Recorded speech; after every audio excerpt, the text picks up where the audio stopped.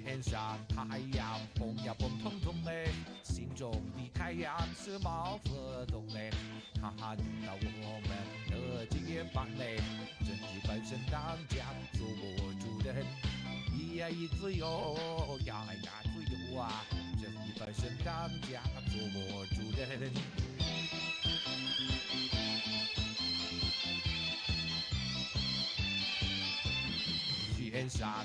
Hello, hello, everybody. How we're doing this fine evening, afternoon / morning.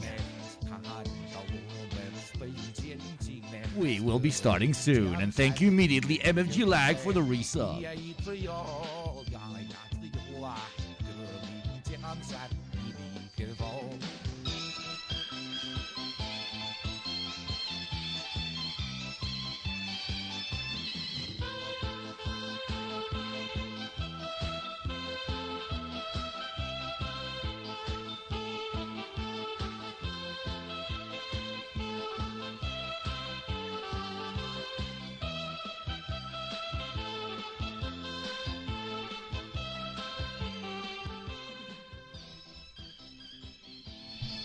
Hello, everybody. How are we doing this fine evening, morning / afternoon? I am back with you again for yet another session of screaming into the microphone about topics we all care about.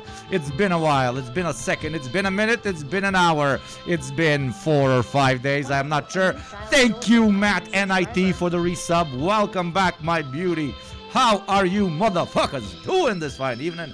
I see a lot of mech, I see a lot of echs, a lot of okays. Well, right now, I will make this disgusting Wednesday feel more like a good old motherfucking Friday. And I love that you're using the thick, Susie Spider-Man gyat or Spider-Girl gyat. We do not care. As long as it's a gyat, we fuck with it. Literally, metaphorically, in every other way. Welcome to this beautiful day, and thank you very much, Fulkaxi, for the sub. Today we have many beautiful things prepared for you, hence why I'm wearing the glasses, because I cannot. I'm being blinded by all that we have in store. Today we have a great moment of unity between Balkan 1 and Balkan 2, or South America 1 and South America 2. Balkan and South America. We'll be having two great guests over to discuss all the unhinged things that have been happening over there in the last week, all the general and genuine geopolitical questions, ideological questions, but also cringe internet shit, such as Mexico going to war with Guatemala, and the second, even more important one, Elon Musk becoming the new Marshal of Brazil. Yes, that is what is awaiting us. There will be a coup d'etat and everything will be Twitter. Brazil will become Twitter, the country. Welcome, everybody. It is very nice to see all of you here. Before we start that, which is going to be in exactly 1 hour, when our lovely guests will be joining us, we will cover some trending topics. We'll cover some news. We'll cover what is happening over in Gaza, and we will talk about the current state of American electoral politics, the eternal classic of content generation here in the so-called Twitter just chatting political sphere. But yes, people asking what guests are absolutely blowing my mind, because they actually might be grass touchers, don't touch glass.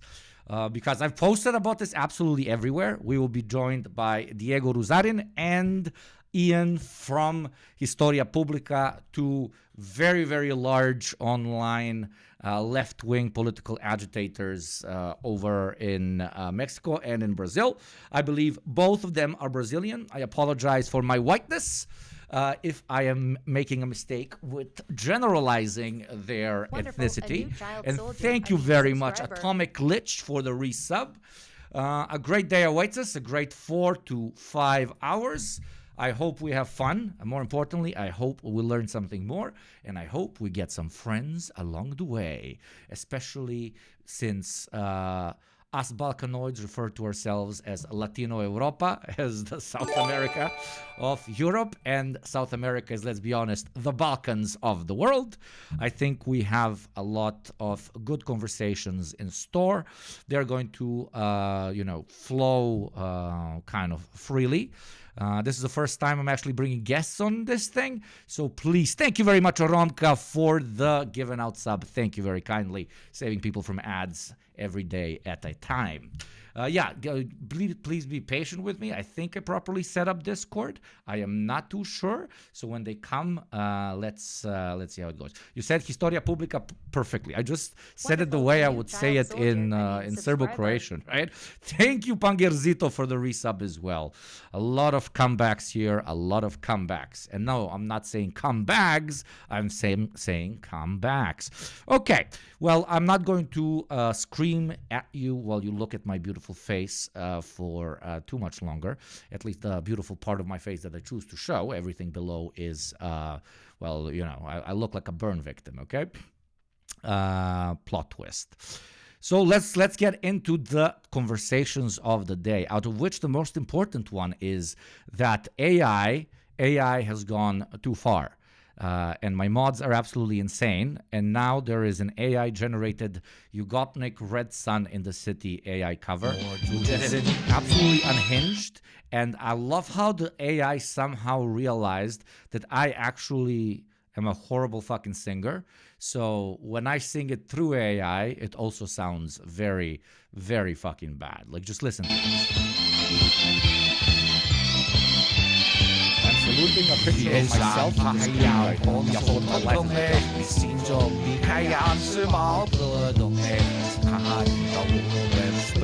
This has gotten out of hand genuinely. One more time, thank you, From now on, when we do get those beautiful, beautiful she-bucks, which is pretty much anonymous donations, we will be saluting this song, not that reactionary dog, Hassan Piker. We are overtaking his platform. We will have it all. Okay, we will have it all. But no, jokes aside, now I have my own thing, so I don't have to LARP on his thing. And thank you very much, Knife Emoji, for the resub, and thank you, Romka, for the 1,000 bits. Thank you very, very much. That's very kind of you. Okay, so let's start this conversation with what is happening in Gaza, and let's look at it from the liberal prism, because The Daily Show has just posted a video called "Jon Stewart Interrogates America's Support for Israel and 2024 Solar Eclipse Mania." Very interesting shit. I didn't get to see the solar eclipse here because it's like everything very America-centered, okay?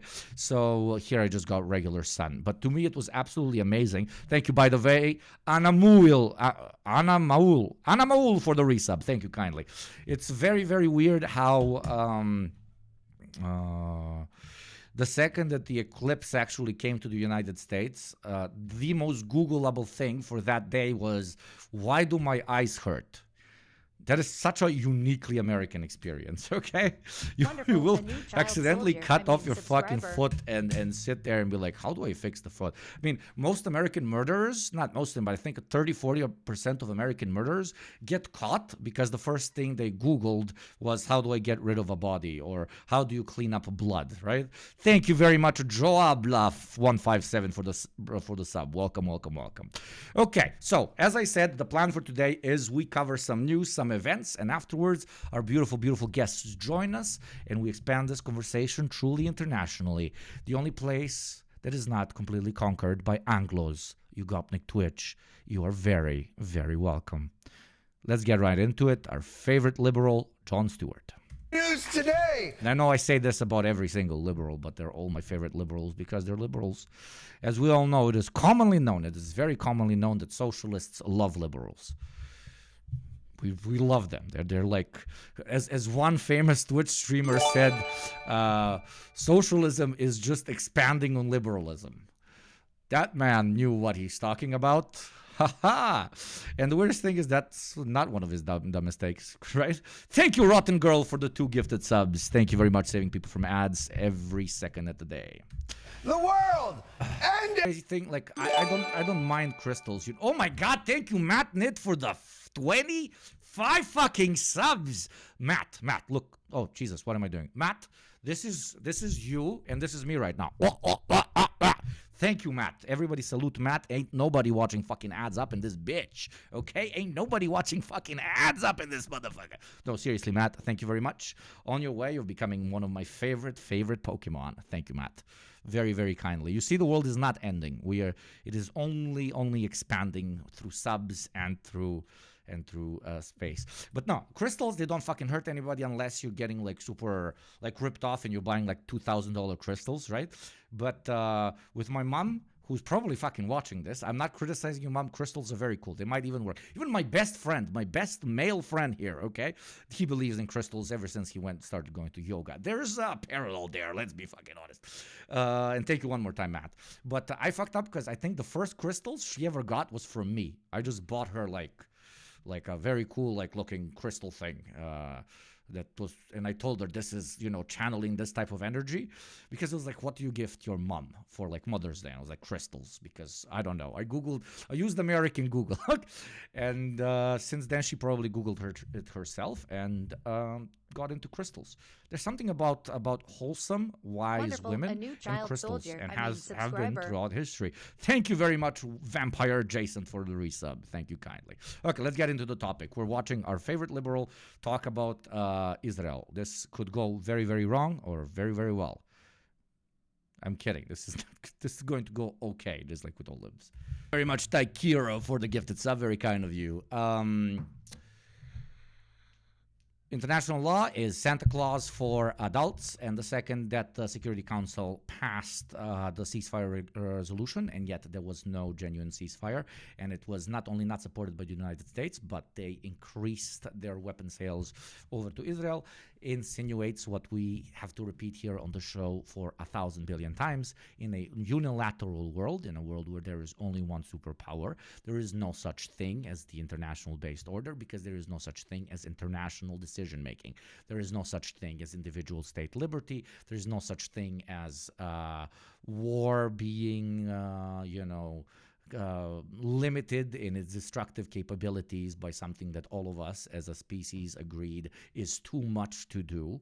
The second you have a unipolar world, the second you have a governing superpower whose interests debunk absolutely everybody else's, all of that flies out of the window. And that is not only concerning from the perspective of, oh my God, everything is fucked, we have one overlord, nothing makes sense, but it's additionally extra super sweet, nice fucked, even from like the lib perspective of, but what about the Russians, what about the Chinese, what about the Brazilians, what about the whatever fucking country, Indonesians, because their leaders also have the ability to say, yo, there is no such thing as an international based order, and we'll just do our own fucking thing.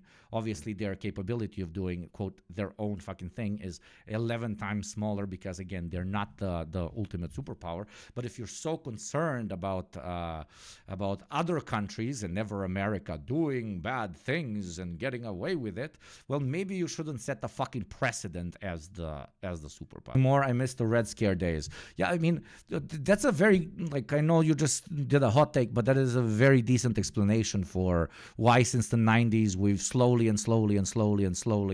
not really seen an increase in them trying to make all of their statements and their warmongering kind of vanilla and acceptable to everybody, because there's no real alternative, which existed back with the Soviet Union and during the Cold War. So when there's no real alternative, there's nothing really that you can tell them and point at and say, yo, this is fucked up, stop or I'm gonna fuck you up, dude. Because if you can't fuck him up, dude, this is political science with Ugopnik 101. If you can't actually fuck you up, dude, if you can't fuck somebody up, your words mean absolutely nothing. It's the fucking schoolyard, okay? You can be like the kid that always points out that the bully is doing very bad things. Oh my God, you're a bully. Oh my God, you're a bully. But it's the fucking Wonderful. school A new child director. soldier. The school principal is subscriber. the bully, okay? It's America. So you pointing out that they're fucked up does nothing, and therefore they don't really have any incentive to hide that they're fucked up. They'll just entertain it for 2 seconds. But I can see in a decade or two, as America slowly starts going down the piper and becoming even more militaristic, that they'll even say it outright. These are our interests. Shut the fuck up. Go fuck yourself.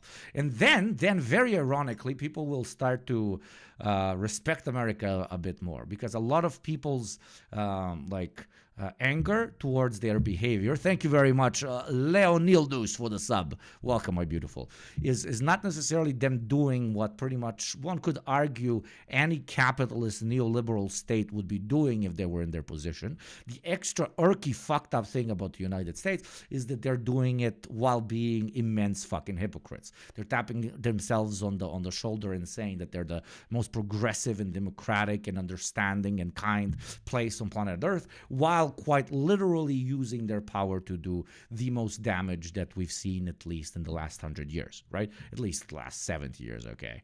The Germans got that crown from before then, okay? If only a little bit less killing. Like us, we're okay with the killing. I mean, they are the Palestinians, but de facto barbarians that must be kept at the gate. We're okay with that. But just a little bit less, When it hit 35, 40,000, too much. Keep it always at around 20K. And the kids around 3K, 4K, and we're good. We're going to keep the kids at 3, 4K. The women, it's equal rights now, so women and men can be 50-50. And we're good. We're chilling, we're chilling, we vibing. It's all good. But now you're overdoing it. I got to take the keys, You having 10 beers is enough for you to drive. But if you have 20, then I got to take the keys, okay? How can you have this great report, and not have the balls? This is just not having the balls to say, cut all ties with a genocidal apartheid regime. And we should not be friends with them. Like taking the keys, the allegory, we should be friends and not allow you to, do a DUI is a horrible allegory, because this is not like taking the keys from somebody that had a few beers. This is like telling your friend who is a serial killer to kill a bit less. Dude, I understand that every weekend you go out in the park and stab some men and some women, but now you're going into kindergartens, whatever, dude. What the fuck, dude? You gotta stop, or we can't be friends anymore. So just go back to just doing a little bit of apartheid, just a little bit of stabbing, just a little bit of murder, because that one we're comfortable with. We can vibe and go back to brunch, baby. But if it goes over a particular threshold, that is too much, my son. So yeah, libs will be living. Or they'll say shit like remove the current government as if it's going to change the fucking racist system in place over there. Speaking of very fucked up systems, an ad is going to play in exactly 1 minute. You don't want to watch it. You don't want to live in apartheid adsreala. Ads real? Yeah, ad is real? Well, do become a sub for $5 a month or for free through Prime and enjoy an adless experience. Yes, baby. That was a 5 out of 10 at best. What would be their...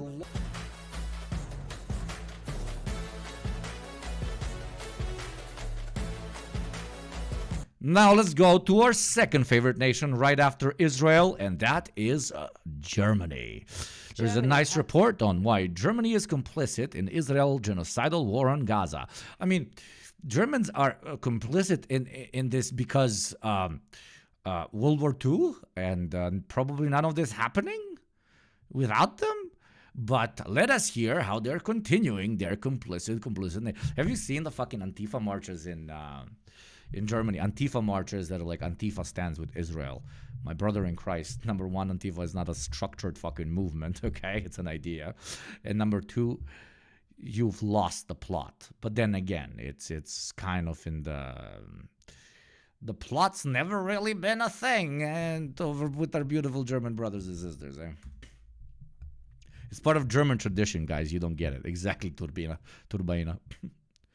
Has been accused of aiding and abetting like smallest Germany L, dude. Smallest Germany L. Genocide in Gaza in a case before the United Nations top court.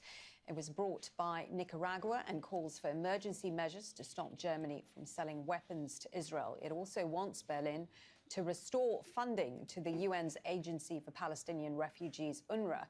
Nicaragua's lawyer had harsh words for the dual role Germany's playing in what the ICJ has already ruled to be a plausible case of genocide. It is indeed a pathetic excuse to the Palestinian children, women and men in Gaza to provide humanitarian aid, including through airdrops, on the one hand, and to furnish the weapons and military equipment that are used to kill and annihilate them, and to kill also humanitarian aid workers, as most recently evidenced by the missile attack against vehicles and workers of World Central Kitchen, on the other hand. Let's hear more now from Steph Basson. She is in The Hague with more. Germany be like when that toxic friend of yours sees you doing something very toxic and they're the only one supporting you, and they're like, dude, I know what it feels like, man. I know what it feels like to everybody point their finger at you for something you just thought you were doing for you know, the country and the motherland. Yeah. It must have been an uncomfortable 2 hours here for Germany at the world's highest court in The Hague. Nicaragua had some harsh words for Germany, saying it is facilitating genocide in Gaza. It's an interesting and unprecedented case because the two countries here at the court, Nicaragua and Germany, are not directly involved in the atrocities that are happening in Gaza, but Nicaragua argues that Germany, as a signatory to the... And that again is incredibly problematic, that you can indirectly participate in the conflict and not be held to account that you are actively participating in it. The Genocide Convention has the obligation to do everything it can to prevent genocide, let alone not facilitate it. Germany is the second largest supplier of weapons to Israel after the United States. Of course they are! What the fuck are we surprised about here? Its supplies have grown tenfold compared to the year before, and many of these weapons have still been exported after October 7.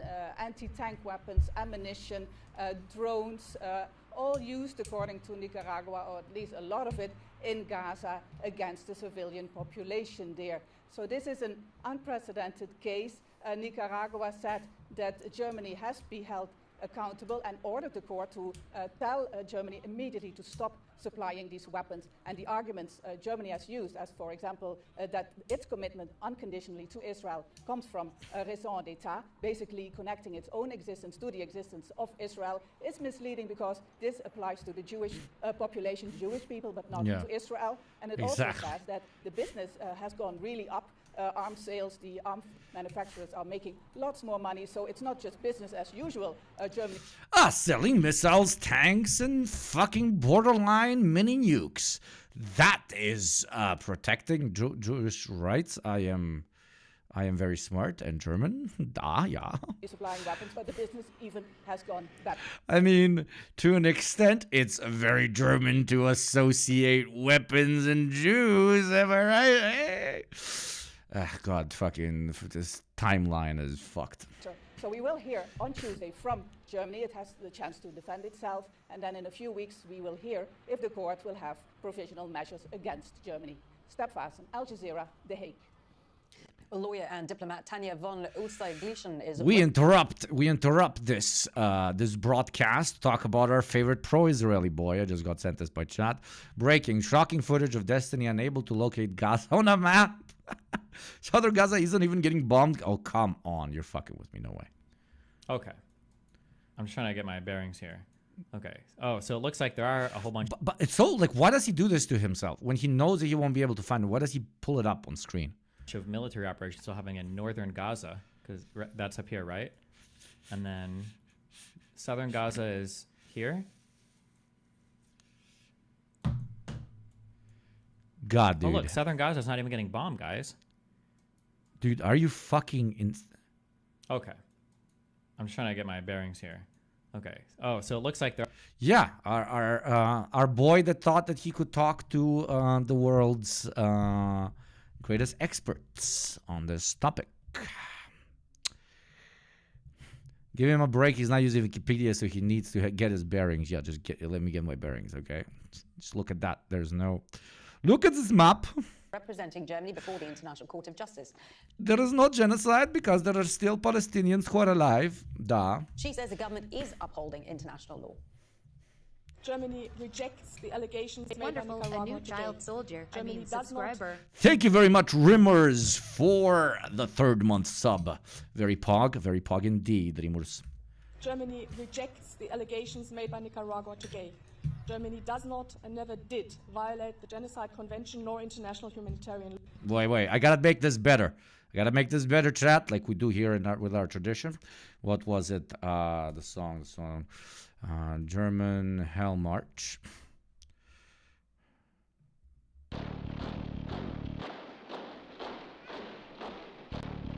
Germany rejects the allegations made by Nicaragua today.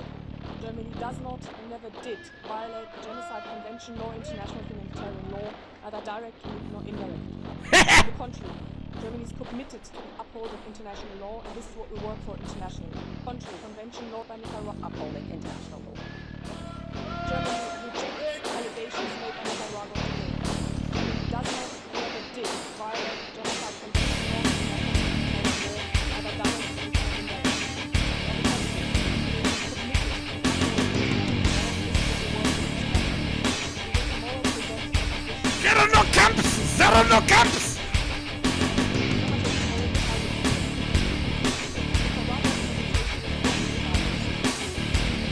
Ah, God. Yeah. And we will be telling you tomorrow how we fully live up to our responsibilities.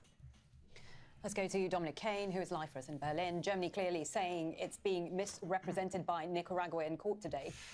Is that the general Someone feeling mentioned inside Germany's Germany? ICJ lawyer is a German noble who's related to a Third Reich official. I mean, let's be honest. You can't be in any high political position in Germany currently, at least like not 70% of them, without somehow your, I mean, sorry, but your family being linked to the Third Reich, okay? The thing to remember when considering the situation... In 10 minutes, we will be joined by our beautiful, beautiful South American comrades to talk about, well, that beautiful part of the world. ...situation in The Hague and the way that the German government is playing it is that that's what we were just hearing there. They haven't changed that view going back some considerable time now. Remember the situation here, they say that what they are doing is entirely consistent with their commitment to the existence of the state of Israel. There is a polarization in society between those who endorse that view, who believe that Israel has a right to exist and that the policy of the government and other governments going back through time vis-à-vis Israel is entirely appropriate. But then you have those on the other side who don't accept the point of view of the government and who say that the way that they are refused the right to demonstrate their disagreement with it is not consistent with human rights, which explains why we see the sorts of cases being brought against Germany, which have been starting to gather some momentum in recent months. Okay, thank you for that. Dominic Kane there for us in Berlin. Let's discuss this further with Marwan Bashara. Marwan, how significant is this case by Nicaragua at the ICJ? Could it potentially set a legal precedent to deter countries from supporting military operations involving serious international crimes? Well, of course, I'm no legal scholar. I mean, you need to underline. Yes, and this is one of my favorite analysts of the so-called conflict, which we all know is ethnic cleansing. But, dude, everybody that's put in position of power in any so-called neoliberal democracy, or as they call it, a liberal democracy, has gotten there through the financial support of, no, I'm not going to say the Jews, quite to the contrary, large industries which have direct interest in how policies are set forth. And who has greater interest in how policies are set forth, especially foreign policy, than the military-industrial complex. So to an extent, what's happening in Germany isn't really like a ideological play on, oh my God, we really remember all the horrible things we did to Jews. And because to an extent we're anti-Semitic, we equalize Jewishness with Zionism and with the colonial project of Israel. So that is why we must continue this, because we're not going to get elected next year. No, because the military-industrial complex knows very well that they can use those exact arguments to make more guns and make more bombs and make more bullets and sell them to the Israelis. It's like the perfection for the German arms market. Absolute fucking perfection. And they just play that and they tell their people in power, who they very much so finance so that they can get into power, to use this argument in order for them to continue selling weapons. That's it. It's the same thing that happens with the states in Israel, you know. Oh, your interests are very important. That's why send them guns. They're this and that, they're this and that. It's different, like, ideological twists on what to tell your wider population on why you're doing a particular thing. But at the end of the day, it's for the military. When it comes to war, it's for the military-industrial complex to make more money. And even if you genuinely believe that it's in your national interest to be there, how you define your national interest is also introduced to you by who lobbied the government that's currently in power to be in power. And those are always, to a very large chunk, the military-industrial complex. So if it's in our national interest to be somewhere over there, in this case in Israel, and to have allies over there, it's so that we can further proliferate the sale of arms, be it as defense contracts for them to keep the enemy away, or for them to actively go into the war zone as they're doing now. It's always a play of interests. But it's certainly an interesting. No state like has an ideology. Like United States de facto has a pro-Israeli ideology, or Germany de facto has a pro-Israeli ideology because they feel bad about Jews, etc., etc. No, everybody just looks for ideological excuses on why to do deranged fucking things in order to make what? Money, because that's the only fucking motivating factor of this decrepit fucking system. That a southern nation is putting another nation on the stand at the ICJ. That's kind of a bit of a first in the context of genocide. I think the most paradoxical part of it is the fact that Germany being put on the stand 80 years after it committed. Vush tax folder consultant God. The reparations Germany paid Israel in the 50s and 60s were spent entirely on weapons and infrastructure projects done by German manufacturers. Israeli citizens were pissed back then that all the money went back to German companies. Yeah, dude, they always find fucking ways. They always find fucking ways, dude. The horrific genocide against the Jews and others in Europe. And this time, it's actually complicit with the so-called Jewish state that is apparently plausibly carrying genocide in Gaza, according to the ICJ. Now, what is troubling in all of that is the fact that Germans continue, to play innocent and naive about something that's unfolded in front of our eyes for the past 6 months. Josep Borrell, the EU foreign policy chief, says Israel weaponized hunger. That's a war crime. So the EU chief says, foreign policy, Israel is carrying a war crime. It's weaponizing hunger. Famine is not something that is coming. Famine is a state of affair in Gaza today. The American president, Germany's patron in the West, says that Israel bombs Gaza indiscriminately. That's a war crime. Every Joe, Dick, and Harry, and Sarah know that Israel has used disproportionate weapon force in Gaza, the 2,000-pound bombs on residential buildings. And Germany is still saying, oh no, what war crimes? Oh no, we're not complicit. You are selling arms. You are financially, politically, diplomatically supporting the country that is carrying all these war crimes in Gaza against your very commitment to the Genocide Convention. So it's not about Nicaragua per se. It's about everything we've been reporting, the facts of the matter the past 6 months. Also paradoxical in the same context is that Germany continues to support Israel unconditionally despite all of that. The killing, the death and injury of tens of thousands of Palestinians, including some 20,000 children and women in Gaza. The four horsemen of the apocalypse, Joe, Dick, Harry, and Sarah. Yeah. Killed by Israeli weapons. And yet, some 6 members of UNRWA's 13,000 staff are accused of joining on the October 7. And Germany, until today, froze its assistance to a UN agency in Gaza. So it's quite disturbing for Germany to play innocent when in fact its arms to the pit are really sunk in Gaza's blood. And talking of arms, Marwan, do you feel that there is this growing momentum now of stopping Western... I'm waiting for my beautiful friends, Diego and Ian. Ian is ready. When Diego joins us, we will be starting our South America conversation as this one slowly comes to an end. Watch this together with my beautiful chair as I take a quick piss, and then we will move into our South America discussion and Central America. So many Mexicans fucking want to murder me when I call Mexico South America. It's the fucking Americans, my brother. Same like Slovenians. Oh my God, we're not Balkan. Yeah, fucking eat my ass, dude. Western governments providing weapons to Israel now? Well, certainly, what we've seen in the UK, for example, the big protest movements in front of the Trade Office, and now a number of functionaries within the Trade Office saying we cannot continue licensing weapons sales to Israel. The protest movement in Europe, certainly in the United States, the whole bunch of Democrats, including the former Congress Speaker Nancy Pelosi, saying we need to stop the weapons to Israel, that continues to deny food and medicine to the people, continues to use bomb against the people in Gaza. So I think certainly there's a momentum towards punishing Israel, or towards cutting or freezing military and other aids to Israel.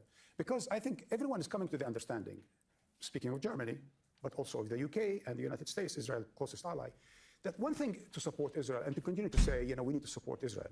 Another thing is to support the Netanyahu government, which Biden has explicitly said this is basically a very extreme government that needs to change because it is a government of fascists and fanatics. To confuse that with Israel in general, right, by the UK, the Germany, and the United States is not only foolish, it's also short-sighted. And in the context of Gaza, it's not only sadistic, it's also aimless. Because why, at this point in time, 6 months into genocide, do they continue to support Israel with weapons? Always good to speak to you, Al Jazeera senior political analyst Marwan Bashar, there for us. The big news today, the world. Okay, we're preparing for a call with our beautiful, beautiful comrades. Let us just wait for a little bit, and we will start in a second.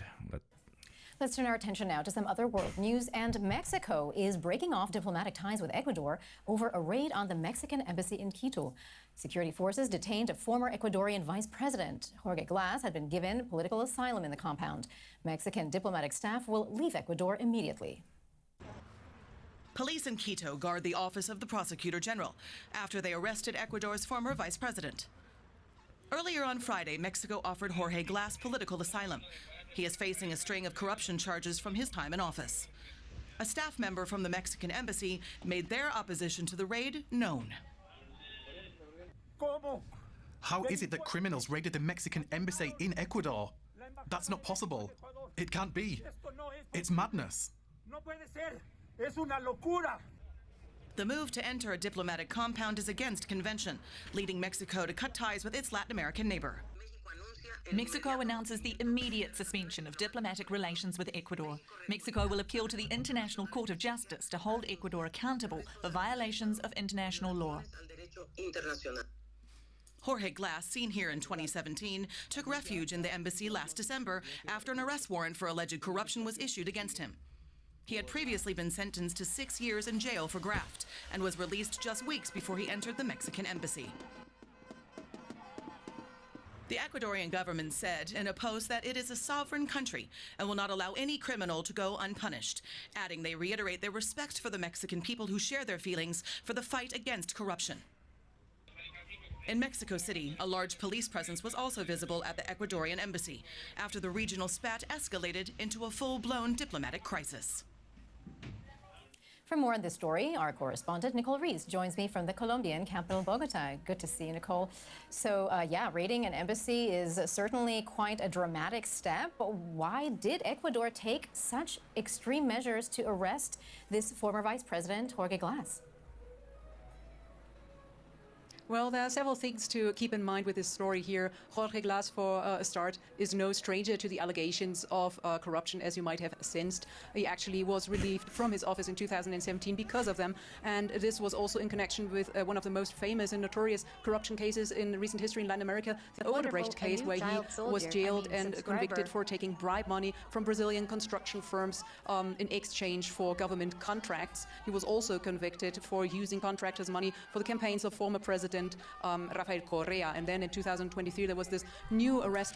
Okie dokie. So there is no reason, and thank you very much, Brazil #1, Palacio, for the sub with Prime. Welcome, welcome, welcome. Now, there is absolutely no reason for us to be listening to these talking heads from Deutsche Welle about how things are going over in South America, because here on You Got Me Twitch, I actually bring you people from the ground, and not only people, but extremely well-educated comrades, far more educated than me, far more knowledgeable than me, far smarter than me, because as we all know, I am the dumbest guy here.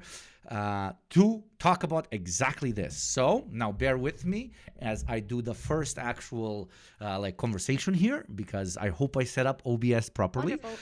So let's start up this shit. Thank you Tran Jr. for the sub, and thank you Markincha for the sub. Welcome. Okay, so let me start up a call with them and see how this goes. A new child soldier, subscriber. Move into the interview section and make this full screen. Hello. How are we doing? Hey, what's up? Hello. Okay, can we hear each other? Can you guys hear me? Yeah. Lovely. Yeah, I can hear you. Can you guys hear me? Yes. It is awesome. Thank you very much for joining us on this beautiful afternoon for you guys. I know I'm a weirdo with a mask, which will make you feel slightly uncomfortable. Also, I am noticing that your camera quality is far higher than mine. So feeling like embracing the full ghetto nature of being a Balkan guy on Twitch.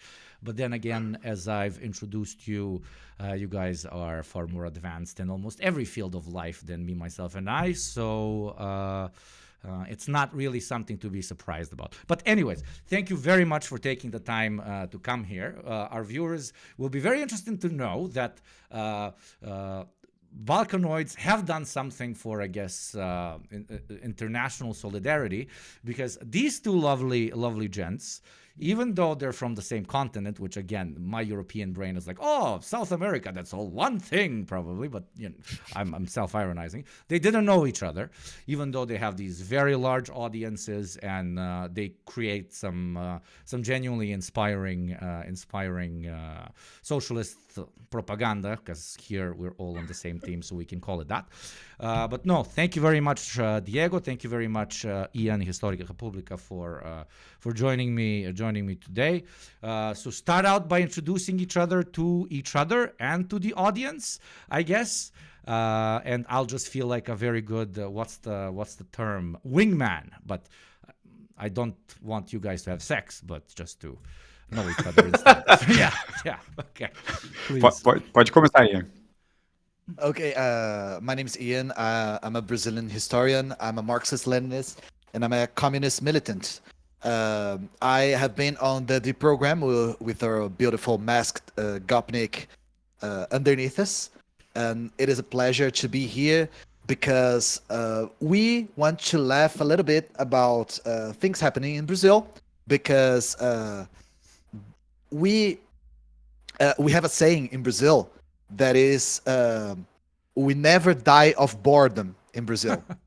And today, this Elon Musk affair will prove to you guys that this is absolutely true. And I made a little bit of an exposition here to explain how this started.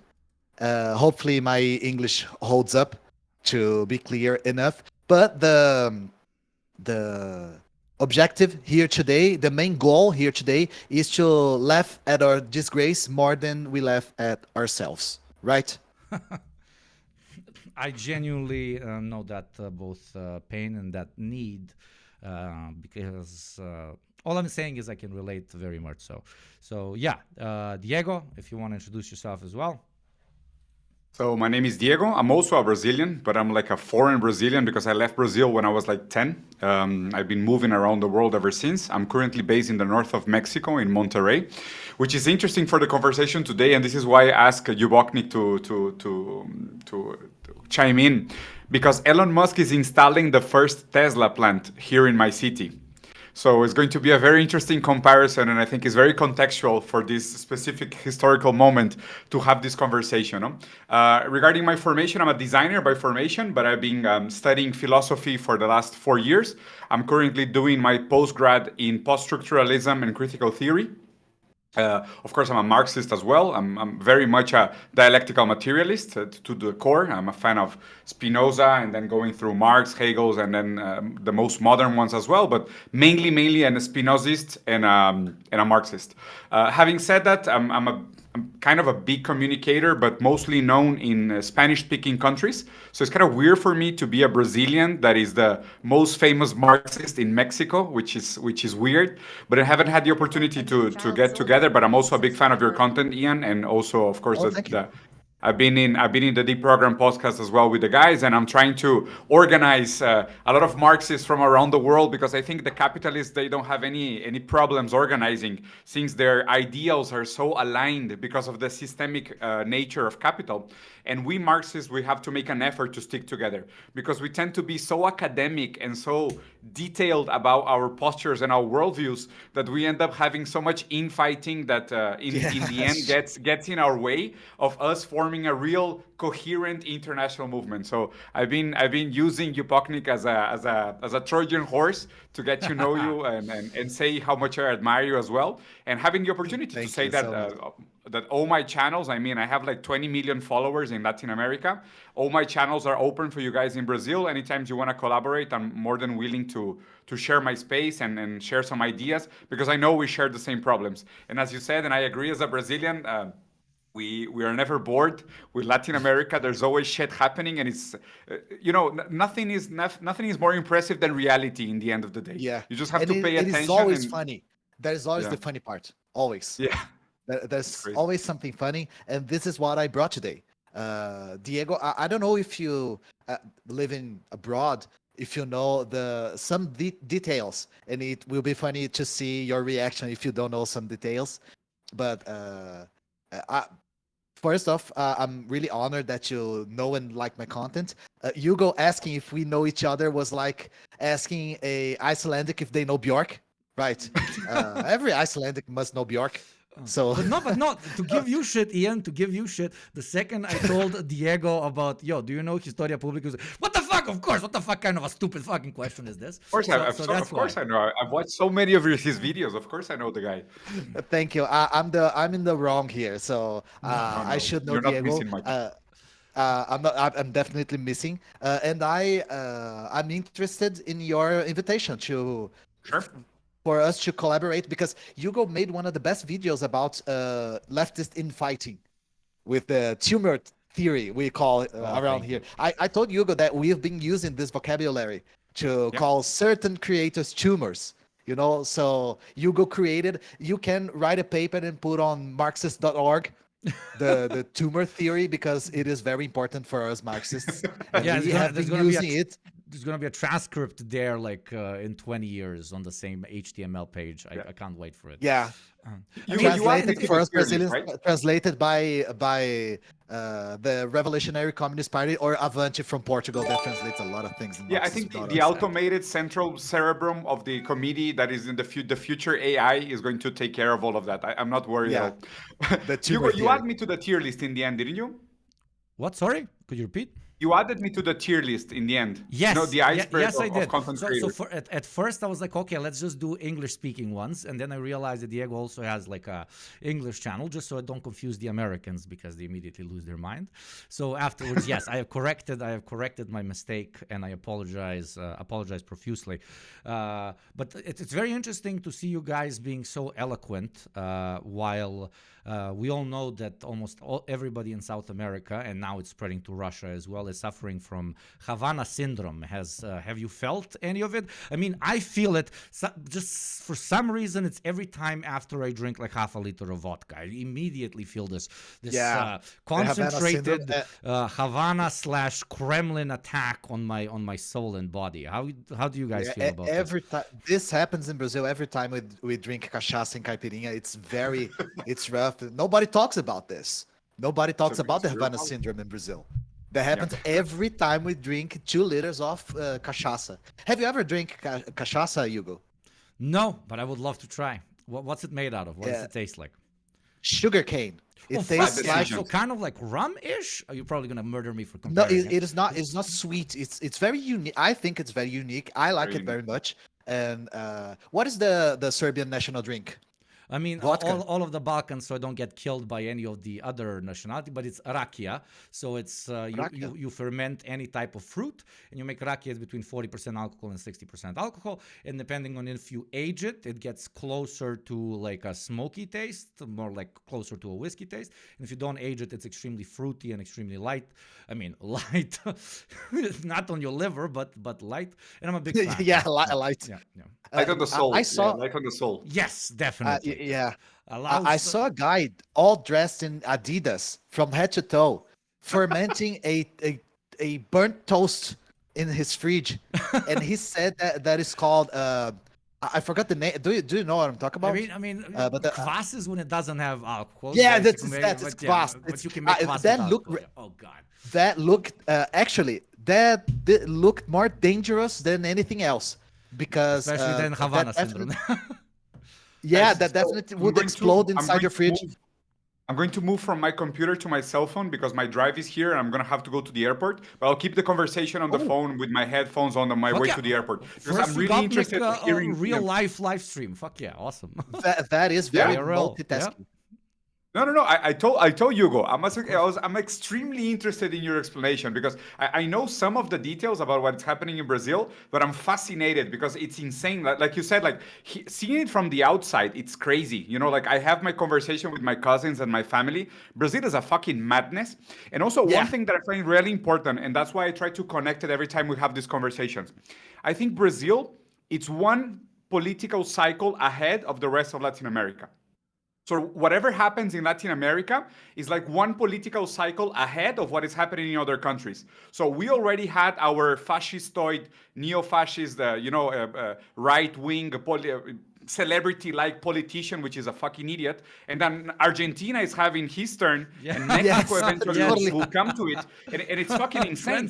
Brazil, you know, like, First as tragedy and then as a fucking farce. And I'm trying to avoid it. Like, can we learn from fucking history? It's insane. Hegel was so right, it's ridiculous. You know, the fucking guy is an unkillable ghost. We see him everywhere. So as much as possible, I would like to take the opportunity and tap into the knowledge of Ian and use this as a trigger warning for the rest of Latin American countries. That if we don't do something about it, these reactionary right-wing groups, they go into sleep mode, into hibernation, and they just wait for the opportunistic event to crawl out of their fucking caves and then wreak havoc again on whatever attempt of democracy that we're trying to build or any attempt of improving the quality of life of the working class. So that's why I was so interested. Just having that brief parenthesis, I'm gonna take my cell phone. I'm gonna keep talking to you guys, but I'm gonna be in a taxi cab. Hell yes. Just logistics. When you kill this one and then move to your phone, just call us back up, and I think it's perfect. It's going to be the same. It's going to be the same account and everything. Yes, the same. I think the call will still be available. You can just click and you enter the same call. I think. Yeah. Okay, perfect. I'm gonna try it right now, and regardless, I'll write to you guys. So I'll talk to you soon. Awesome. Perfect. Thank you. Okay. Bye. So before Diego comes back, you were watching a video about Ecuador. Yes. Wasn't you? Yes. That's exactly like one of the topics I wanted us to cover, and I wanted it to be kind of edgy meme that, hey, we don't need guys from Deutsche Welle to be telling us what is happening. I actually have guys from the so-called ground also telling us. We can start with that, or we can start with the Elon Musk saga. Let's, I guess, while Diego switches to his IRL stream, which again, very proud of myself. First, you got IRL stream, even though I'm not the one streaming it. Dude, it's fucking impossible to IRL stream. The bag you need to buy to do IRL streaming costs $3,000. Like, Jesus fuck, what? I've never done it. I don't know how Serbia is on the streets, but Brazil is very dangerous in the streets. So walking on the streets with equipment is basically waving a red flag that says, please rob me, I'm begging you. So we don't do it mostly for safety reasons, but I've never thought about it. The same in Mexico, yeah. I've never thought about doing it because we suffer from Brazilian. So everyone in the chat will agree with me, especially in São Paulo, which is the biggest city in the country and a very very unequal city. Yeah. Inequality here is blatant. Is Sao Paulo, the city that I live, had the most dangerous neighborhood in the whole world in the 90s. Dude, That was that's the level insane. of violence, the level of And in the 90s, you poverty. had a lot of competition, especially from our part of the world as the Soviet Union and Yugoslavia was falling apart. Definitely. Like, so I'm saying like top tier list shit, you weren't competing with like a era of prosperity for the rest of the world. So you had it a bit not as bad, like Jesus Christ. I've seen what the streets looked like here in the 90s. And if yours were more dangerous, which I absolutely believe you, then let's just say I would just stay at home like 24/7. But I can imagine also you weren't safe even But at you home. you do IRL sometimes. I've never seen you do IRL. No, I haven't done it exactly because of the price of the cost. of the cost of the thing. And I would do it like I would go to like a bar and just have like a few. That was my idea, and just set it up there, and then just chill with my friends, drink, and just go on rants. Like it would be so unstructured. It would be absolutely fucking demented. But I haven't seen absolutely anybody do it. So I thought, hey, it could be like a chill hangout session, etc., etc. But I wouldn't walk on the streets either, especially not at night. And at a bar, there's also a problem because after 1-2 a.m. Everybody's off their rockers, and knowing toxic machismo also exists here very much to a very high degree. Somebody's gonna be like, "Oh, what's the fucking camera for, you piece of shit?" Then says like a couple of slurs and knocks me the fuck out. What are you filming? Live as What are you 500 people recording? watch. That would be great content. Yeah. Sorry. Yeah. Some guy can be, oh, what are you recording? What are you filming? What are you photographing? This kind of hostility, Exactly. And, Exactly. But I can see how entertaining that would be, not for you, but for us. Okay. That gives me another green flag on pursuing it. So I like the idea, honestly. Thank you. I could like make it kind of a fictional bar and pretend it's a bar, but that means I would have to rent out the whole bar. And hey, Twitch subscribers, I don't have enough subscribers yet for this. Speaking of which, thank you very much to Martina, to Krasmazov, to Zifia H for the gift, and to Nana Shimakato. I will read out all the sub thank yous after the interview is finished, so that I don't interrupt these brilliant people while we're going for it. So basically, I'm telling you, yes, throw money at me. You will be rewarded for it, but not right now. Okay, anyways. Diego is back? Yes, Diego, I believe, is back. Diego, can you hear us? Can we hear you? Yeah, I can hear you. Can you guys hear me? Yes, perfectly. Yeah. Lovely. Okay, fantastic. Now, I want Ian. Oh, lovely. It is IRL. Fuck yeah. Hopefully something ridiculous happens, because honestly, it would... I'm going to get into a car crash, and then I'm Don't going to get robbed. fight. Yeah. Don't get No, jumped. Don't get mugged. Knowing I'll how try- advanced Diego is, he might have just like planned out like a whole thing just to make a sketch, and by the time he's I'm putting it Oh, too yeah. much on you. This is going to go so viral. You guys have no idea. Yeah, exactly. Okay, enough about content mind, as I like to call it. Let's start the conversation, but let's start it like very, very base. Let's start with, because later we're going to talk about Mexico more in particular. Now we're talking about a specific Elon Musk interaction. Later we're going to talk about another like aspect of Wonderful. insane A new internet child culture, soldier, thinking that everything subscriber. is more intense than it is with Mexico and Guatemala. But now, Ian, please, like you're talking to the biggest layman and somebody who doesn't know what the fuck these three dudes are talking about, what is happening with the future marshal of Brazil, Elon Musk, and the current evil authoritarian anti-free speech communists on the ground? Tell us the story. Hopefully. Hugo, can you show images on the screen? Is it hard for you to put something? No, I up? can if you send them to me, depending on where you send them to me. Yeah. I'll send it to you on Discord, because I want to show a couple of images, because for us to talk about the Elon affair, Yes. we have to talk about these two, which I'm most certain you do not know who it is, but we'll start with this bald, beautiful guy.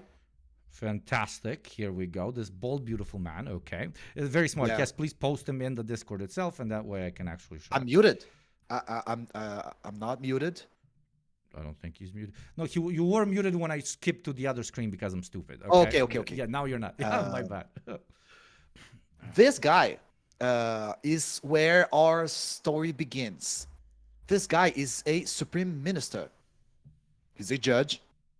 He has a couple of nicknames. We'll go through that. Is one of them Agent 47? Because I'm sorry, that is Agent 47 from Hitman. But he went down a different career path. If you know any celebrity who's bald, it's his nickname. Yeah. Every single one. True. Egghead is one of them, but we'll get there. This guy is called Alexandre de Moraes. Sometimes I can accidentally call him Xandão. Xandão is his nickname. I imagine that for a non-Brazilian person, a non-Portuguese speaking person, this nickname makes no sense, but it is a rather common nickname for someone called Alexandre, which is the Portuguese version of Alexander. This guy has an interesting story. He became minister in 2017. I don't know if you know this, but Brazil went through a coup d'etat in 2016. In 2016, the president of Brazil, which was Dilma, it was a woman, she got impeached out of nothing, with no crime, just because she was preventing some neoliberal reforms from passing easier. Dilma got impeached, and then her the vice president, took charge. The vice president is a big friend of this guy, a guy called Michel Temer. Michel Temer took charge and appointed Alexandre de Moraes, which is a personal friend of him. Just to be clear, in the Supreme Court, I don't know if it's like this in the whole world, but in the Supreme Court, the current president nominates the ministers that sometimes a minister dies or gets old or retires, and the current president nominates a new minister. Yeah. He nominated this guy. This guy, let's be clear here. This guy is very conservative. Very, very, very conservative. Michel Temer was very conservative. This minister is very conservative.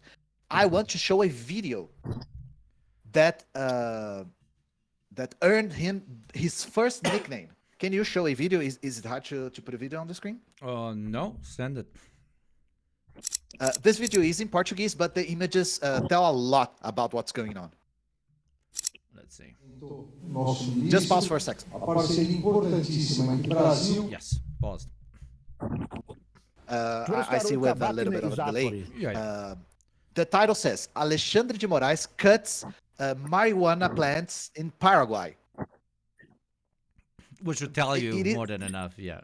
If you Yeah, got a guy to report him as he cuts the evil devil plant. And the voiceover is even funnier because he says, we are working full-time to eradicate marijuana in the Americas. Eradicate marijuana. Watch the whole video. It is worth it. Legendary. Legendary. Let me play it. Why is Discord so fucking complicated to just fucking stream? Yeah, Discord. You need a doctorate. Parceria no crime transnacional, parceria principalmente, esse é o efeito mais importante. Have you ever seen this video, Diego? Criminalidade organizada. First time. Desde o momento que assumi, senhor ministro, dos meus compromissos, uma das minhas prioridades minhas Look at him go. Do governo federal, determinação do presidente. He's going left and the right. Look at this movement. Quando nós right here. a necessidade de uma Yeah. operação fronteira And imagine segura, this Supreme Court minister saying, grab a camera, I'm gonna grab this machete and cut this marijuana plants in Paraguay. Shows exactly where his headspace is at. Absolutely, God. Yeah. So this earned him his first nickname, which was the Paraguayan gardener. And for years, he was the Paraguayan gardener. But everything changed when Bolsonaro won the presidency. What happened? In 2019, the Supreme Court was investigating a very similar affair to the Cambridge Analytica affair, which was used by the Bolsonaros, especially the one of the sons of Bolsonaro, to elect his father, with mass messages, automatic messages on the social networks, the directed messages to specific people, especially with which we call today fake news. The main app we use for communication in Brazil, it's WhatsApp. I think it's the most used in the whole world. It's Yes. just not used in the US. Yeah. But I'm it a is Telegram used king in the here. third world. Yeah, your local drug dealer. Yeah. But yes. Yeah, WhatsApp totally. And Telegram. And WhatsApp is from Meta, the same Facebook owner. So they used this Cambridge Analytica strategy, and the Supreme Court started investigating it. So in 2019, they established the Fake News Inquiry, which was intended to, I quote, investigate the existence of fake news, slanderous reports, threats of theft of posts without due copyright, infractions that may constitute slander, defamation, and insults against members of the Supreme Court and their families. What was happening?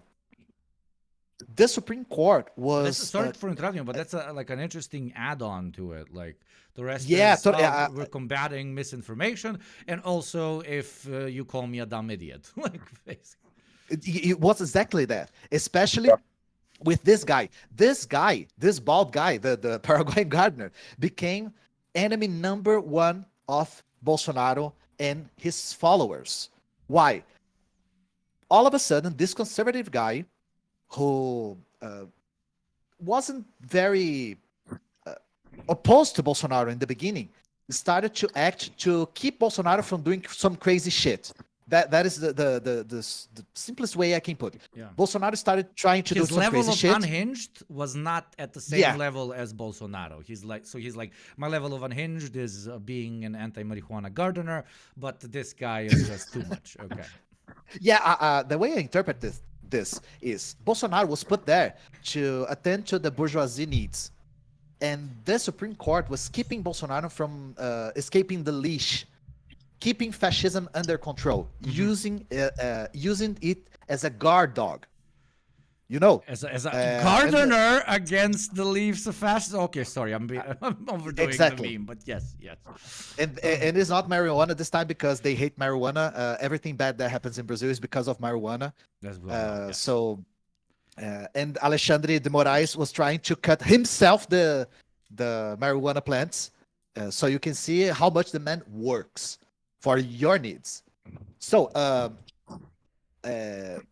because especially Alexandre de Moraes was trying to keep Bolsonaro from doing some crazy shit, Bolsonaro started attacking him. His followers started to attack him, and that's the addition of defamation and insults against members of the Supreme Court and their families. So what happened was Moraes was the president of this inquiry, and of course, when you try to prevent the spread of fake news, you hit one of the main weapons of the far right in the whole world. Fake news are a part of the spread of the far right. So the interests of Bolsonaro were starting to get compromised by this fake news inquiry, you know? So what happened was the following. What is a place that is very common when we talk about the spread of fake news? Twitter. Twitter is one of the most unregulated networks that we have, even before this Elon guy bought it. Yeah, before it became X. Yeah, but somehow to me, Yeah. like it's super impressive that it's again to continue using the term unhinged.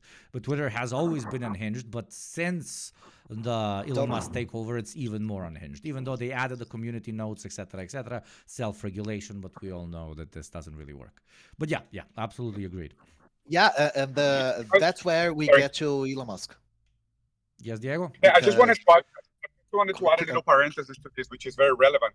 You know, Javier Milei in Argentina right now, he has something, a unit, let's say an intelligence, a stupidity unit called the Troll Center, which is like a call center for trolls, which is, we already know because I have so many friends working with this actively in Argentina, is 5,000 paid, actively paid trolls with huge accounts on Twitter, that they control the meta narrative of whatever is happening politically in the country. So I think Ian is spot on of bringing this point forward, because every time we talk about free speech, and this notion, as Elon Musk has declared himself to be a free speech absolutist, and it's insane because there's no such thing as free speech absolutism from a company that has investors. Just with the with the theory of manufacturing consent from Noam Chomsky, it's very easy to understand the subtle control that capital exerts on freedom of expression. So no, expression is never free. It can be unhinged, which is completely different from free. Unhinged is more aligned with whatever the implicit, idealistic, or political points of view from the owners of the company are, and those are going to be naturally amplified, not with regulating mechanisms, but with deregulating mechanisms. So it's strange because what we currently call freedom of expression in social media is just the natural systematic expression of the interest of capital. It's not necessarily a freely expressed opinion from an individual or a subject. It's just whatever amplifies the intention and the system and the logic of capital is going to be unequivocally synonymous with freedom of expression. This is what is strange. Freedom of expression today within the current political discourse is synonymous with the logic of capital. This is why we have to be very, very careful in using those terms, because they can be easily kidnapped. Because in the end, freedom is freedom of the individual, liberal values, the rational individual, freedom of expression, free will, and all these ideas of freedom are in the end connected to liberalism. And liberalism is just the political expression of the logic of capital. Beautifully put. Yes. Right. A nice Gramsci throw in there. That was for some reason, regular Joes, if we could call them that, or to use more fancy terms, people with no class consciousness, think that free speech can kind of exist in a bubble which borders them and saves them from the structure and interests in which it exists. And it's extra insane that they can say that about a social media platform, which, as you've both said, is fucking privately owned. So it will never allow, not even actively not allow, there's a fucking, SS Twitter squad walking around and stopping certain particular points of view, but just organically will push the rhetoric of the status quo, and more importantly, whatever can make the particular platform extra money. That's why I feel like Elon found, as we're going to learn more about our amazing gardener, found the gardener as a great kind of thing to harp on and point and say, yo, there is a Twitter SS over in Brazil that actually wants to stop the true freedom of speech which we are trying to achieve here, right? One thing that I wanted to add, you talked about the troll center. That was a troll center. Here in Brazil, we have the same thing, but we call it the hate cabinet.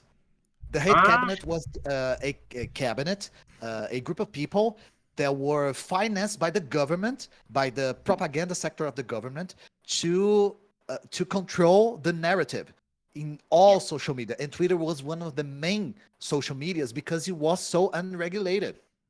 So that's where we get to Elon. But just to add something about our beautiful gardener, one thing that made the gardener become the number one enemy of Bolsonaro was the pandemic.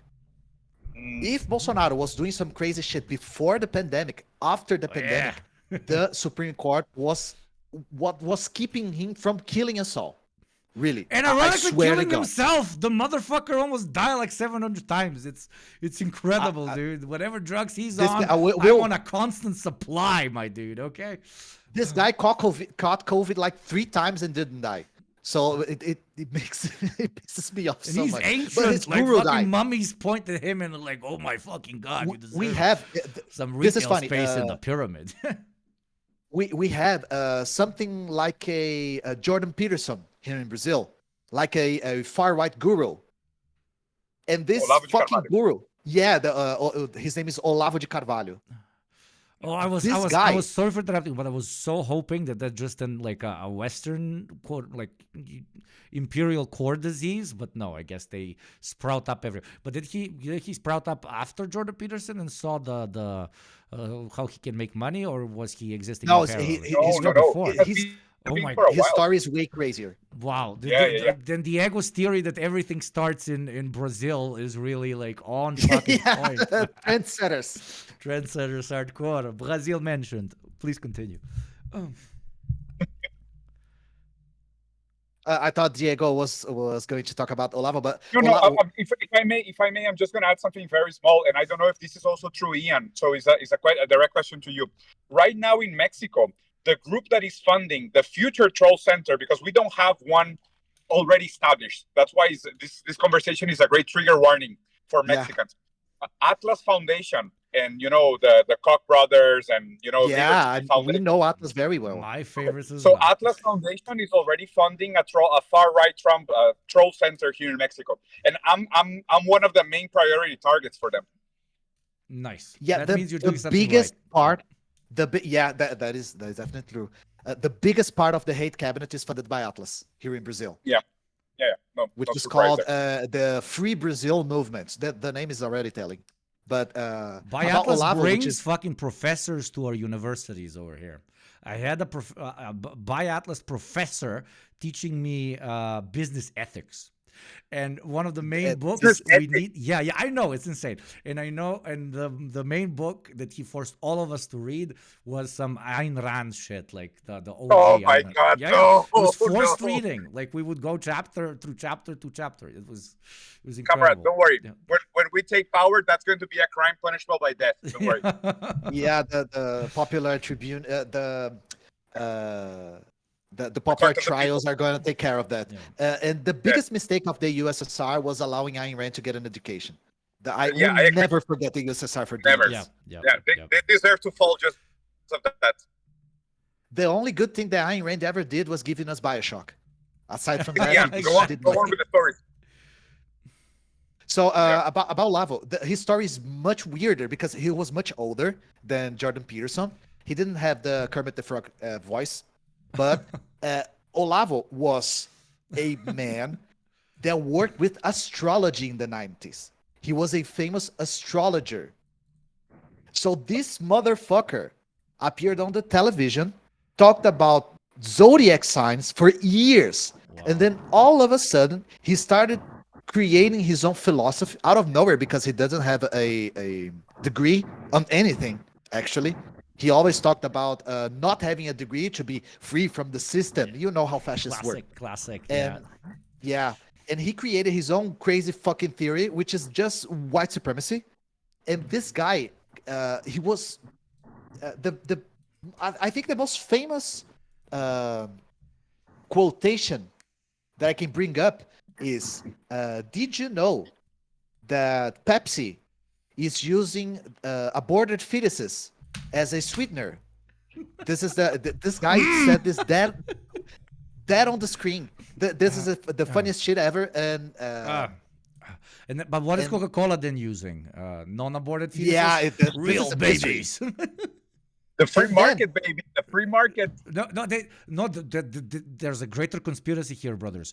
It was Coca-Cola who started up his campaign in order to fight against the Pepsi invasion. Okay. The dead fetus sweetener.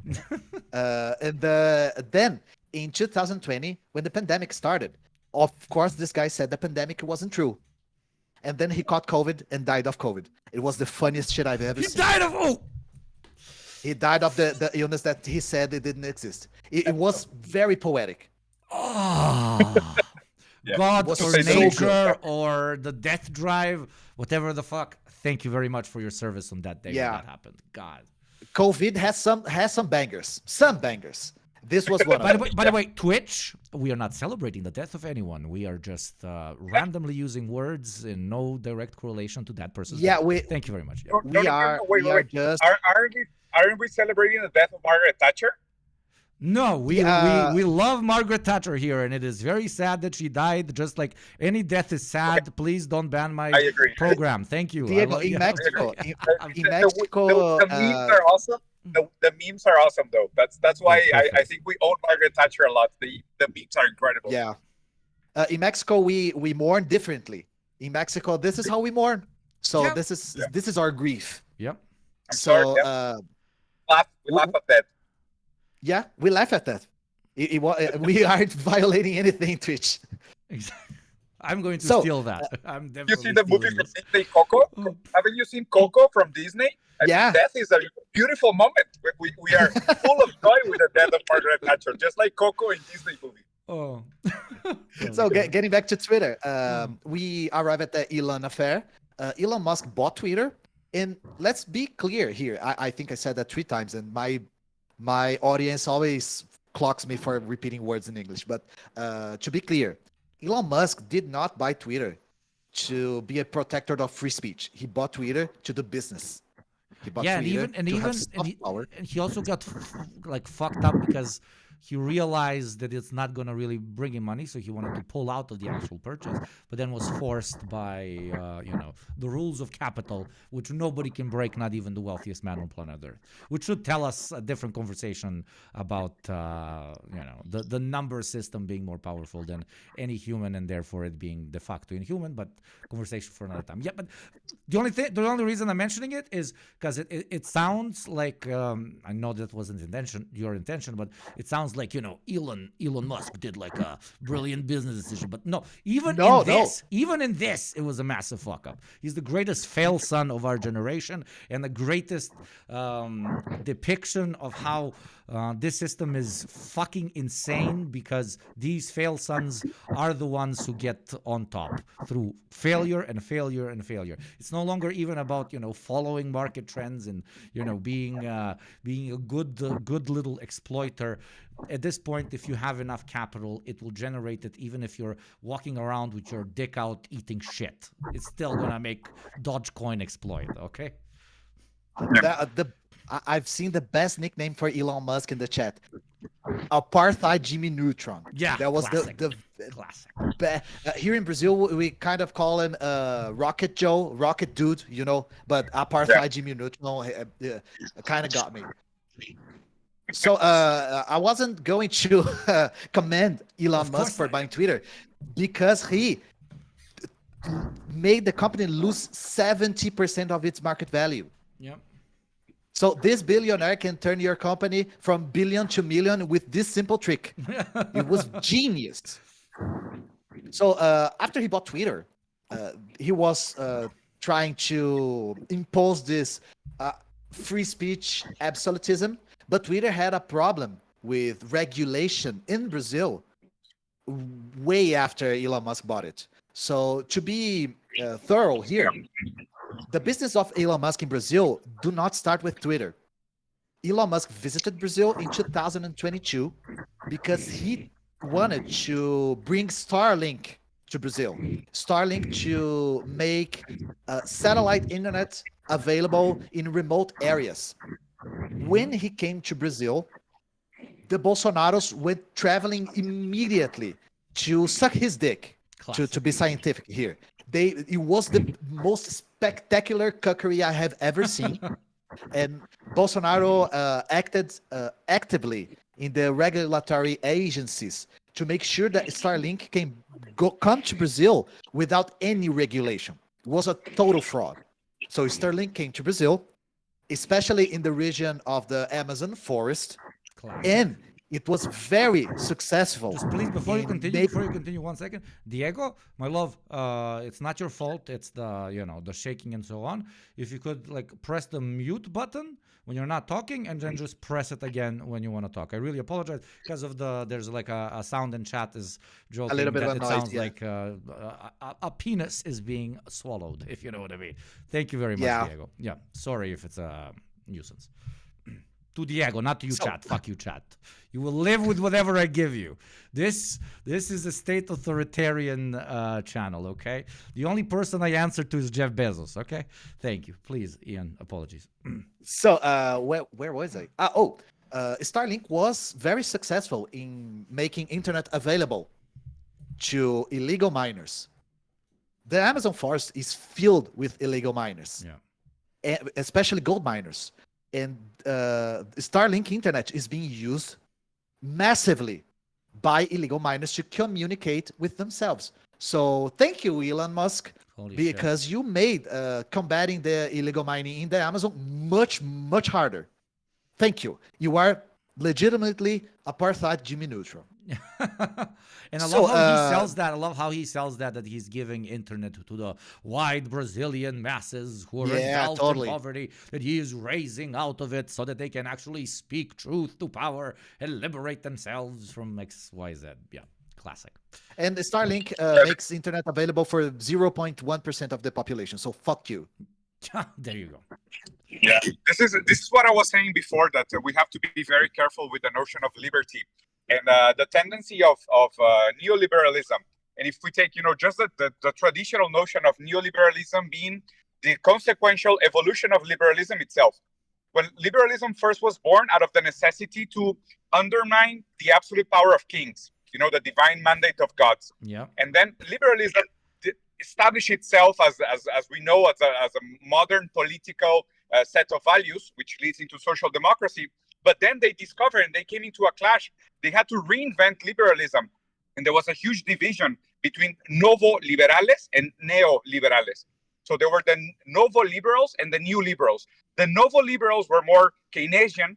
So they were more inclined into the notion that, yes, the best way for the market to function is with a certain level of regulation. Mm-hmm. But the new liberals, with Hayek, von Mises, Rothbard, and these fucking crazy animals, subhuman species, they wanted to truly have the second wave of liberation. So the first wave of liberation for the human spirit, if you want to give it a Hegelian twist, is for the human spirit to be able to express itself without the regulation of the divine power of kings. So this is how the modern state is born.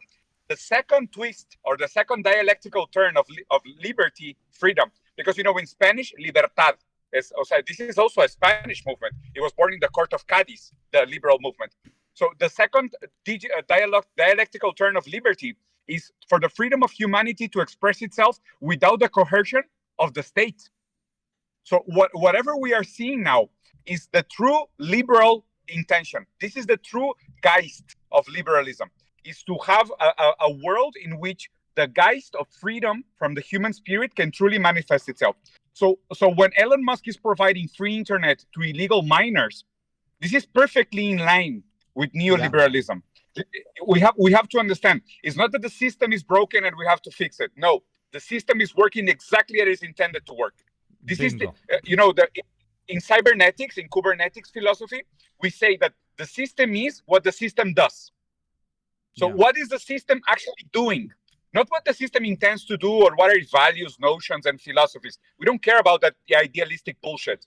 We are materialists. What is the system doing? That is what the system is intended to do. The system is actively fighting against regulation, and as much as it can, is deregulated for the productivity and the efficiency of the self-replicating logic of capital to work. Beautifully put. Beautifully put. There you go, chat. So, you get to learn something today, motherfuckers. And Diego puts the poetry. Exactly. No, amazing. It's the combination is great. If I could take both of you and put you in my basement and then bring you up every time chat actually wants to learn something, doesn't want to look at me scream at apartheid or something, I will pull you right out. Right? Okay. So to conclude our Elon affair, what happened that changed it changed Elon Musk's behavior towards the Brazilian government? This month, a American journalist called Michael Schellenberger leaked some emails that are now being called the name? Here in Brazil. Michael Schellenberger. Schellenberger. Yeah, I have never heard of this guy, but he leaked a couple of emails that are now being called the Twitter files. These emails are from 2020, from 2022, I believe, and they show employees of Twitter before Elon Musk bought it, complaining about requirements made by the Supreme Court. The Supreme Court was contacting the Twitter staff, making some requirements mainly to suppress hate speech, fake news, and they require the demonetization of far-right pages on Twitter. Especially specific ones that question the Brazilian electoral system. We are going to talk about this, talk about our capital invasion, our version of the capital invasion. But before that, the main tactics used by Bolsonaro was saying that our electoral system was broken and biased. So people who were spreading misinformation about the electoral system got banned on Twitter because of the Supreme Court. So this email, this batch of emails leaked, and then Elon Musk said, Moraes applied heavy fines, threatened to arrest our employees, and cut the access of X, Twitter, in Brazil. Oh, Lord. The thing is, we do not know if this is true. He didn't bring any proof. We do not know if Twitter was fined, threatened. We don't know. But the thing got a little bit weird when this happened. Let me send you an image on Discord. Take a look at this image. So you can ignore the Portuguese on top because Elon Musk took a random ass tweet from Alexandre de Moraes that has absolutely nothing to do with anything. He's congratulating another minister. And he said, why are you demanding so much censorship in Brazil? This was right after the Twitter files. Classic Elon behavior. With this tweet... Ian, do you mind giving a little bit of context of who is this guy? The guy with the schlong number, schlong name? Who is he? Oh, of course, I don't know who he is. I have no idea. Michael Schellenberger is. Michael Schellenberger. Let me look. Michael Schellenberger is an American author and journalist who writes about politics, the environment, and climate change. He is a co-founder of the Breakthrough Institute. Okay. What is the Breakthrough Institute? Who is... I found a piece about him. He's a 51-year-old activist. He used to be progressive when he was 17, and he lived in Nicaragua. He lived in Guatemala, New Zealand. He lived in Brazil. He was very leftist, according to himself.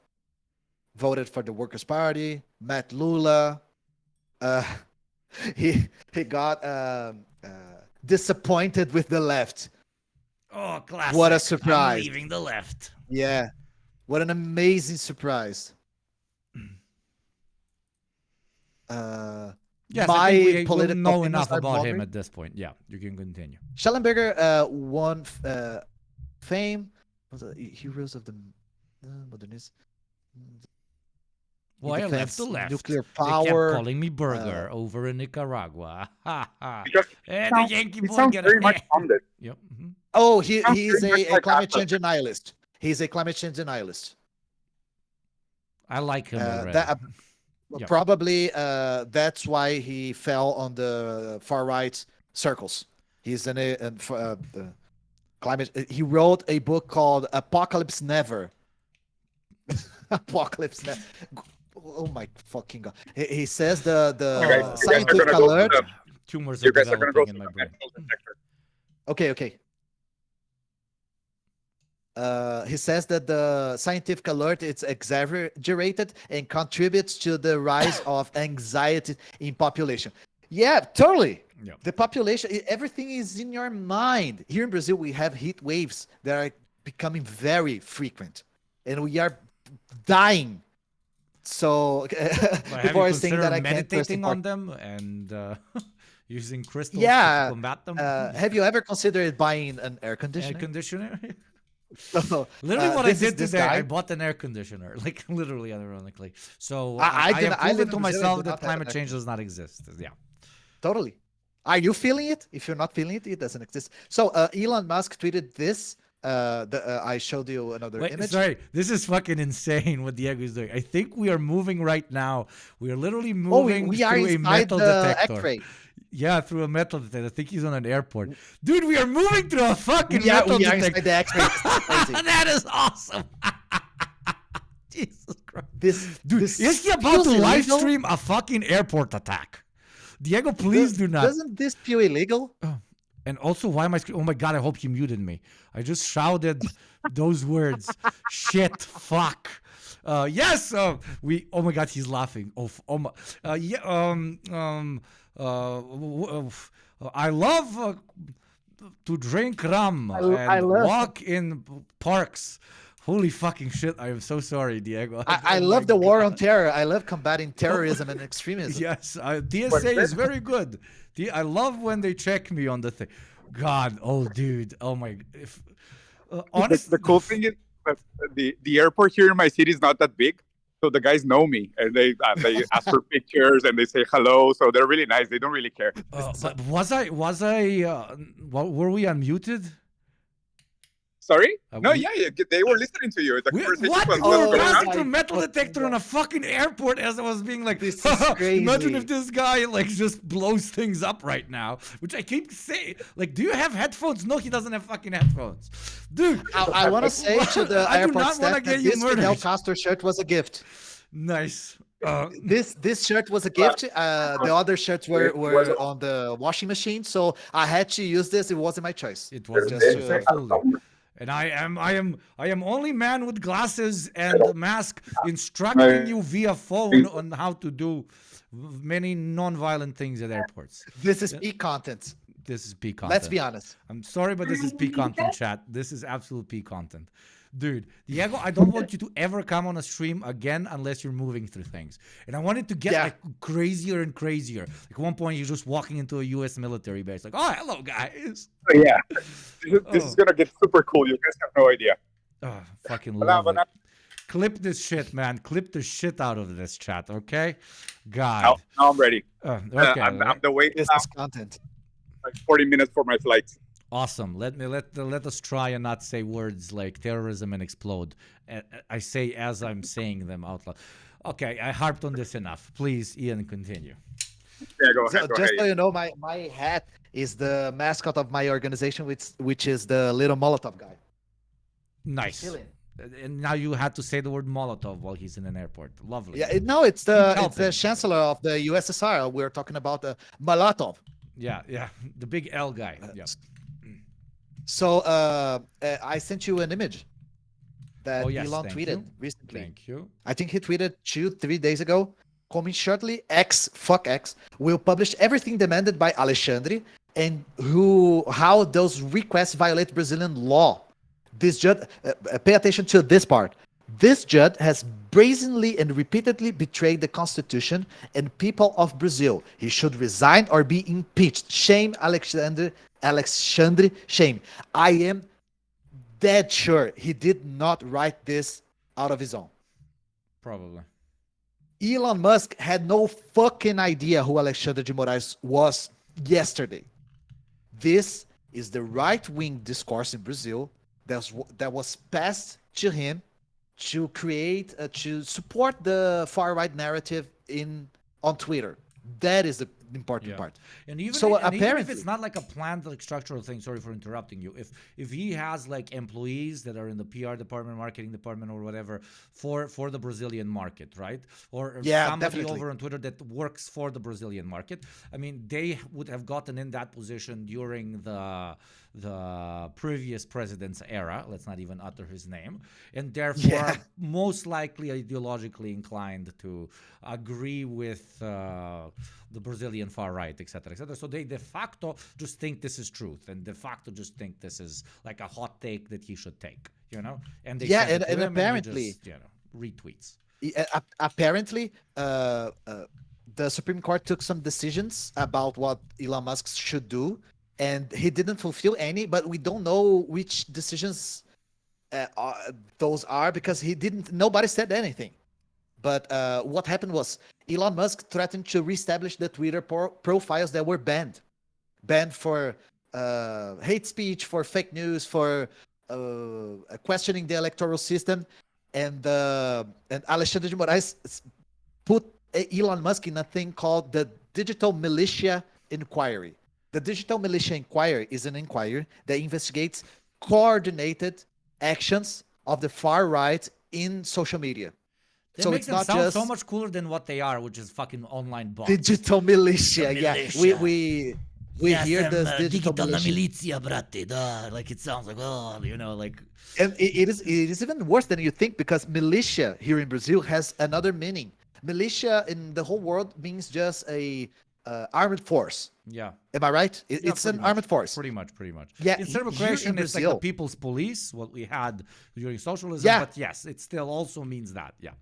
Yeah, in socialist countries, militia was just the police. Yeah. But in Brazil, militia means a policeman or an ex-policeman who acts on organized crime. It means mafia, but a mafia organized by the police. Oh, wow. Okay. Militia in Brazil means the organized mafia of the police or ex-policeman. It's very specific. Yeah, it's very specific. Yeah. Because this was a creation of a journalist. He wanted to put paramilitary forces in the journal, in the newspaper, but it didn't fit. So he invented the word militia. He used in this context, and it caught.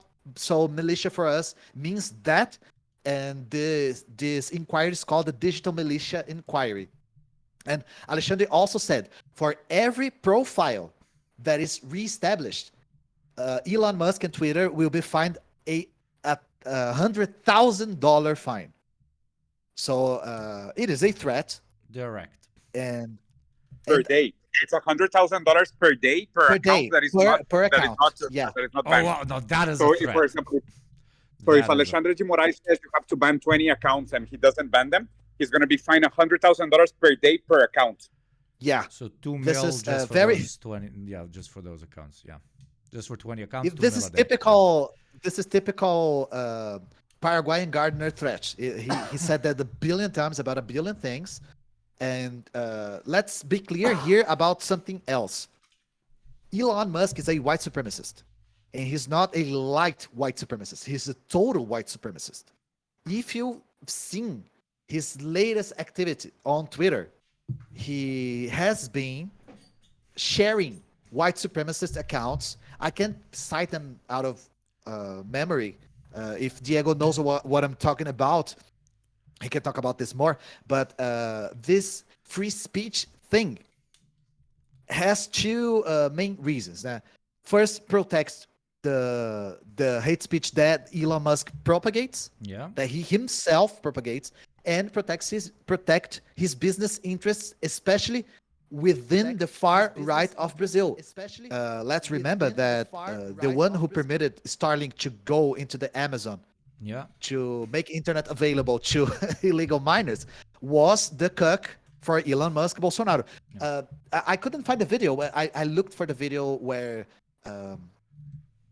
Bolsonaro's son was speaking in very broken English, much brokener than mine, and saying, "Oh, my wife loves you. I love you. Everyone in Brazil loves you." He was But my massive wife country. especially loves you. Please come over and my love really, really loves you. Yeah, They would be very please, disappointed though. Like, Jesus Christ, get somebody like Bezos to properly salute Comrade Bezos, the great ruler of Twitch, to properly like come and do some cuckold. Yeah, he's a big boy.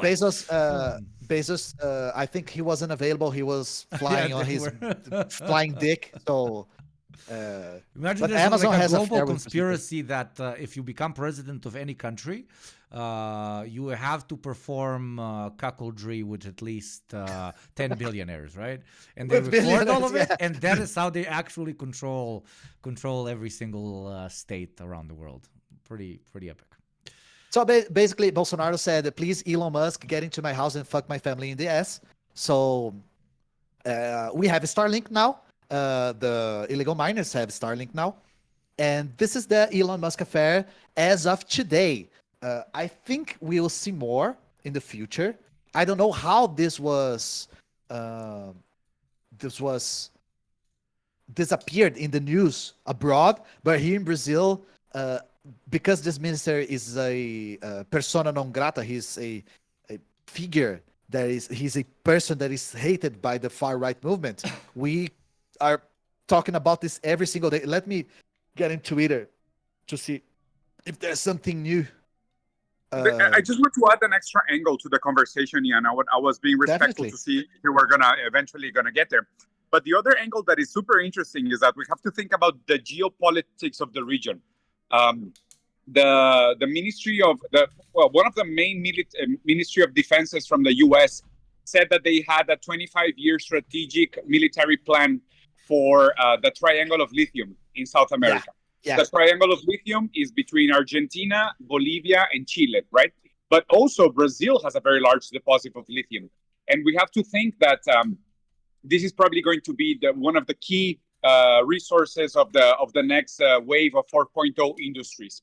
And of course, with the growth and the expansion of China commercial trades in Latin America and the development of specifically the electric vehicle category, this has become a clear point of view. Even the U.S. declared this as a matter of national security. And I always find it astonishing that the U.S. can declare the lithium in Brazil national security. It's beautiful. It's just like chef's kiss. Chef's kiss that they say that the lithium in Brazil is a matter of national security for the U.S. But then we have to think about the oil in Venezuela. Sorry to interrupt you. Exactly. No, but perfectly addition. The oil in Venezuela as well is the same. Actually, I was with President Nicolás Maduro a while ago, and I was just in TV with him a couple of days in national TV in Venezuela. What the fuck, dude? That's insane. Okay, yeah, please continue. Yeah. Different levels. Yeah, just, I've never met Lula. He just throws it in like the. That's why they don't fuck with him when he's screaming about terrorism at an airport, dude. He probably is like modest and he's just pointing the camera at himself. There's like 7 security guards around him, bro. Like he was like, oh, I'm grabbing a taxi, dude. It was like 5 fucking cars driving in like a cordon, dude. Dude, I'm coming to Mexico. Give me a Glock and I'll just sit behind you all day. I swear to God. You're more than invited, my friend. As long as But I then can stream all of it, okay? Absolutely.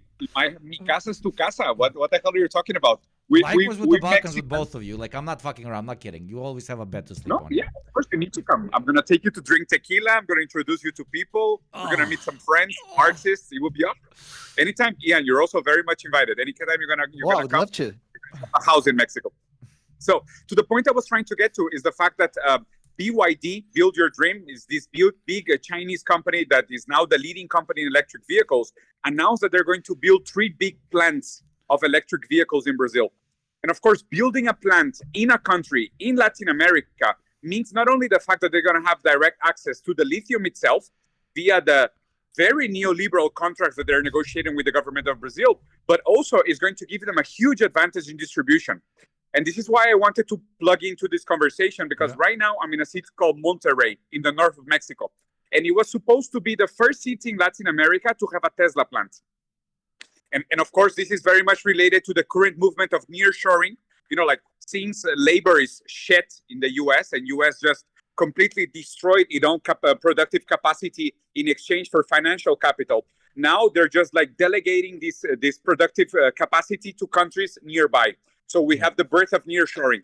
But then again, nearshoring is a weird concept because China is nearshoring BYD to Brazil, you could say, because they're going to have contracts with local companies to provide them with the right pieces and components that are going to be locally sourced, which is nice for Brazil in the midterm. But it's going to put Tesla and Elon Musk in a very, very complicated position. Already they are losing the battle. Already they lost the battle, I would say. But this is like the checkmate. This is the coup d'etat. This is going to be the final blow in Elon Musk. Any hope and dream he had of positioning Tesla vehicles in Latin America and building his super plants and the network and the long-term electric batteries is dead. That's why his interest in Brazil is so sharp, because he knows that this is the time. If he does not provide with a government that is going to suck his dick monumentally, as the last government did, he's going to lose Latin America. Yeah. This is why. Yeah, that's why it's super important. Everybody brings it up. Why does Elon Musk not say anything against, for example, Turkish censorship of Turkish opposition with Erdogan, et cetera, because his particular... Even China. Yeah, yeah. China. Exactly. Or even the U.S. The U.S. asks for censorships daily. They receive lists of people to ban about Palestina daily. Daily, they're banning people talking about Palestina. You know, this free speech absolutism is pure bullshit. You have to be a fucking idiot or dead to believe it. It's insane. And this is such a like a mind-blowingly direct example of it, because there's one guy together also with the other shareholders, but you get my point, that owns this particular platform, and he has other business interests, and now this particular country is pushing a politics that are not going to be in line with his particular interests. So he's using his own platform, his other business, in order to make sure that his other interests are fulfilled indirectly. It's like so cut and dry, so black and white, so fucking simplistic. It's almost a meme. You're like, is this really fucking happening? Is he being like this direct? Like, what the fuck? Actual what the fuck? But I guess it happens. And together with the factors of the local politics in Brazil, and we see exactly what it is for what it is, basically what I'm saying. Yeah. I wanted to add to this topic because you were watching a Deutsche Welle video about Ecuador, and I'm sure Diego knows a lot about what's happening in Ecuador. Yeah. Because lately we've been seeing how can I put this?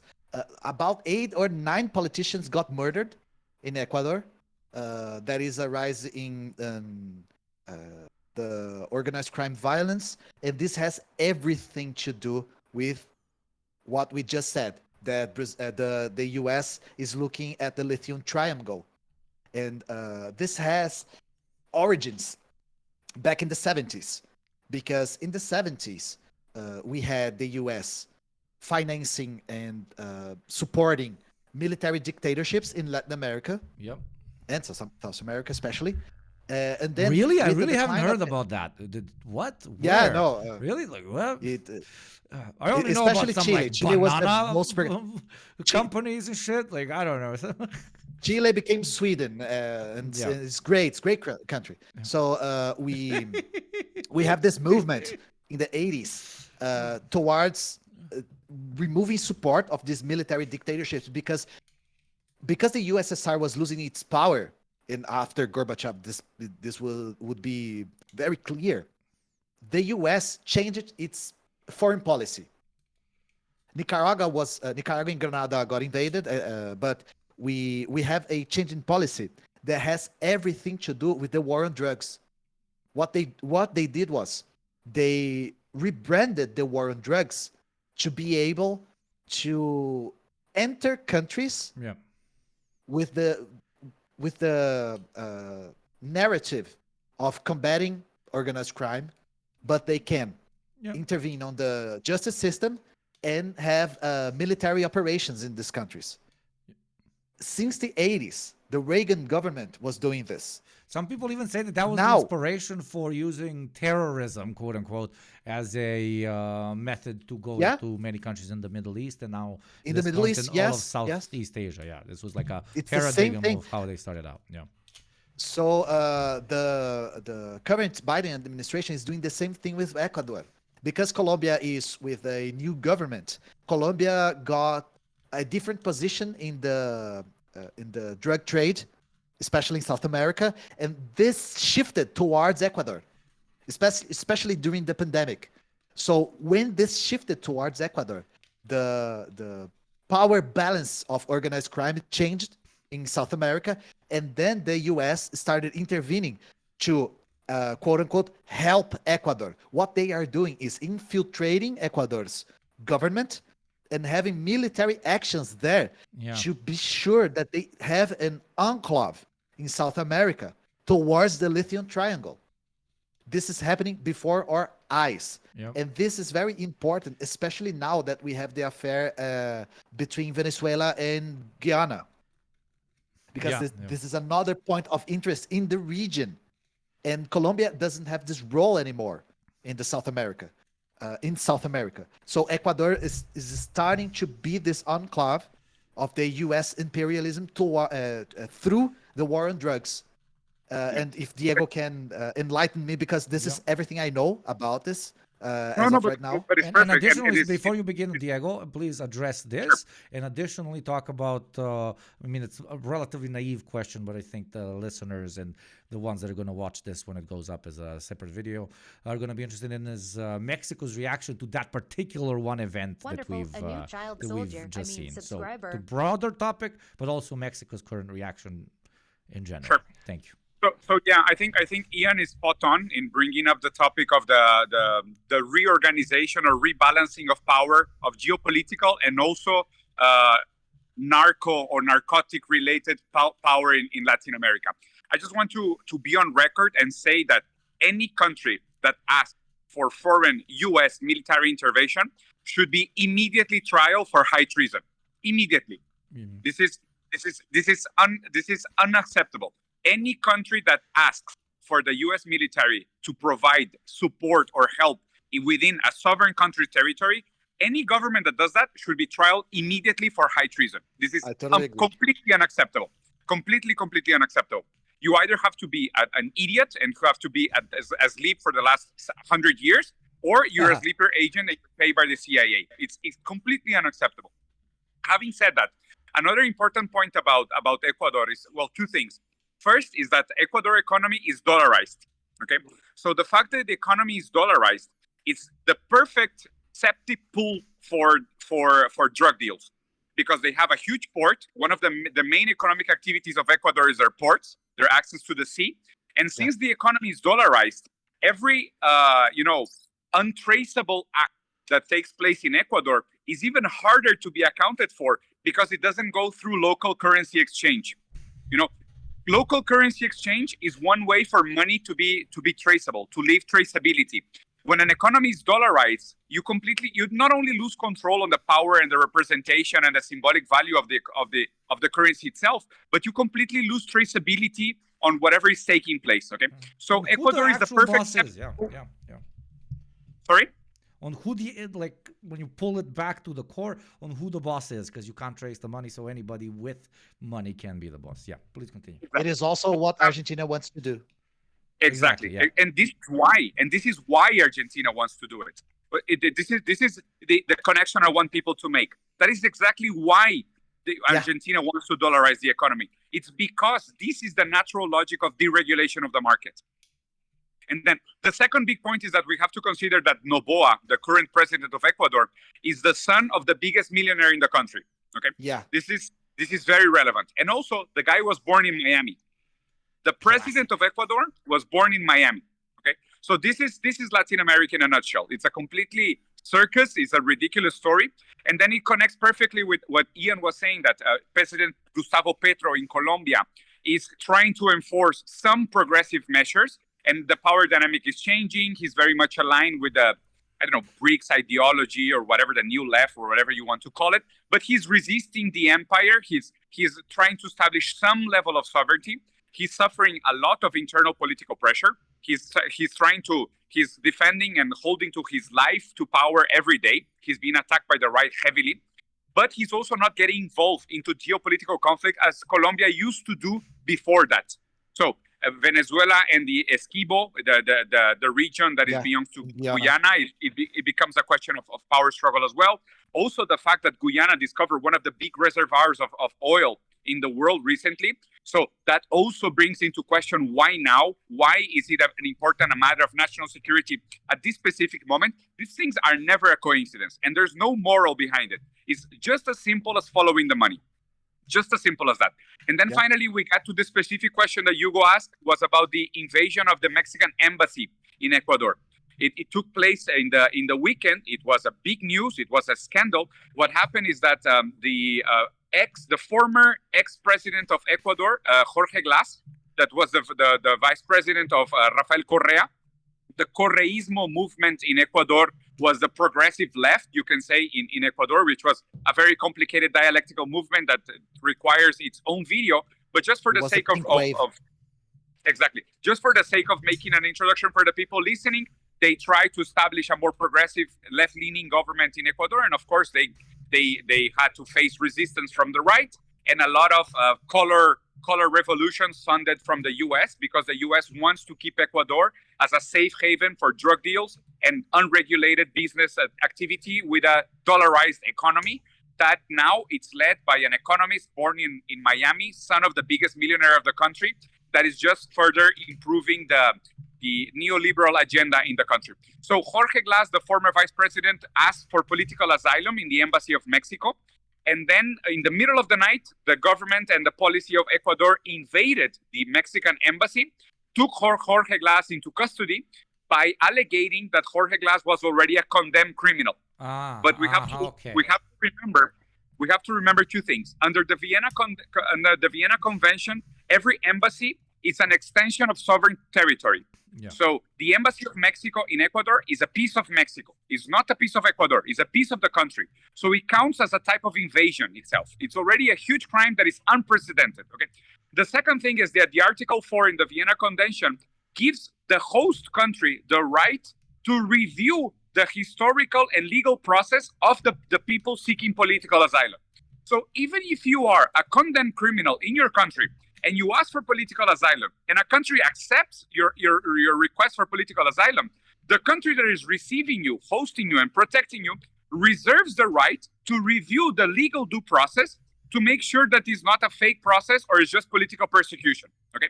So right now, the current political debate around the invasion of the Mexican embassy in Ecuador, it has two angles. The right, the international right, is saying that Andrés Manuel López Obrador, the president of Mexico, is condemning Noboa in Ecuador because of this, just because of a left-leaning alliance. And he's saying that we're truly protecting a criminal that was involved in Odebrecht, and Jorge Glass deserves to be in jail, and this is just like left-leaning countries protecting criminals. This is the right-wing narrative. The left-wing narrative is saying, yes, this was political persecution. This is probably the first time in 50 years that an embassy was invaded. The last time I think it was the US invading the Ecuadorian embassy in London to get Edward Snowden, which is insane that it's also Ecuador, but on the other side. I know about the bombing of an embassy when they blew up the Chinese embassy in Belgrade. And they also blew up the Chinese embassy in Yugoslavia. Yeah, Yugoslavia was what came to my mind. So it's always the US behind. It's always the rule-based world invading and doing shit all over the world. No? But the final point I wanted to add to this is that regardless, I think, and the US came out to denounce Ecuador by invading the embassy of Mexico. And even if the US is aligned with the interests of Ecuador, why did they denounce it? And why in the end, even Javier Milei denounced the invasion of the Mexican embassy in Ecuador? Because they are protecting the safety net for corrupt politicians, that is diplomatic asylum. That's what they're protecting. They as politicians, as the political class, because we have to understand that under bourgeois democracy, politicians are part of the bourgeoisie. Okay, so bourgeois democracy politicians, they are in the end aligned in protecting their safety net in international law, that is political diplomatic asylum. This is a key point that we have to understand, because it's going to be confusing for materialists to say, the left is condemning, but also the right is condemning. So what do we do? In the end, materialist class-based analysis. Bourgeoisie politicians are defending their safety nets of protection, of having the scapegoat of political asylum if they ever need it. So of course they're going to defend the Vienna Convention, because a proletariat cannot hide himself in an embassy. Only a bourgeois politic can do that. Okay. And then the final point I wanted to add to all of this is that I think it's interesting because now it brings to question. So the president that condemned the invasion of the embassy of Ecuador and are now breaking diplomatic relationships with Ecuador because of this.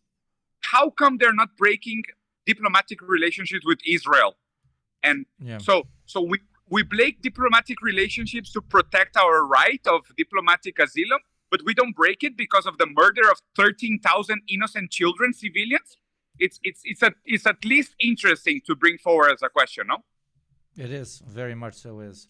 And as your flight nears, and Ian's time, I believe, as well, nears a close, I've had too many of my chatters asking about motherfucking El Salvador. I have no idea, That's a great topic. but TikTok adores it. Instagram adores it. Oh my God, there's a guy with a beard, and he came, and all the drug dealers are arrested. Oh Lord, if only we had such a strong man to come and bring true freedom to our countries as well, and kick out the criminal, etc., etc. An absolutely unhinged take, obviously, as everything that gets 1 million plus likes. But please give us some context to what the fuck is going on. Obviously, I'm not sitting here and being like, gangs good. You fighting a gangs? That the bad. I like the gangs. But also, you it's leftists much more complex. always protect the organized crime. The right Yeah. already said that. This is the what makes this conversation so difficult to make. When we talk about how do I say this in English? Public security, public safety.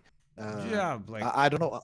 Yeah, national security, but no, that's in foreign No, policy. national security sounds like U.S. going to To take another your stuff, country. but Yeah.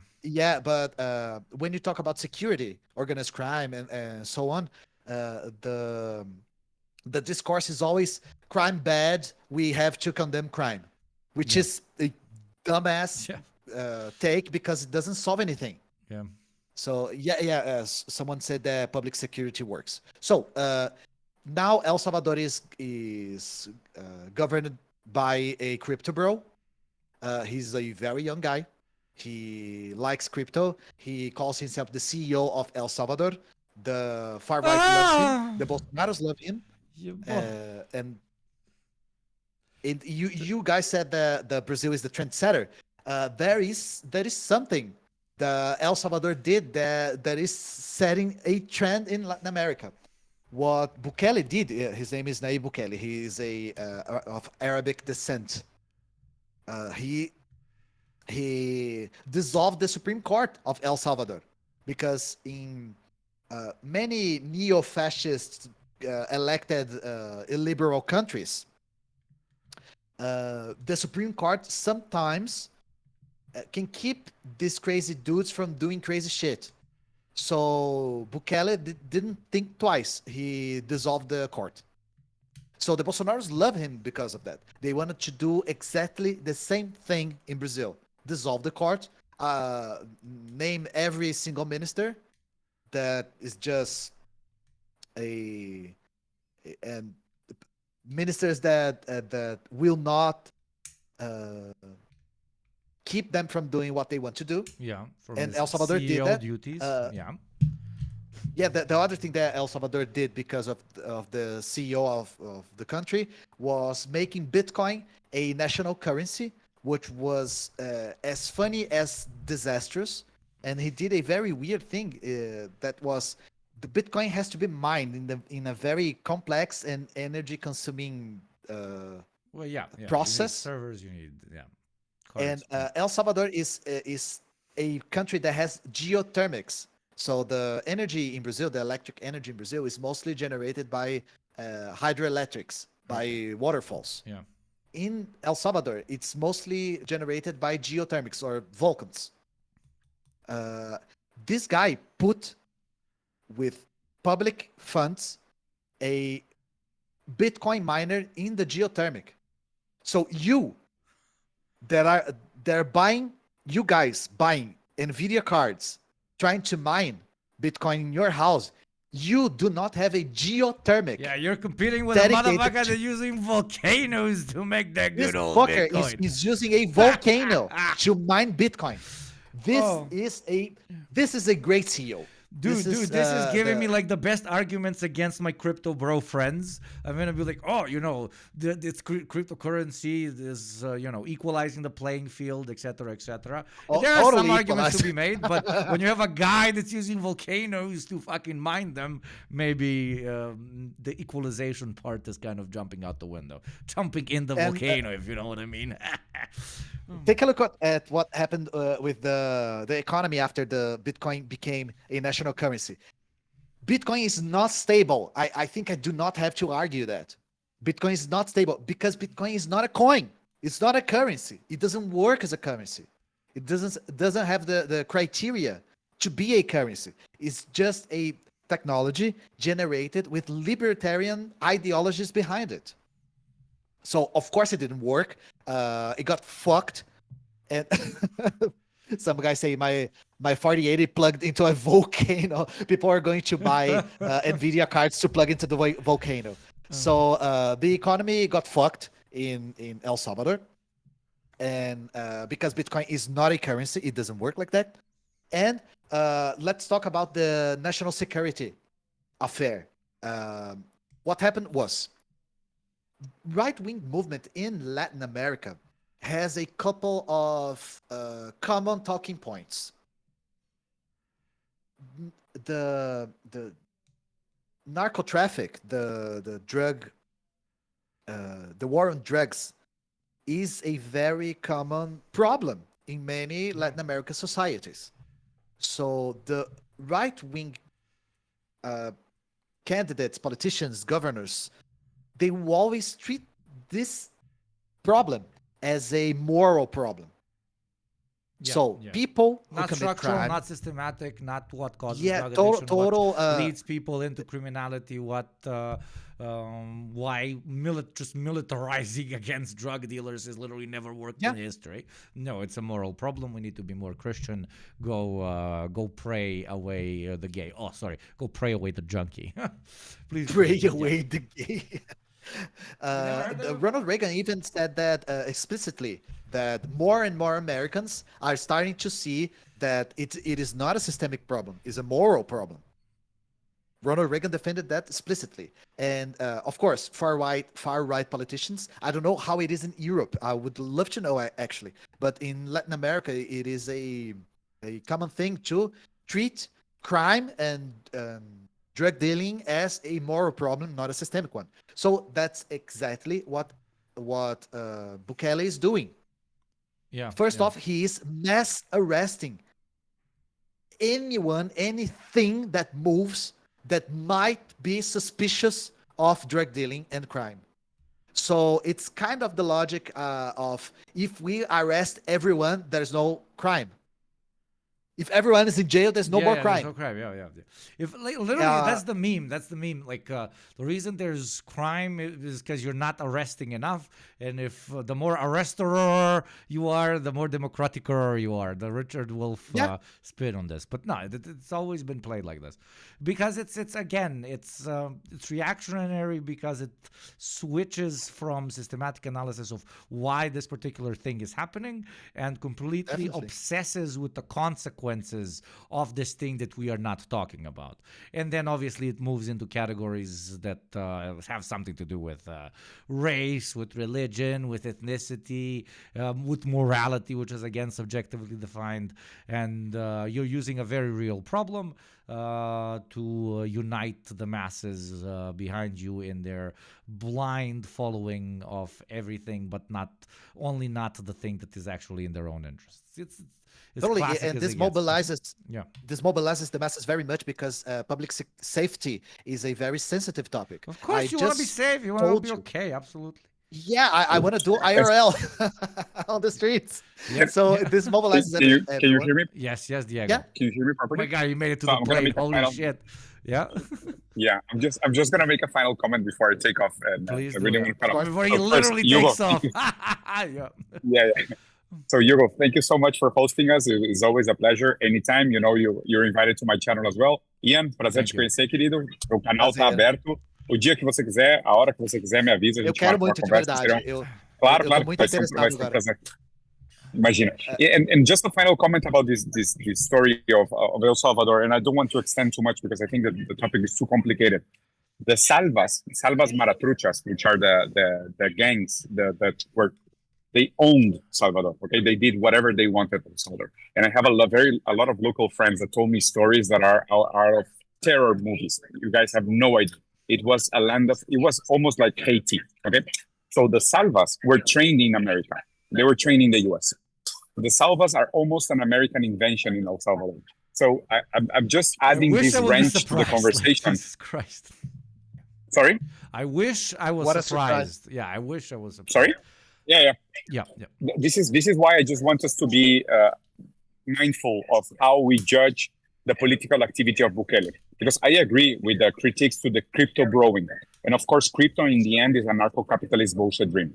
Is what they want to do is they want to, in a way, go from or move away from the centralized control of the government, because one of the issues with the currently existing capitalism is that it needs the government to give legitimacy to trade and to currency.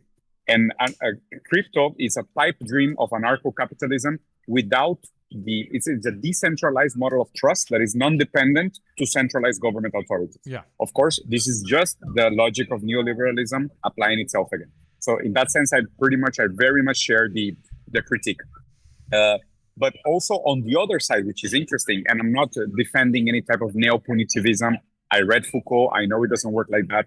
I understand the notion that material conditions create idealistic superstructure. So morality, if we are truly Marxist, morality is a superstructure. Yeah, moral is superstructural, right? So we are all children of the material conditions that created us. And this is being further validated by the more we learn about epigenetics and the coding and how we relate to the environment and the expression of genes given a specific set of conditions. Even violent behavior can be triggered or not triggered given different set of material conditions. Okay, so Marx is just proven right again and again and again as past times too. So I'm not defending any type of neo-punitivism. But having said that, controlling the salvas in Salvador was fundamental. Otherwise, the country was condemned. So we can sit here and play utilitarian, deontological, and argue Kant, Hegel, and different types of ethical systems. But the fact is, the proletariat was the one suffering the salvas in Salvador. This is the hard fact. So if we are to think what are other ways to solve this, we are always going to end in no, we need systematic changes and we need to address education and improve salaries at the base of the pyramid and increase the power of the proletariat. Yes, and that will take us 20 years if we're lucky, if the US lets us. And in the meantime, we're going to lose another 3 million people in Salvador. So it's a very, very complicated and a very sensitive topic. I just wanted to add that little wrench into that and say my very poetic goodbye as always. Phenomenal. Thank you very much for joining us, and thank you for everything you've said. I could not agree more. Have a very safe flight. I'm not going to say any scary words right now, and see you soon. Stay in contact. Bye-bye, my friend. Take care. Have a good one. Guys. Bye-bye. Ciao. Pozdrav. So I want to make the critique of the critical critique about what Diego said, because first things first, how we Marxists view organized crime. We, specifically my organization, has a specific point of view about this, and I think it's the dominant view among Marxists. Organized crime is parallel capitalism. Yeah. It has bourgeoisie, it has exploitation, it has market value, it has everything. It's just not legal. It doesn't. It isn't a part of the tax system. It isn't a part of the contribution system. But it is parallel capitalism. Yes. In a capitalism that doesn't follow even the loosest rules of the bourgeoisie state. Yes. In its face value. So we, as Marxists, as the Black Panther Party did, have to also combat organized crime, because it is exploitative. It isn't revolutionary. It isn't on our side. And saying that in Brazil is very, very dangerous, but I'm not citing names. Yeah. The thing is, in El Salvador, of course, the organized crime ruled the country with a finger of imperialism to the surprise of nobody.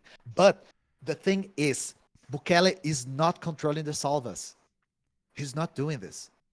Bukele's intentions were to reduce the murder rates, specifically murder rates. Okay. And to do that, you do not have to lower criminality. So what he's doing is a placebo effect, because not only he is arresting everyone with little criteria, but he's doing something that is very little talked about. Bukele is sitting down with the crime, the organized crime, and making deals with them. He's making deals with the organized crime So the organized crime reduces its murder rate. Murder rate. So And basically, the it's newspapers. reincorporating it to an extent. It's reincorporating it into polite capitalist society because, as you Exactly. said, the only difference between Exactly. organized crime and a regular capitalist corporation is that one exists outside the so-called specter of the law, which very often let's be honest, it mostly evolves around violence, okay? So even though, Yes. yes, a corporation, even like Coca-Cola can have death squads in your beautiful country, but, you know, the levels... The point at which a regular quote-unquote legal corporation will participate in active violence requires a sort of higher level of instability for it to be pushed into it, while a classic organized crime structure pretty much motivates it as the main and most cost-effective way of achieving results, which it very, very, very, very, very often is so. So, very interesting argument. Sorry if I'm misinterpreting it or misunderstanding No, it. no, but you interpreted well. at the But- end of the but- day, yeah, that's very, very interesting. That it's just trying to Someone pull in it the- back into. That's the classic. Like that's what the fucking Italian mob did. At least the ones Yeah, that managed to get out. Just fucking and the legalize, Chicago bro. mob did the same thing. Yeah, In yeah. the US, the mob did the same very thing. But someone in the chat, I think, didn't understand what I said. Someone said, I mean, crime organizers meeting each other is expected. I'm not talking about crime organizers. Bukele, the president of El Salvador, is sitting with crime organizers. The government is making deals with crime organizers to reduce the violence. That's the thing. That does not solve the problem of drug dealing. That does not solve the what Diego said. The country is ruled by the salvas. The country is still ruled by the criminals. If it was not ruled by the criminals, he did not have to make a deal with them. So the thing is, and it gets worse because the newspapers that are denouncing this are getting closed by the government.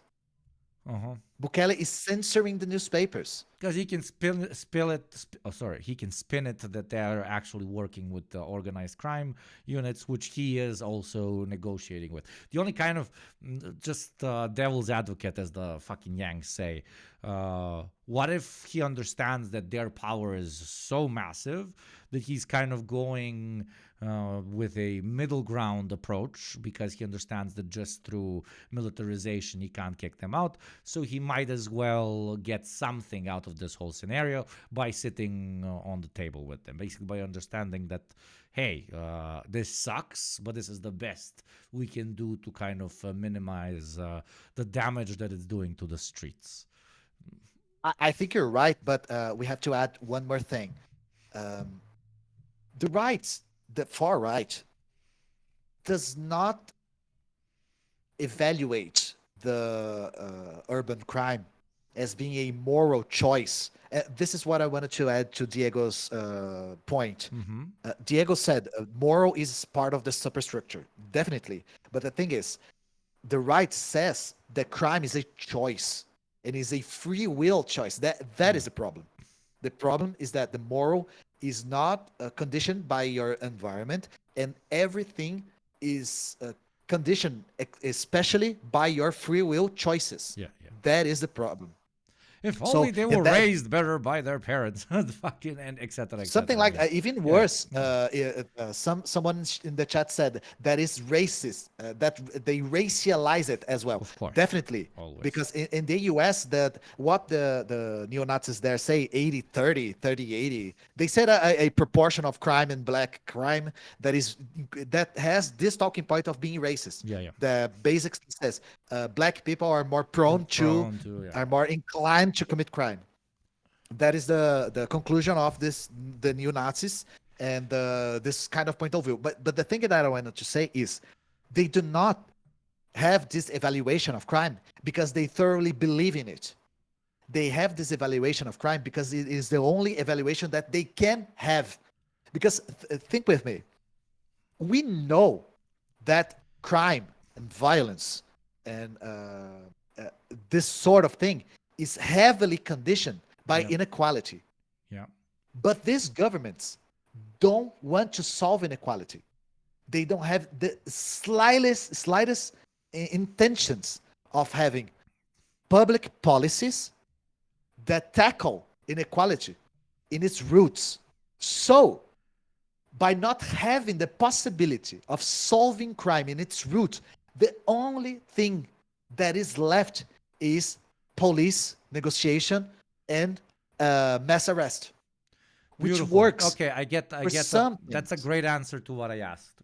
That's a very, very, very, very, very good answer to what I asked, because it is literally says no, fuck circumstantial. you. It's a false fucking presupposition that you cannot, that you have to sit down with them, and you gotta go down the middle road because otherwise you achieve nothing, because it literally ideologically says that you're brainwashed into thinking that just crime will always exist. The only thing we can do is press our boot a bit harder on it so that less crime exists, instead of what generates crime. That's the general right-wing presupposition that like violence and murder and rape and destruction and chaos always has to be a part of life, as if they cannot look back at like only 200-300 years and see how far we've gotten through policy on these particular topics, through ideological trade, through the change of what we perceive as normal, etc., etc. And in so many, as you again very eloquently put, in so many right-wingers' fucking brains,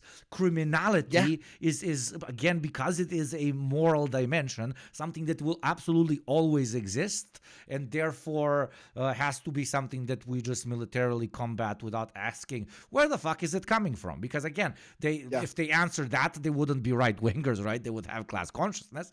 So they go with, depending if they're religious, they're like, oh my God, the devil is brainwashing some people. And if they're just plain old racist, they concentrate on certain ethnic groups. If they're a little bit less racist, they concentrate on certain ethnic groups, cultures. Or if they're just like classical liberals, I guess, they're like, oh, dude, this is just a cycle of violence. They're just not raised well. If we come with, what's the fucking term?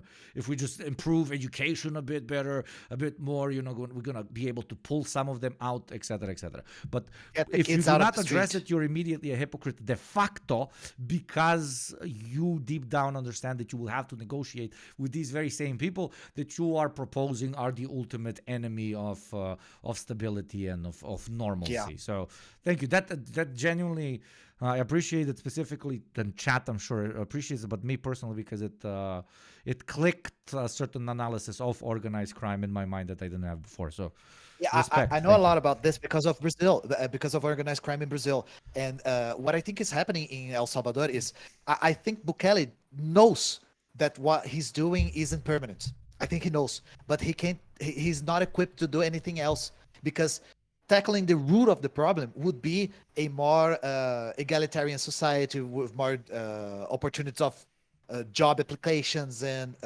welfare programs and all of these things that go against his neoliberal vision of the world and the bourgeoisie, the Salvadorian bourgeoisie, of course. Yeah. So the thing is, we have to combat organized crime with force, definitely. As I said, organized crime is parallel capitalism. It is a form of capitalist structure. It has property, it has exploitation, it has profit, it even has surplus value. Yeah. If you want to be very Marxist. So we have to tackle this, but it is not permanent. This is not accompanied with just humanity, but de facto, like, we'll always have crime. Yeah. Yeah, and this is very important, because I think Bukele knows it is temporary, but it is important for him to convince the population that it isn't. It is important for Bukele to convince the population that crime is a moral choice, that is natural, that it will always exist, because it is the easier answer, and it is the answer that he has available.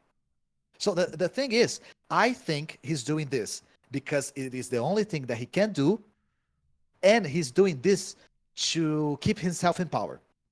Because solving, even marginally, organized crime gives you immense popularity, especially in Latin America. Believe me. Tackling organized crime gives a lot of popularity in Latin America. Brazil and São Paulo are great examples of this. The governor of my state right now is doing some psychopath shit with with the police. The police in Brazil is divided in a very strange way. The police is militarized, so the police has a military patent. I think it's called. How do you call the lieutenant, colonel, They have general? ranks. They have The ranks. Yeah, it's ranked. The police is ranked, and our police is controlled by the state governor, and it is a very very violent police because it was born during the dictatorship. Yeah. The military police was built to control the population during the dictatorship, and it never got reformed. Never got reformed. We always say that the military dictatorship is alive inside the police, the military police. And our it's current horrible, but government is a it's fascist. beautiful. The saying itself is beautiful, but it's poetic. And it is very visible because one thing that they keep doing that was very common during the dictatorship is torture practices. There is a very famous movie that was made in Brazil that is very telling called Elite Squad. And I don't know if you ever heard about this movie, but it is a movie that depicts the police. And get this, the movie, according to its director, it was supposed to be a critique of the police. Mm-hmm. And the movie has military police protagonists that torture people on the favelas, on the slums, to get information. And do you know what the effect of the movie was? It was like, yeah, torture more. Fuck yeah, man. That's so Chad. That's such Exactly. alpha giga Chad behavior. Classic, yeah. The alpha giga check behavior. I love the police. The police are heroes. The police had a insurgence, a rise in people wanting to join the police. Damn. After the movie, after seeing kids from the slums being tortured in the movie as a critique. Have you played the last Max Payne? What do you think about it? The third one. That is one that is in São Paulo, isn't it? Yeah. What do you think? Or maybe you didn't One play it. family member, one member of my family was one of the voice actors. Oh, that's so wow, that's so cool. Send them. Yeah, love. and because it is in São Paulo, in the Yeah. one to someone of the accents, the local expressions, and the voice acting is very very funny for us Brazilians. Very very funny. Really, I can imagine. It is very accurate too. Yeah. So I like the game. I don't know. It Payne- had like a bit of class analysis to it. I don't know just how like maybe it presented Brazil in a very orientalizing fashion. Like took everything to the Yeah, a extremes. little bit, a little bit, yeah. Yeah. But I played it when it came out, so I didn't play it as a Marxist. I should have revisit this game. Yeah, that would But be it that's has a great kind of- stream. That would be really cool if you stream Yeah. games. That would be really good. Yeah. I recently streamed BioShock talking about Ayn Rand. I streamed There yesterday. you go. There you so go. Now you can sometimes talk I do about, that. yeah. Cultural imperialism, Orientalism, etc., etc. Yeah, of the game. yeah, and how Orientalism applies to Latin America too. This is a great point, actually. Of course. So, but I should play this as a Marxist to see things. But I remember it is kind of like Far Cry depicts Latin Americans. Yeah. With the kind of shit, yeah, I never thought about it. Orientalist Yeah, Far Cry really good. Far Cry, like they expanded into like different places, but they kept depicting it like, let's use it as its most radical version, right? Of any of the places that they show, but including respect to Far Cry, I guess, including when they went to the States. Like, okay, we're presenting Latin America this way, we're presenting Southeast Asia this way, we're presenting island nations this way, like on steroids. Let's use the term on steroids. Yeah. But then when they went to America, they also presented it on steroids. It's like right wing death cult militarists that are organizing a coup, the one that's set in the U.S. So. Kind of what I'm saying is like they kept their racism like consistent through everything. God bless, that's I fuck with that. Okay. So, I see this phenomenon with U.S. media. I see this, for example, in South Park. South Park, when they're talking about the United States, they are really funny. and really precise. Yeah, But true. when they talk about, for example, China, I want to rip my fucking eyes off. Head, dude, exactly. Those were the episodes when I stopped watching. Like, and if any right winger is in chat right now or watches this later, is gonna be like, I'm fucking triggered. Yeah, you get triggered. No, I finished all the episodes, but it was just imbecilic. It was just dumb. China bad, heroin babies, crack babies, basketball. You can criticize China for many things, but goddamn, it's such a dumb critique. It's such a fantasy out of the mind of a person that never wanted to read anything about the country for real. So when talking about the U.S., South Park is really funny. I really like it. But when talking about China or other countries, And the even Middle like East the political is spectrum, like I saw a great meme that triggered a lot of right wingers in this case. There's a new South Park game, and like the review, there's a very good Twitter account and website. It's called Tractor, or it's called Computer Lab. It's a very niche name. I can't remember it, but basically about the new South Park game, they were like, new South Park game is good and says nothing politically. Like, South Park game continues to be radically non-radical, because at this point that is what South Park has become, and it's very disappointing. Because I grew up on it. I'm guessing you did as well to an extent. Grew up on that shit, and it's sad to see, but kill your heroes, as they say. I recently had to kill Zizek, like, Jesus fucking Christ. Hugo, Zizek has always been a fucking asshole. I don't know if you know this, but Zizek, tell me. He was a candidate by the Liberal Party in 1992. I know, but I give him leeway because I understand like the specific intricacies here on, especially during the 90s, but even during the last 5 years of Yugoslavia. So I gave him leeway there. When he was whole like, hey, if you let too many immigrants in, like Europeans are gonna just elect like fascist governments. Yeah, I remember this. Even there, I was like, okay, incredibly hot take, but to an extent, like, let's be honest, if Germans let in like 10 million immigrants, literally they will be fucking hanging swastikas in three days, like unironically, the German population at least. So I was like, okay, hot take, but not the worst of all time. He had a decent take. That one's ironically the one that got him to quote unquote canceled. If they elect Trump in the U.S., that will be the first wake up call for the left, and an actual left will start existing in the United States, which to an extent kind of happened-ish, after they elected Trump. But that got him kicked out of the limelight, right? So for 4 or 5 years, he was not getting any work. And that is why I think he jumped very hard on this pro-NATO train, and this, American perspective is de facto good, China, like America bad, but China worse, type of rhetoric, etc., etc., so that he can get back into the limelight. And it's very interesting how mass media works. He immediately started getting called back in on the CNN, on BBC, to give lectures in universities and so on. It's not like some grand conspiracy where there's a guy on a computer looking at what academics say, and if they say the right thing, they get invited.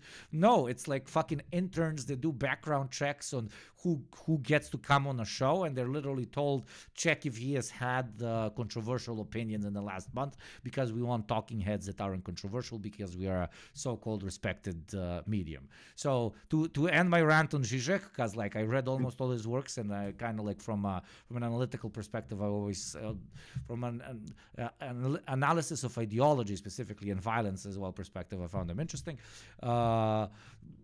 He, to an extent, became also like a product of his time and a product of ideology that he curses at for so long, and he became the popcorn philosopher that nobody asked for yet everybody got. He got subsumed by the market and his kind of constant need to be relevant, and that lost his spice to an extent, and he became who he is. So yeah, sad. The thing that always made me question Zizek is I'm very careful with so-called Marxists that never talk about organization of the class.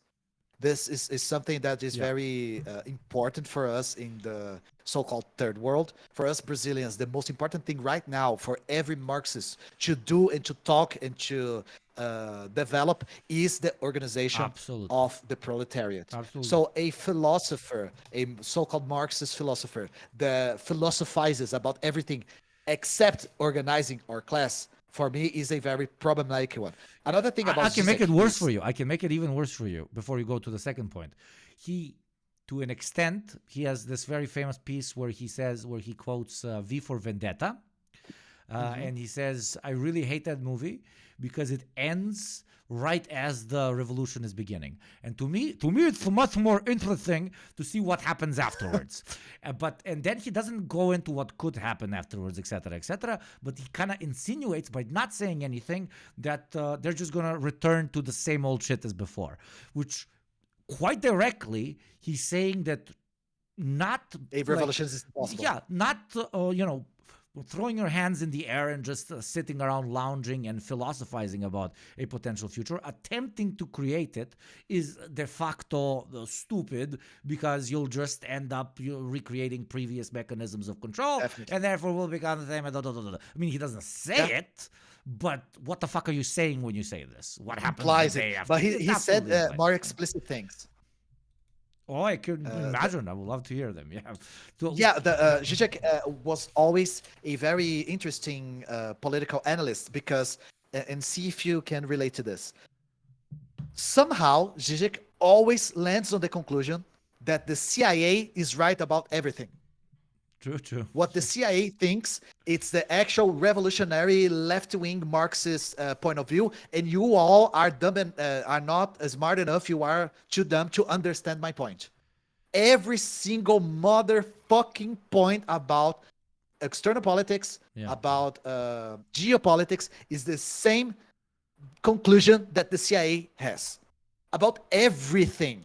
And for such a very long time, I would notice exactly what you're talking about, but I would throw it on the side because I remember some of the smart shit he said, and continues. But at one point, when you've heard 100 takes on 100 things, and all 100 of them are exactly as you say, like not word for word, but 90% word for word as what the U.S. State Department perspective is on a particular country or on a particular conflict. And then you're like, even if that take is like relatively okayish or even sometimes correct, as insane as it sounds, the CIA opinion to be correct, it's again 1 in 100, and the other 99 are fucking just and decrepit. for him, it's 99 to 1.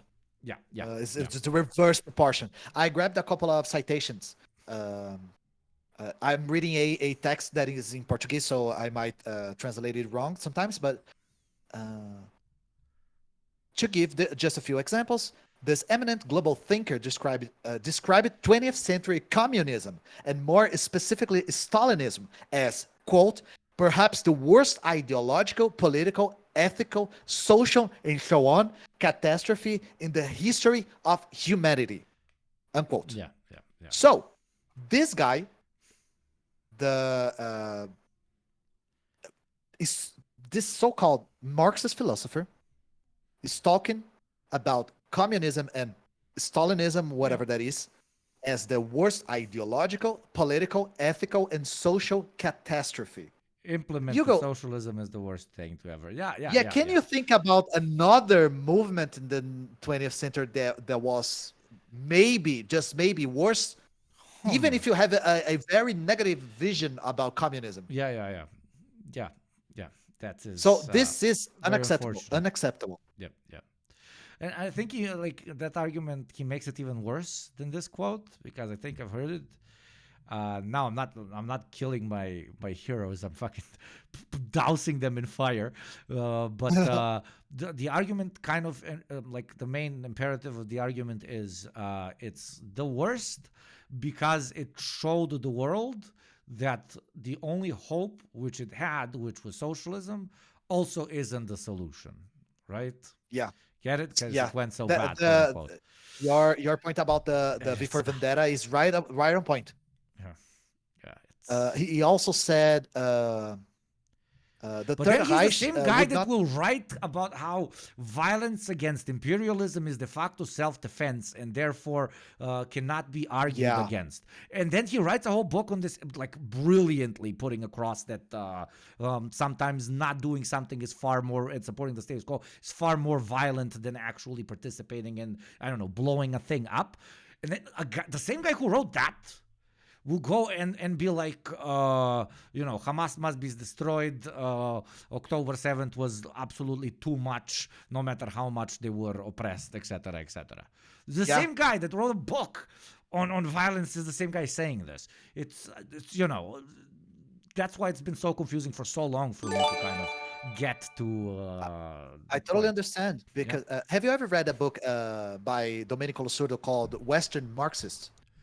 I've Western heard about Marxism. no, I haven't, but it should be right back in the other room somewhere, waiting in line. Yeah, But it's not very long, but Losurdo says something very interesting in this book because he says the problem with Western Marxism is not that it is particularly wrong in its theory; it is idealist in its theory. So the problem with Marxist Westerners is that they do not have the will nor the capacity to deal with the real problems of a socialist transition. Yeah. We think that Eastern Marxists like Ho Chi Minh and Mao Zedong and Losurdo puts Lenin in a different spot, but Losurdo says that the Soviet Russia rapidly became Eastern to the point that he was treated like Oriental despotic, like Stalin became Easterner as soon as he took charge in the USSR. So it's different, but and to this day, everything west of Berlin is, they call us Europeans, but we're not Europeans. We're the construction site Europeans, not the together with me in the office European. Yeah, very much left. And Albania is in Europe, but it's mostly Muslim, so it's not really European. It's the same thing. So Losurdo tries. I think he's very brief in some analysis, but he tries to track the origins of this split, the split between Western Marxism and Eastern Marxism. It is a very interesting book. It's very worth it. And I always saw Zizek as a Western Marxism in the sense that he never talks about organization. He's very idealistic and he hates real socialism, even with its virtues. He always hyper focus on its problems, and to some extent, he puts on the same level as the worst type of capitalism that we ever had. So this is for me, it's very problematic. It's very demobilizing. It's naive to some degree, and I think what he said about Palestine puts the next nail on the coffin on the situation. Yeah. Because this text that I brought up has a bunch of quotes by him that talking about the refugee crisis in Europe, talking about how Mao Zedong is the biggest mass murder in history, killing by decision tens of millions of people, and etc., and so on and so on. So he supported Donald Trump, as you said, positioned himself explicitly to the right of the notorious warmonger Henry Kissinger. He registered full support to NATO. We need a stronger NATO to defend the European unity, whatever that means. So this is a very long text called Slavoj Žižek is the jester of the court of capitalism. Oh yeah, I've read it in English. I've read it in English. I remember reading it back in the day and absolutely hating it because it does misquote certain aspects, but absolutely hits the nail on the head in other quotes completely. And it is very hard for us to admit that we were wrong. Yeah, about someone. Absolutely. It is because you read his work and he is very complicated because We cannot fathom how a person who thinks revolutionary violence is justified saying the same thing about Stalinism and the worst ideological movement in the 20th century. It has a lot But if to you do have with corrections about this, what? If you have corrections about some quotations that I made, No. They're completely on point. I just remembered the article in particular. I think it's got the more like you're on point with quoting Lo Sordo in general, and it's just this. How do I put it? The word isn't pessimism. The word isn't like nihilism. What would capitalist you use? realism. No. But what the like even more basic word? What would you use right in between pessimism and nihilism? When you're just being like. Let's make it like as he's Gen numb. Z. Let's just be as Gen Z as possible. Like everybody, if you talk to any fucking New York leftist or any fucking Berlin leftist or God forbid anybody from London, they participate in ideological discussion as a goal in itself. It is a constant battle for being the more right one on a particular topic, but any discussion of putting that into physical practice, organization, and at one point physical revolution, immediately gets you kicked out of those crowds for, ironically, being unserious. You're like silly. You're like a dumb, like fucking LARPer boy. Or To them, obsolete. Sometimes in Brazil, they call you obsolete. Exactly. But the more intellectual ones are going to call you obsolete. And the ones that are just participating in the LARP to boost their own ego, to them, you are the LARPer because you actually think that this can be applied. So they're just participating in it as some kind of like intellectual exercise, and for them to tell themselves that they are better people than everybody else because they can imagine a better world. But trying to put this world into motion and trying to push it towards actually becoming a real thing makes you a naive little idiot that doesn't get to participate in our special club anymore. And it's become such a thing that I guess it moved into academia as well. It moved into the way like great even Marxist writers of our time think, at least in I can talk about Western Europe and the US specifically. When they realized, like just organically, de facto, that nobody's gonna buy any of their books if they take themselves too seriously, which is taking themselves as somebody who proposes actual revolution. So they organically stopped thinking like this or writing like this, etc., etc. Unless you're doing something ironic nowadays in the West, like you're just trying too hard. And if you're trying too hard, you're not cool. And the only thing that is worse than living an alienated, fucked life is if you're uncool. So if I get to be cool but hate my life and do not contribute to any organization, I prefer that versus being a disgusting LARPer like somebody who actually organizes. Yeah. And one thing that I totally agree with Lo Sordo is I don't know how the Western Marxists do not talk or think or theorize organization. Because for us in the Global South, organization is our absolute priority. That is the reason why I left the academy. I left, as you said, in Brazil, after the fall of the Soviet Union, communism became almost exclusively a topic for discussion in the universities. Yeah. And I always despise that. I think it should be first and foremost a practice.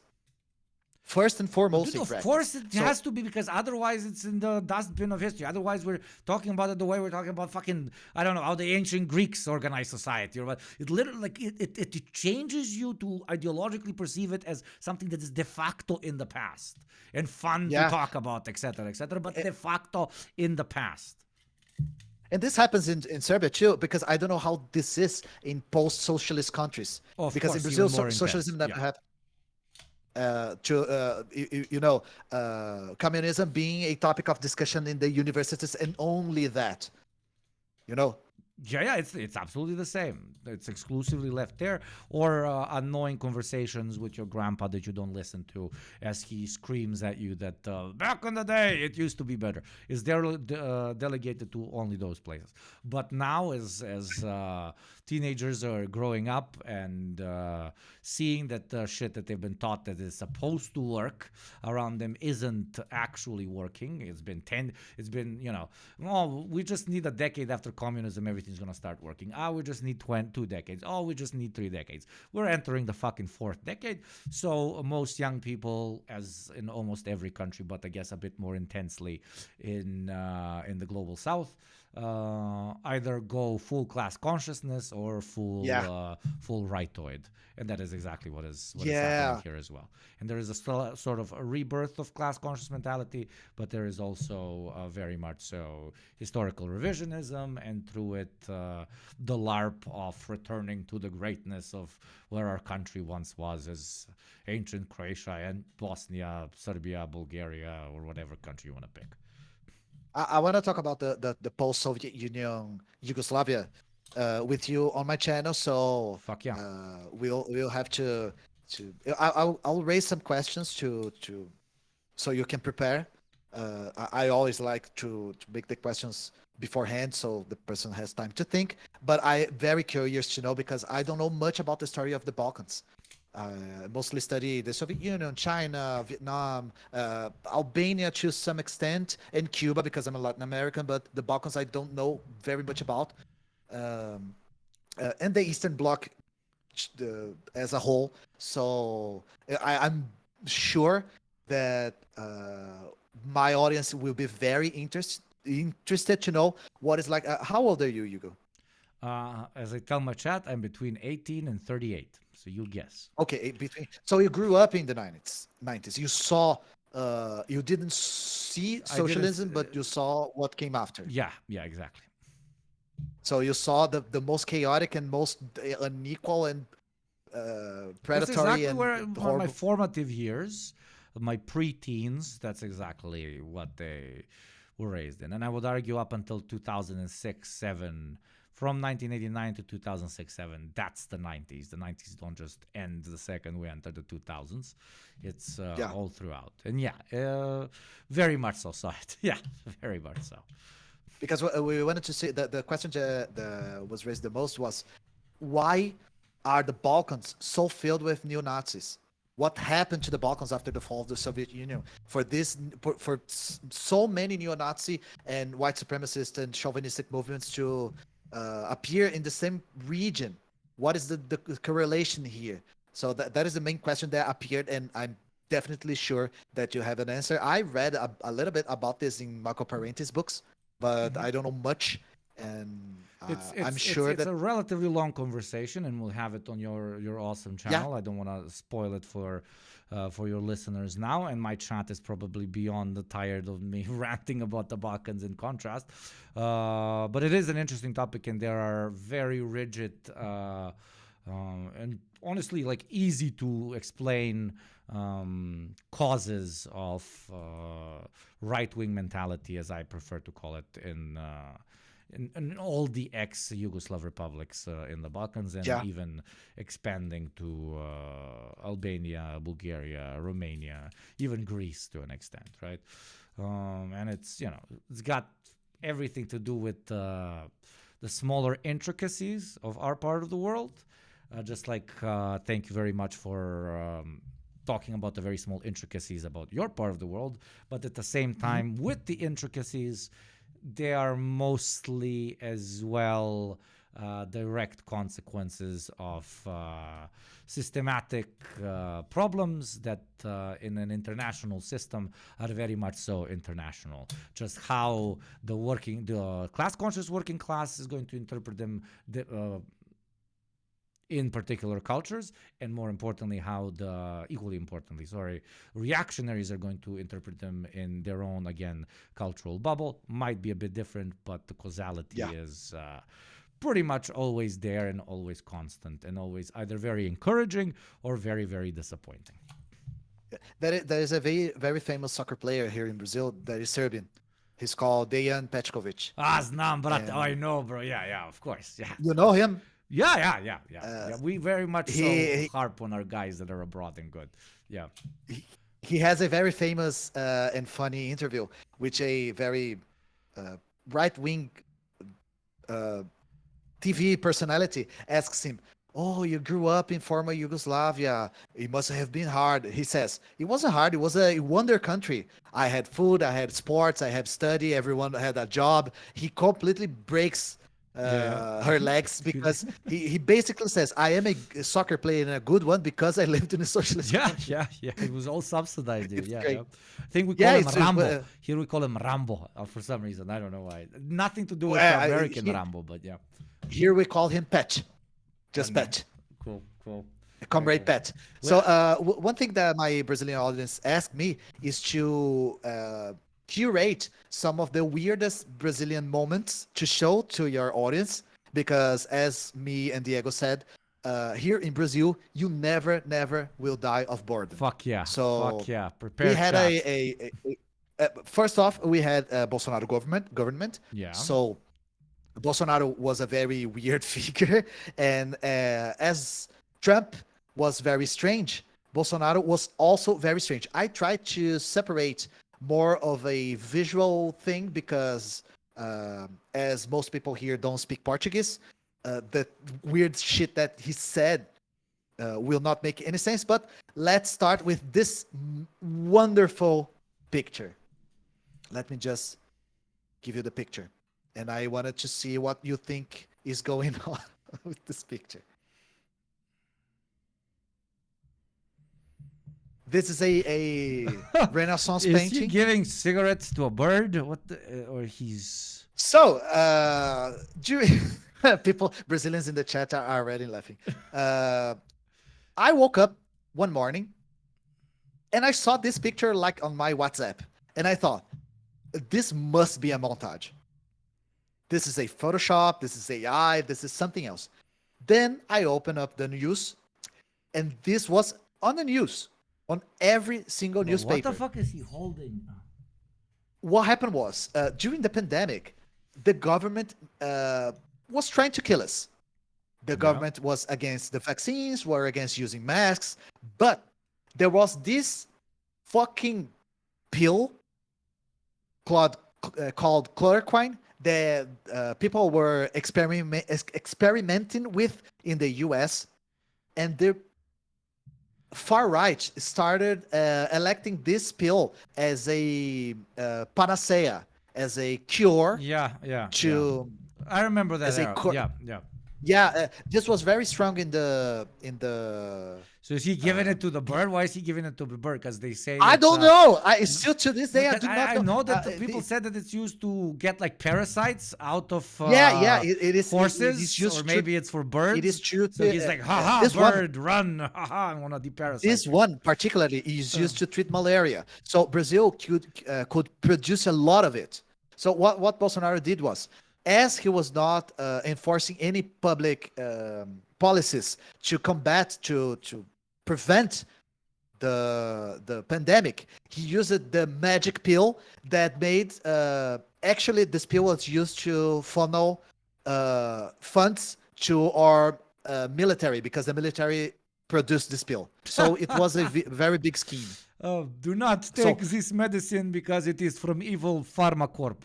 Take this other medicine that is from great military pharma corp. Yes, I am very Bolsonaro. But why is he chasing a bird with it? That's what. Yeah, I'm trying to see if there's an explanation, but I don't remember. No, I don't think there can be. Like, this is like a right brains function in a different way. By the way, chat, the ads are going to play in 5 minutes. I have not warned chat even once for ads this entire time, so let me warn right now. People are saying the 1 minute and 30 seconds of ads is xenophobic. Yeah, because Brazilians are now in. Do they even play ads for you? If you do not want to watch ads, do consider becoming a sub for free through Prime or for $5. So the subtitle says, Jair Bolsonaro holds a box of chloroquine outside the presidential palace to an emu. So the presidential palace has a lot of emus. the emos. The thing gets better.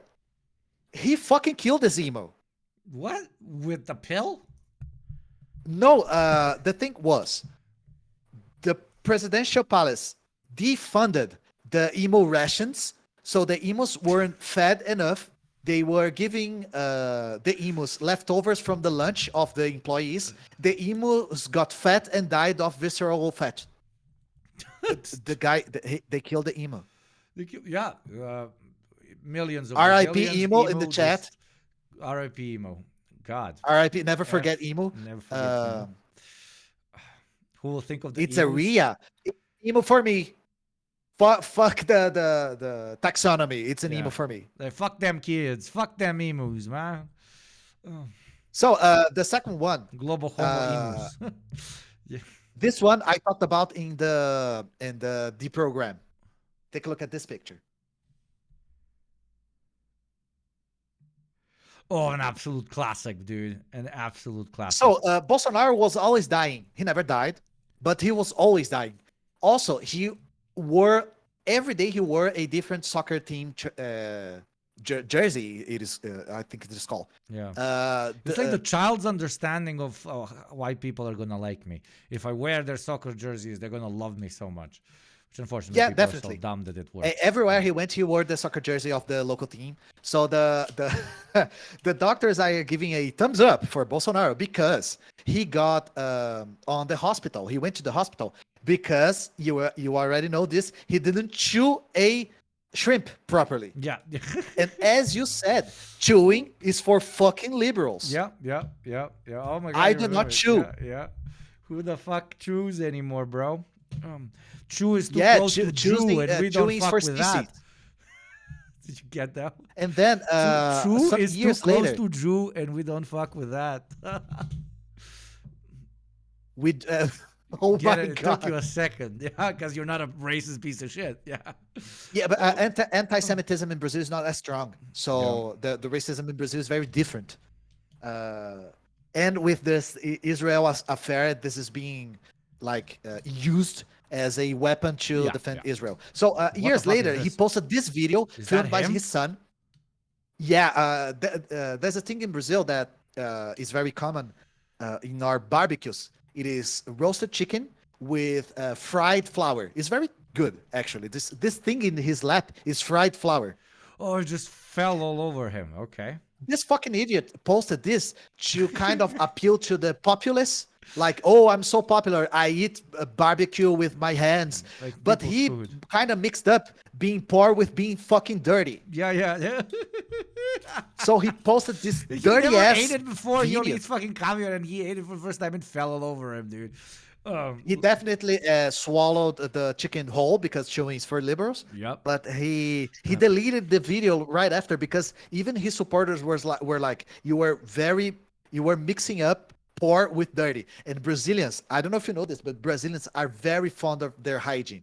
Brazilians take like 2-3 showers a day. Brazilians wear a lot of perfume. We use a lot of cosmetics. Dude, you're Doesn't matter literally the the class. fucking hottest people on planet Earth. Of course, you're clean as well. God fucking damn it. Yeah, Brazilian people are very clean. Even the poorest Brazilian is very clean, and they like to be proud of being so clean. Yeah. So And this tan offended lines. a I lot of- noticed a lot of tan lines, which I like. Yeah, tanning is a kind of cultural phenomenon, especially in Rio de Janeiro. In Rio, tanning is a very and the tan line being very geometric and very small is like an aesthetic goal. So we have Bolsonaro eating for all. This is a video, but So I I don't have know to if thank I I have to thank Brazil for developing one of my top 10 fetishes on planet Earth. Sorry, I'm being weird now. Oh my God. Yeah, but fucking okay. There's a video. This Okay, is let's a see. specific video which is in the right time, and this will be very, very hard to translate. Imbrochável. I hope I'm not saying the N-word or something. No. So what is he saying? Chat, help me out. Help me out. In Portuguese, Hugo, there is this verb. There's a verb which is brochar. Mhm. It is a verb that he's conjugating here. Brochar means Do you know when you're gonna have a intimate time with a lady and your friend isn't invited? Yeah, like almost always. Yes, and Yeah, your dick is limp. Brochard means to the have a friend limp is dick. your dick. So what is he? Get hard, get hard, get erect. No, he's get saying erect. he's unlimp dickable. Let's go, He's bro. putting in front of the word means the same thing in English. Yeah, it's like unapproachable is the reverse of approachable. He's saying he's unlimp dickable. He's saying his dick never falls, but he is in the middle of a protest filled with children. In front of a bunch of people, he goes, "I'm hard, bros, and I'm gonna be hard forever, bros. Time for a goon sesh, my brothers." The amount of time this idiot talked about his dick in front of a crowd, I cannot put into words. One time he said the following: "Good morning to everyone except the first lady, because I already gave a very good morning for her." I mean, another thing he said. Cringe, but that would he work said- with me. Like, I'm a bro imbecile, okay? If my president says something, I'd be like, like, Do you I'm a understand child. why he's I'm- popular? He is popular because of that. But in this day, the unlimp dickable, because there were so many children in the crowd, people, even his supporter, got very. Wait, part of the word is actual, like, he says penis. He says dick. Is it in No, the he says this verb brochard, which means to have a limp dick. unerection fallable. Yeah, okay, got it. Unerectable fallable is exactly. The other thing he said was, "I have a daughter which was made without any help." He clearly means I didn't have to take any Viagra to have my hard dickable. He said this in front of a crowd too. So this guy, I am absolutely sure that his dick hasn't been hard since 2015. Absolutely, dude. And like the bro code of like, man, this guy's such a bro. Like, it dies immediately when you're such a fucking susi baka that you go to the hospital 10 times. You go to the fucking hospital 10 times because you almost died. Like, that shit's the opposite, dude.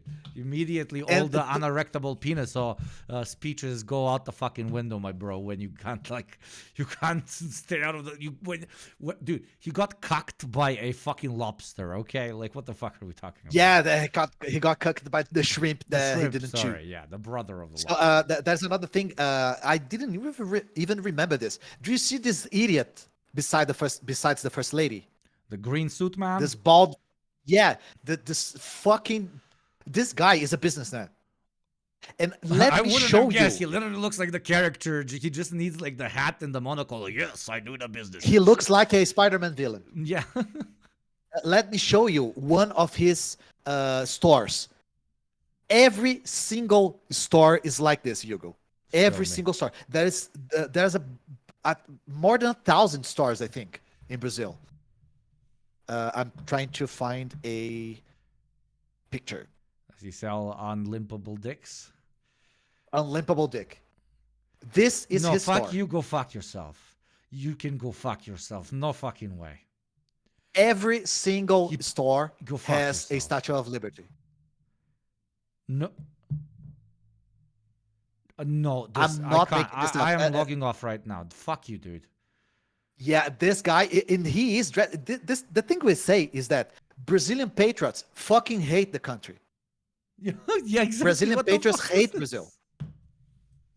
This idiot is dressed in green and yellow, which is the national colors. He hates the country. He despises the Brazilian people. And patriotics, supporters of Bolsonaro, love the US, hate Brazilian food, hate Brazilian music, hate Brazilian cinema, hate Brazilian everything. Nation cucked, self-orientalizing fucking nation cucks, dude. Yes, self-orientalized. It's very.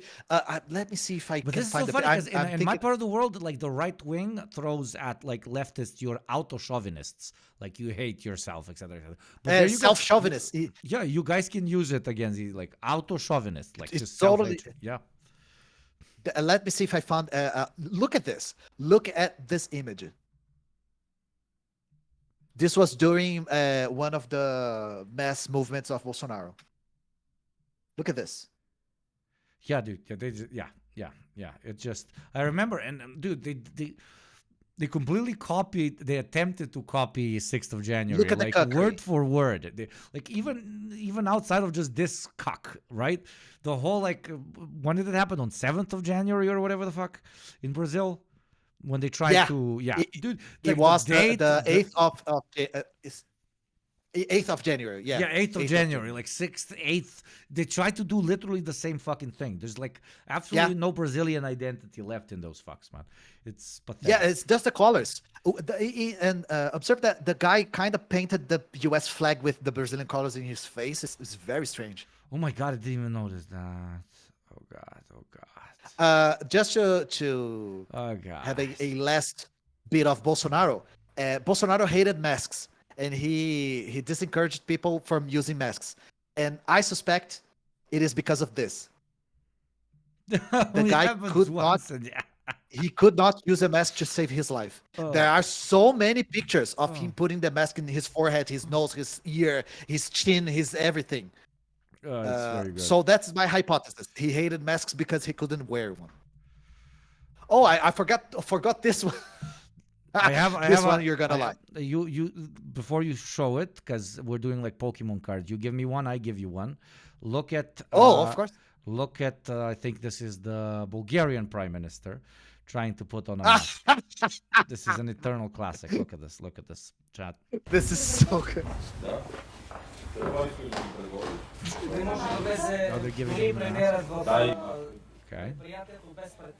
Okay, blah blah blah. They're talking.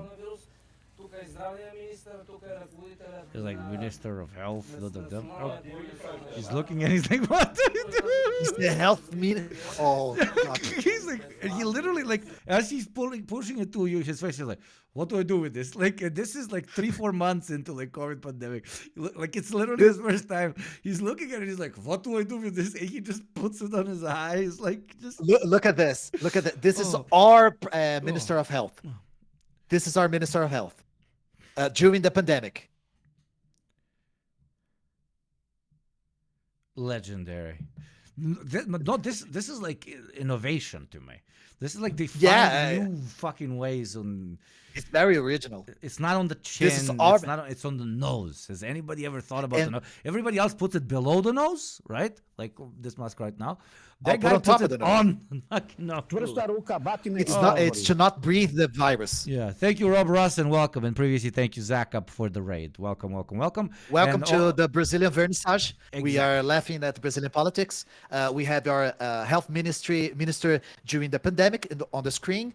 And you ask me, Hugo, is he a doctor? Is he a health professional? He's an army general. He's an army general. He was an army general. Active duty. They became the Minister of Health. They became the Minister of Health. Classa. Absolute classa. Probably killed more than 100,000 people. Well, another picture. Let me grab the picture here. That's a great general, if you know what I mean. That's a great general, you know. Generals' jobs are to kill as many people as possible. Bushma got the position of Minister of Health, and he's like, how do I kill as many people as possible in this position? And he just strategized. That's what his education was in. What the fuck do you want, Ian? Jesus Christ. It's not the guy's fault. I think he was very successful. And he even said, someone asked, what do you think about your performance on the health ministry? He said, mission accomplished. I swear to God, she said. Sorry for laughing at 100,000 dead, but yeah. No, it is funny because he's such a fucking psychopath. This one I call Attack on Titan. Take a look. What in the name of God? Okay. Everywhere Bolsonaro went, he earned gifts from his followers. But his followers were not very talented.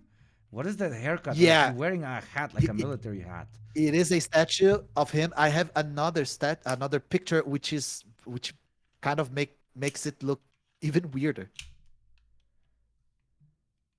You remember when like you were younger and you wondered how did so many people that obsess so much about like racial purity and supremacy follow somebody who looks like fucking Hitler, right? You're like, that makes no fucking sense. And now The you look master at people that race, the follow master fucking race. Yeah, follow Trump, follow Bolsonaro, follow Milei, like little caricatures of human beings, like they're meme joke, like they're meme built. Sorry if I'm body shaming right now, but they're meme built, and they become this. Another statue of the master race there. Beautiful. I love the flag in wood. I would put this in my toilet to scare myself shitless every night. Get it? Yeah, Toilet, to help shitless. with their constipation. Yeah. I'm dead sure there are more statues that let me try to Impressive find. shit. There's one of them in a horse that's very strange. There's one of them in a horse. Because yeah, but the funny thing is the Bolsonaro on the horse is removable. So this is the funniest picture because they're kind of taking him out of the horse. That with I think it's kind of like a toy, the removable Bolsonaro, president not included. You know. Yeah. You have to buy president separately. And I love that all five of the guys doing this are like very noticeably like 100% white. Like yeah, 100%. Like, And as pure as in I the couldn't old find country. a better picture, but his face is very strange in this horse statue, and I have never seen Bolsonaro on a horse, but I have seen him in something else. So we'll get to that. You've seen a horse in him? I am 12. You would laugh a lot at the Bolsonaro's jokes. So this one I wanted to make an exercise. There you go. We're onto something. So we need somebody who has the personality of Trump, Bolsonaro, but a left winger. I'm not kidding. Like literally, just the vibe. I want to hear a young like modern Lenin come out in front of a lot of people and say, "Hello, my followers. Tonight, my dick was so hard when I fucked the bourgeoisie." Like literally, I think you're not joking because this is a very what the people in the global north call populist. He has an appeal.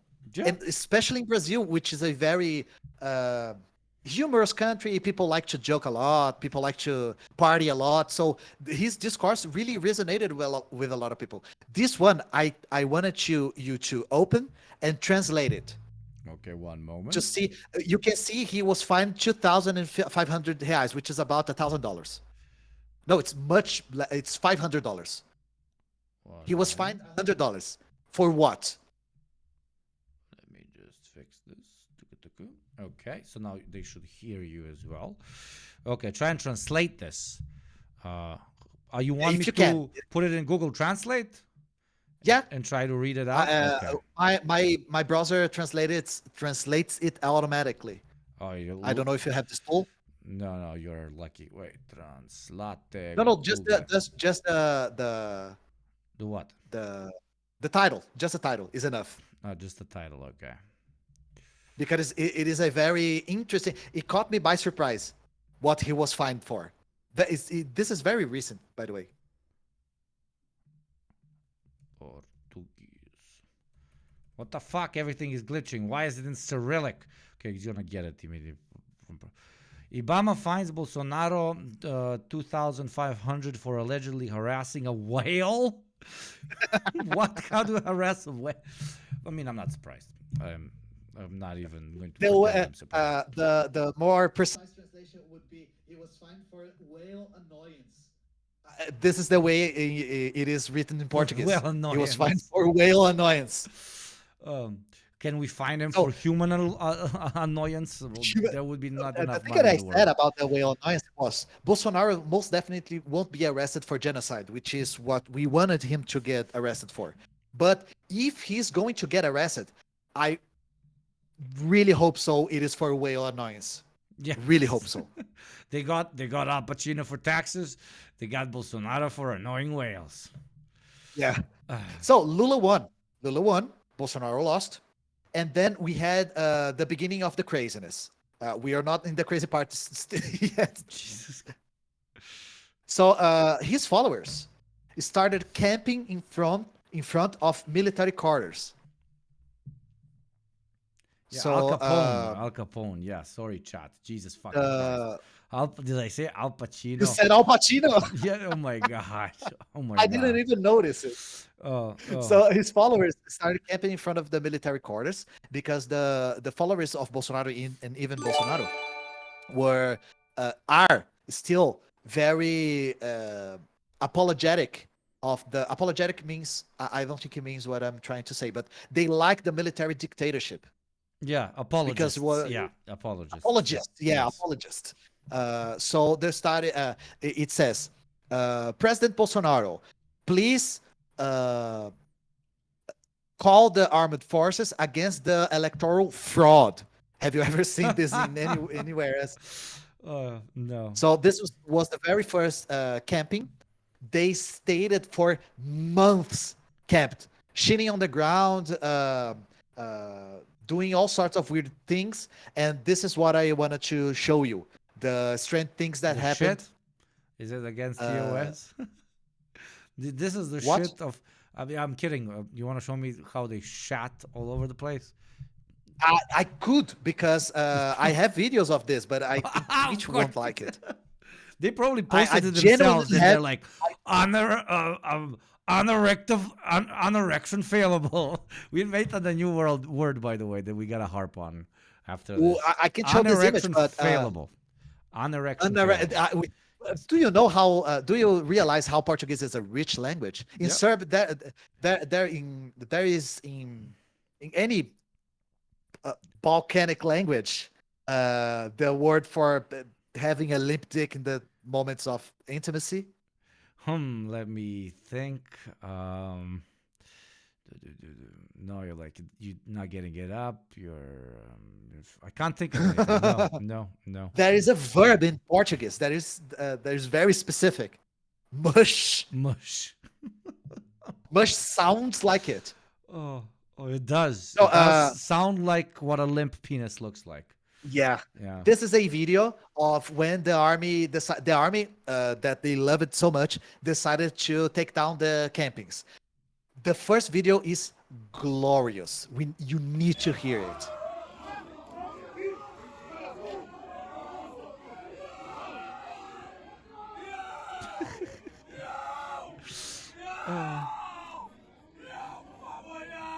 Wait, it's...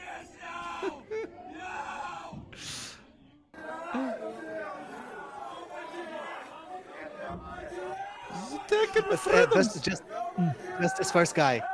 This guy. What does he sound like to you? I mean, the oppression, they're taking away my way of life. Oh no, he sounds American.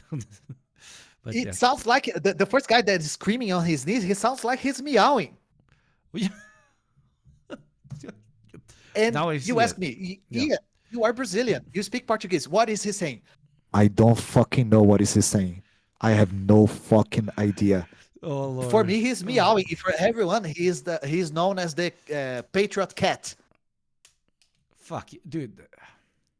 You're ruining this for me because like half of my shtick is sitting here and shouting how like weird and degenerate Americans are, but now like you're Brazil. No, Brazilians are on par with Americans. Legendary. I know someone in chat corrected me. I know what he's trying to say is the tetragrammaton in Hebrew. You know, the Yahweh tetragrammaton, which gave the name for Jehovah. Ah, okay. It's YHWH, I think. He's saying this out loud. With this, I believe it's not permitted, but he's saying God, but in a very Hebrew, weird, obscure way. Okay, understood.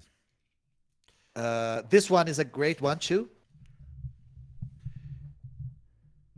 Let's go. Bolsonaristas canta mojino. Are they praying to a tire? Oh, they are singing the national anthem to a tire. I mean, it's kind of beautiful. It's like, yeah, it's very it's a commodity, and they're all around it, and praying to it as if it's a representative of the state. Yeah, I'm the gonna cry, tire man. is very important for their identity. I totally forgot. This one. You're gonna love it because I think I don't even need to translate it. Okay, golden shower. What is the golden shower? What the? Yes. This is a real tweet, by the way. No fucking way. What happened was the carnival is the biggest party in Brazil. I don't know if you know. I even Of course I know invite about you the if you want to. carnival. I want to come and see the carnival. If you want to come to Brazil, come during carnival. You're gonna love it. Seriously. But there was a video, and the right wing usually says that the carnival is degenerate because it is a party with naked people and alcohol and drugs. But there was a video of a carnival person pissing on the head of another person, and the other person seemed to be liking it very, very much. So right-wing pages started to post this video to prove that the carnival was degenerate. Mm-hmm. And then 2019 Twitter for iPhone, o que é golden shower? What is a golden shower? Oh, the fuck yeah. Said the president of the Republic. Let's be honest, he knows very much. So what a golden shower is, just maybe not in English, you know? Yeah, I'm definitely... Bolsonaro said he lost his virginity with a chicken. Just so you know how much of a golden shower he knows. What the fuck are we doing? I'm not fucking joking. He said he said this was normal in his city because he's from the interior of the country. Fuck them chickens. Yeah, fuck animals. And sadly, this is it is not that uncommon. But you did not have to say that being the president of the country. Yeah, maybe one would think. You think. Oh. Yeah, he said that he said this with a lie detector attached to him. So now I'm going to show you my absolute favorite. This one is the best one. One beautiful morning, as with the emu, I woke up and I saw this. It's a tweet. I saw just this image. Of a guy riding a bike looking behind. No, a guy attached to a truck. And then also... I saw this guy hanging on the front of a truck. And then there was this. What the fuck?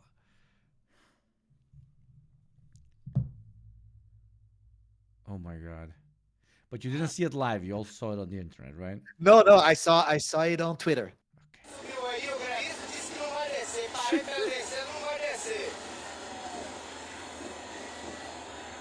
The truck driver is saying he doesn't want to get out. I tried to get him out and he doesn't want to get out. Is a truck transporting the evil vaccines? Later I tell you the context of the truck. He could be like, they're driving the ballots, maybe, of the election. Driving the ballots. I'm gonna keep these ballots for electing Lula. Oh, dude. What happened was they were camping in front of they were blocking a street. Yeah. They were camping, blocking a street, the Bolsonaro supporters. Then this truck driver wanted to go through. And he started accelerating towards the people. And Spider-Man over here just jumped on the fucking thing. Kind of saying, I will go over you guys if I need to. This fucking idiot clinged to the truck as a form of keeping the truck from going forward. Mm-hmm. What the truck driver did, he went forward. Yeah. And started accelerating. And reached 100 kilometers per hour. Yeah, dude, with the guy driving hanging on a fucking highway. He's driving on a fucking highway with this guy Yeah. attached on him. I don't know who's more And the unhinged, guy the did truck not get driver or the idiot. Like, god damn it. But then I was researching for my participation in your channel, and I found this, and this is glorious. There is a Wikipedia article just for this guy. We call him the Truck Patriot. Truck Patriot. Let me switch The Truck to, Patriot. Oh, The truck patriot. And I'm gonna tell you this: some people tried to write a Wikipedia article about me, and Wikipedia said it was irrelevant. Oh. There is But the truck patriot is relevant. Patriota do Caminhao ou bolsonarista do Caminhao é meme de internet que surgiu a partir de gravações de apoiar do antao presidente Jair Bolsonaro. Fucking wild, dude. You have a truck patriot. It's not bad, but people from abroad always get caught up on the accents. So the caminhão, do you know the Spanish N with an accent on top? No idea, brother. Like mañana. It's a nasal sound. No. It's not caminhão. I remember that old Skype video. No. When I come, you'll teach me. Caminhão. I shall eventually become Brazilian myself. Brazilian. Come to Carnival. Come to Brazil in the Carnival. The Carnival is in February. So get your plan straight. Put a goal. Have an April goal. Put Brazilian Carnival as your goal. Brazilian Carnival should be your goal. Fuck yeah, I always would have come during the Carnival. Fuck yeah. So Lula wins. And then we have our capital. I found a video compilating the invasion of our personal capital. 8th of January. Fucking age restricted. Because there is a little bit of violence, I think. Yeah, There's people breaking up shit. Second. Right. Regular setup. Why the fuck does... Okay, Discord... Can you say something? Hello? Say it again? Hello? Okay, it's working, okay? Okay, I just wanted to see if your audio is working here. In this video, there's no people cheating, but we could show you. Yeah, this is a continuation of Brazilian right-wingers just copy whatever Americans do. Yeah. Do you see that the word there, the banner there? It says intervention. This clock is 200 years old. Jesus Christ. The guy broke the clock out of nowhere for anything. Yeah, what classic patriots who want to protect Brazilian culture just do. Yeah. It says policeman gets taken down out of a horse and the animal is harassed. Classic. Patriots who love police officers always do this. It has a little bit of a delay for me, so no worries. Sorry for it.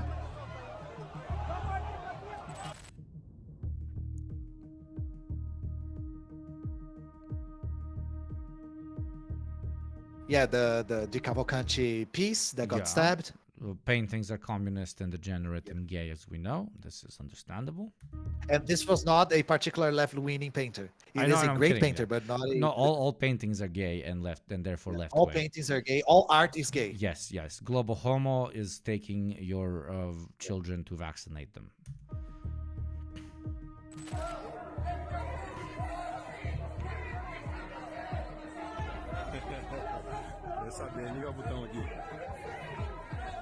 They are in the state senate. Just classic. Oh, it was a Sunday, so nobody was there.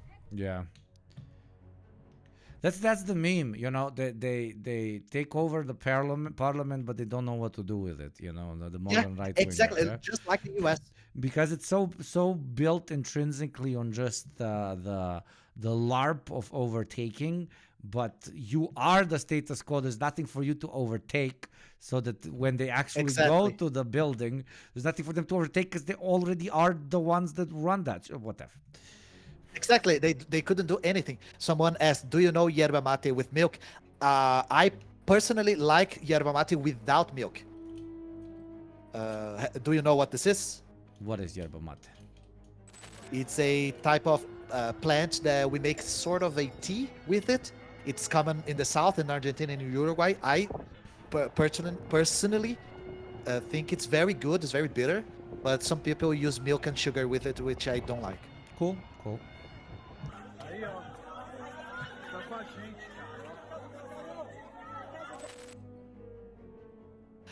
they could enter the state senate because the policemen let them in. That's a good cop. That cop ain't gay. The explosion is in the Supreme Court, and the chair that you're going to see ahead is the chair of Alexandre de Moraes, the Supreme Minister, the minister that we talked about in the beginning. Oh wow, the gardener. They hate. He's present. Yeah, the gardener, everywhere. the Paraguayan gardener. They hate him. He is the main target of these people. And there is one video of a guy sitting on top of his drawer and lowering his pants and pretending to take a shit on his drawer. But this video I can show. They found a star, which means communism. Yeah, it's the national symbol of Brazil. It's the emblem. And this architecture that you see here was made by a communist architecture. They pushed the car of the police inside the... I don't know how to call this in English, but in Portuguese you call Dude, this is like one-to-one, literally just January 7th. Same like, thing. Same. January 6th, yeah. Literally it's one-to-one. It's just We call a this different a water flag, mirror. yeah, which is a great, again, allegory for the... Even like, not even unhinged, it's just cringe of the general modern populist right wing. I forgot about that. The unlimpdicable. The context was a protest on the day that Brazil reached 200 years of independence. Wow. Great way to commemorate. Great way to commemorate. For 200 years, my fellow Brazilians, our dick has been as hard and strong. My dick has been hard for 200 years. And this last one, this is what a Brazilian is made out of. A hard dick and a soft heart. And tan lines. And tan lines. And tan. And yerba mate. And yerba mate, which is very close to the Serbo-Croatian word jebem ti mater, which is I fuck your mother. So yerba mate, yeah. This is great. This is why Actually, in Portuguese we call it erva mate. Yeah, when you said yerba mate, I was like, did you just like tell me for my mom to go fuck herself? Are you fucking with it? Yeah, I was like, did he just like randomly just learn the specific Serbian phrase? But, and then I saw in chat that they're talking about it. I'm like, oh, okay. It is a great word to learn. Did the guy just do this to me? He asked if I fucked their mother with milk. No, oh my god, fuck, People in the chat are horrible. How do you even fuck with milk? No, I saw like they put it in the butt, so then when the penis goes in, the milk squirts out of the butt. Sorry, chat. This last one. I had to say it. It was in my brain. I had to say it. Okay. Yeah. Sometimes the invasive thought. Yeah. This last one is the one that I talked about in the D program. The Dona Fatima, the Mrs. Fatima. Let me see it. Mrs. Fatima, Oh, all yeah, I sweaty, remember. all Yeah. dressed in flags, taking a shit, and I don't remember where she is. But they're literally just.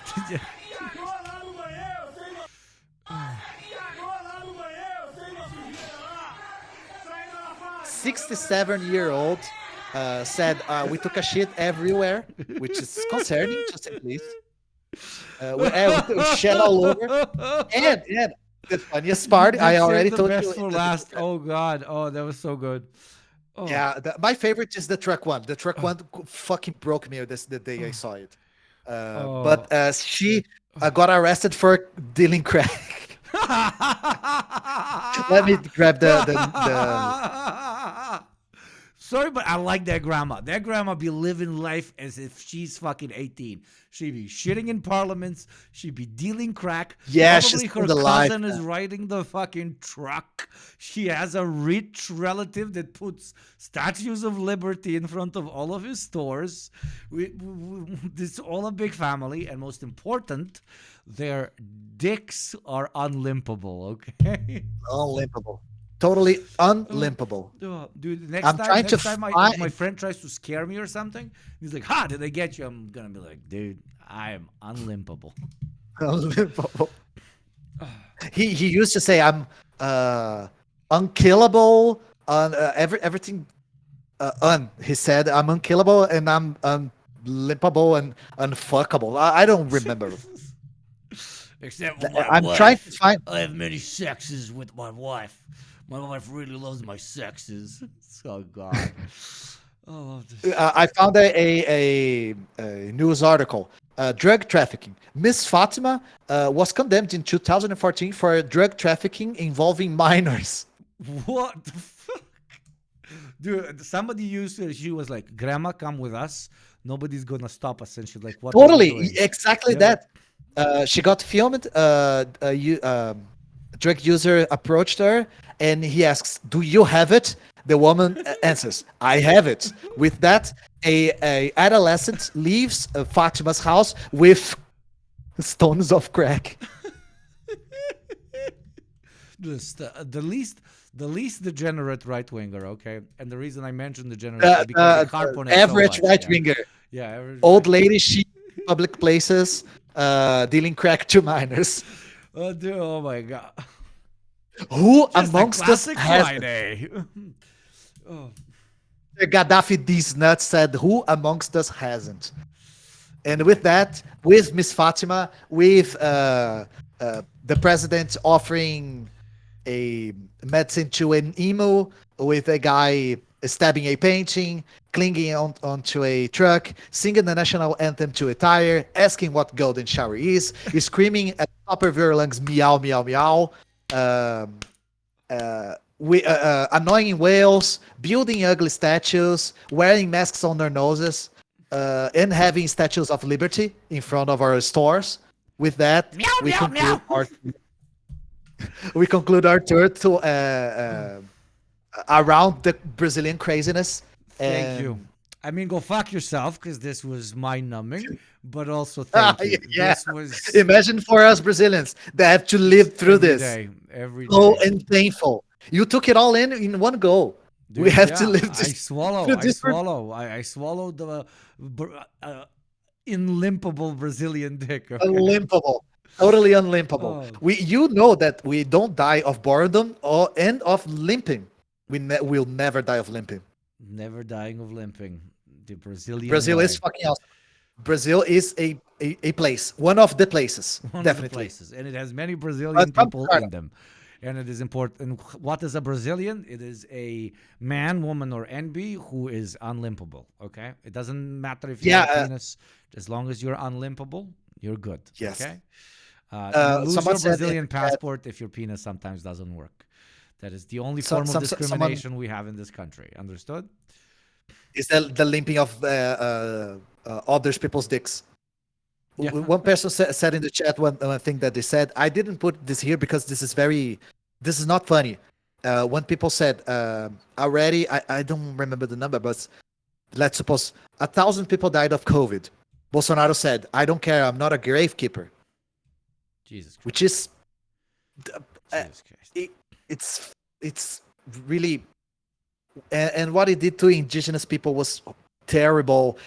He killed many indigenous people by starvation. It was horrible. He said he tended to really mistreat people who were suffering from the pandemic. And this is what we wanted him to be arrested for. But hear this. He is almost getting arrested. You know why? Why? Bolsonaro, as a president, needed to leave the country to go to the US. But Bolsonaro was an anti-vaxxer. He didn't believe in the vaccine. He said he wouldn't take the vaccine. He wouldn't vaccinate his child daughter. And that vaccine was Chinese and experimental. But he needed to leave the country. To leave the country, you needed to have a Certificate. vaccine, the certificate, a vaccination certificate. What happened was, to not contradict himself, he asked one of his employees to falsificate, to make up a fake, yeah. a fake certificate of vaccination so he could leave the country. This fake certificate got caught, and he might be arrested because he faked his fucking certificate Hilarious. of vaccination. Hilarious. Forged document. Hilarious. That is the pettiest reason for a genocidal maniac to be arrested. Yeah. I mean, second pettiest. The pettiest would be him scaring some whales. Whale annoyance, yeah. The annoyance part is very crucial for me because it was harassment. The Google Translate put harassment. Annoyance is much funnier. It is because it just sounds like the whale is just mildly annoyed. Not very annoyed, but mildly annoyed. Poor Brazilian whales. He's giving like side eyes to Bolsonaro, who's standing there just holding a packet of fucking dewormers that he thinks can cure COVID and pointing at it. Yeah. Waving in the face of a whale. And another thing, Bolsonaro loved jet skis. He was the president that worked the least in the history of Brazil. We know the time because we can see we have a thing called the Transparency Portal, which is a portal is a strange name in English, but it is a website that shows us how much a congressman makes, which time he enters, how he voted, and we see Bolsonaro entered to work like midday and left 3 o'clock. He worked like 3 hours a day. Classic. And he went to the beach to pilot his jet ski, and he annoyed the whale with his jet ski. Another thing he did was take out every tax involving jet skis. Absolute priority. Talk about a man with a passion, am I right? Yes, brother. Yes. He almost said it exactly this. He was being interviewed, and someone asked, "You always criticize the amount of taxes that Brazil has. Which taxes do you think should be taken down?" And he says, "I took down every tax involving jet skis. Have you ever piloted a jet ski?" And the guy says, "No." He says, "The day you do, you're gonna fall in love." Legend. It sounded like a hillbilly talking about his truck. Yeah. Oh, this is a great another thing. I think people were asking him about water management. We like need water distribution. For my jet skis, okay. And I need to hydrate. Yeah, it was. If I want my dick to remain unlimpable. I know you were a creative guy, but you cannot make this up. I couldn't. He said, "I have the solution for the water problem. You just have to take a shit one day, and the other day don't take a shit." How do we translate this? You have to shit every other day. He said just like this. Keep it in, bro. Keep it in, brother. Every other. Keep it in. Only cock stick shit, brother. Yeah. Yes, brother. So, in the name of the nation, freedom leaves. Freedom leaves your body. The freedom leaves with you. Brother. You have to keep the freedom inside of you. And once every 2 days, you have to shit to not waste water. That was his plan. Yeah, brother, what are you doing, brother? I'm shitting, brother. Brother, don't you know that shitting? You start with shitting, the next day you're a fucking Stalinist communist. It's slippery slope. We see you ever start with shitting. Don't you sounded like a South Park episode? Definitely. Don't you know that communism starts with shitting? Like that again, Richard Wolf meme. The more the government does stuff, the more the government does. Yeah. The more shit you take, brother, the communister you are, brother. You're going to be addicted to shitting. You start shit, you cannot stop shitting. Yeah. And then they take power. And then they take power, brother. Yeah, I forgot to tell you this. The day he didn't chew the shrimp and got clogged, he had to take the shit out of his nose. And it was wonderful. No. There was a picture with Bolsonaro laying in a hospital bed with shit dripping from his nose, and his son with his jacket like pulled back with a gun on his hip. It's the weirdest fucking picture I've ever seen. Oh my God, dude. Like, Bolsonaro to an extent to me is that there is proof for a non-benevolent God, like a God that believes in crime and punishment, right? Like Bolsonaro is doing this awful stuff, and like awful things keep happening to him continuously. And he's like, "Is this God punishing me? No, I'm gonna go ride my jet ski, brother. I'm going to continue to nut shit, brother." This reminded me of a story. Bolsonaro followers are very gun crazed. In Brazil, it's not very easy nor very cheap to get a gun. But I mean, again, they just want to copy being American. They just want to be American, and somehow they twisted that into being a patriotic Brazilian nationalist. Like the fuck, It's self-chauvinistic to the core. Yeah, yeah. They copied the U.S. the gun ideology, but in Brazil, it is quite hard to get a gun. Mm-hmm. So what they did was they started issuing certificates for hunters and collectors, which is the easiest way to get a gun here. So all of a sudden, the hunters and collectors grew 900% in Brazil during Bolsonaro's government. And one of these guys, his mother had to, how do you call that medical exam where you go into a giant magnet to kind of scan your body MRI through the machine inside? or something. MRI, I think. Yeah. MRI machine. This guy went with his mother because his mother was going to go into an MRI machine, but he couldn't leave his gun. So he lied to the security. Fuck you, that's the biggest meme in the world, dude. That's like literally the meme. Like that's the an American will walk into an MRI room with a gun and then everybody dies. Yeah, this happened in Brazil. The guy entered with a gun in the MRI in his hip. The gun pulled the trigger and shot his dick, and he died of bleeding. Okay, there is a God, and I'm afraid of him. Okay, There is a I God. believe He in turned God, the but I meme to think it's a reality. benevolent God, etc., etc. But now I'm afraid of God. Thank you very much, Ian. Now I'm afraid of God. Holy fucking shit, dude. That is another saying. Besides, Sorry, I gotta stop you don't die there. of heart. His dick was limpable. We found a way to turn a Brazilian dick limp. You have just to enter in an MRI machine with a gun in your hip. Yeah, just classic things. And wait for the magic to happen. God damn it, I need to take a shower. Oh, but you can take a shower, but you know what you can't do? You can't take a shit, brother, because that is Why you corrupted, should do brother. that? It's like the doctors are going to attack you. I'm going to try to find a picture.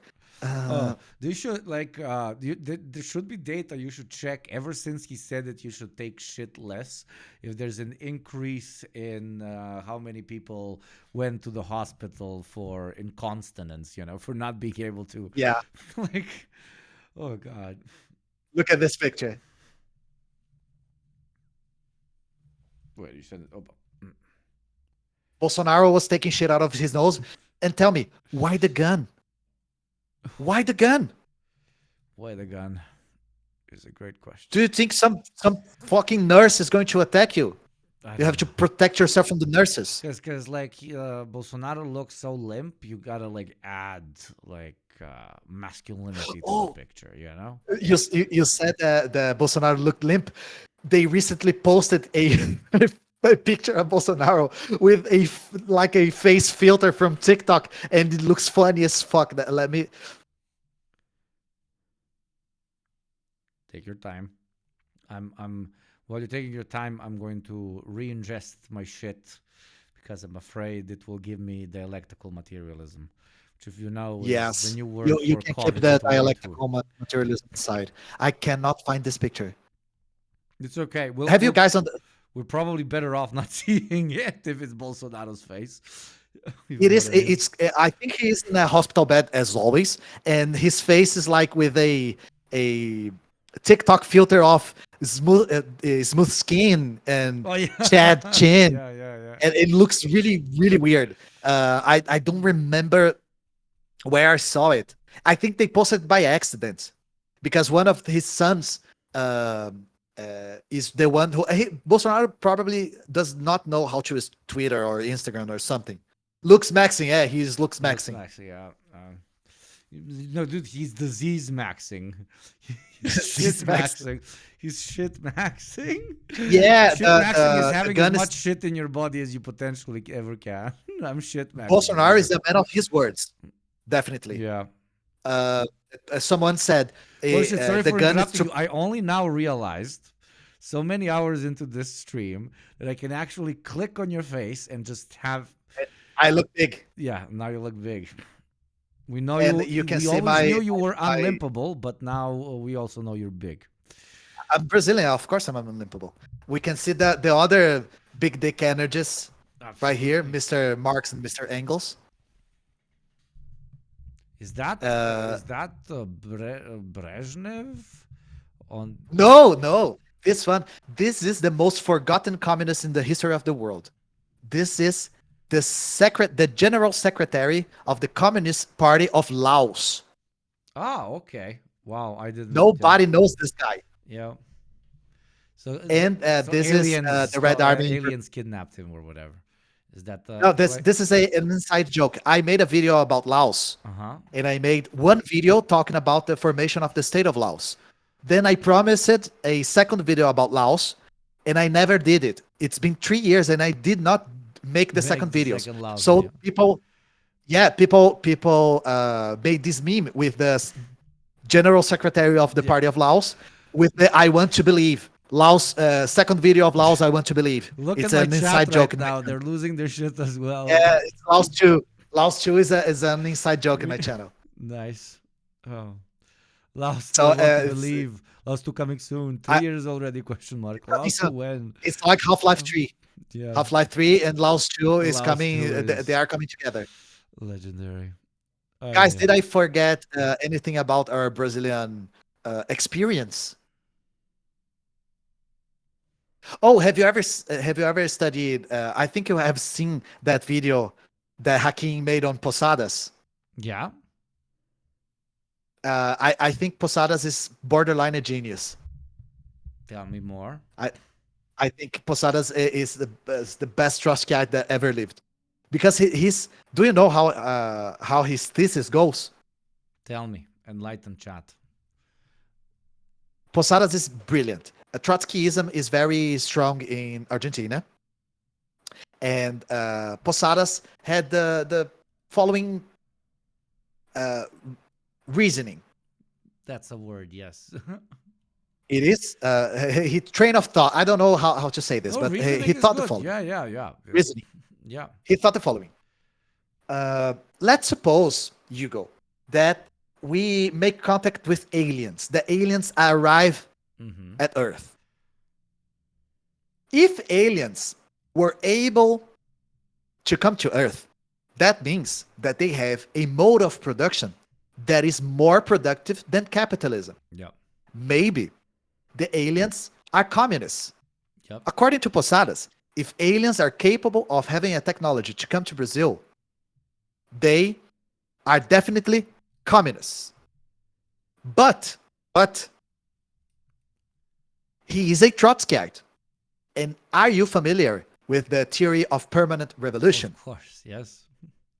We can summarize the theory as, please, Europe, make a revolution and spread it to the world. In other words, we from the third world have to sit and wait until the center of the capitalist system revolutionizes itself. Yeah. So Posadas. we, as a peripheral planet, need to wait for our great Exactly. UFO overlords to come and spread it. Absolutely. But we have a thing for according to dolphins as well. Yes, he is obsessed with dolphins. But Posadas went further. Posadas said, there is irrefutable proof that there are already aliens among us. But why don't we know about this? Well, first, the aliens came in contact with one of the most advanced, technologically advanced countries in the world, the Soviet Union. But the Stalinist bureaucracy keeps the people from knowing the truth, because if the people met with the aliens, they would know that the Soviet Union isn't really socialist. They are that communist. the aliens are true.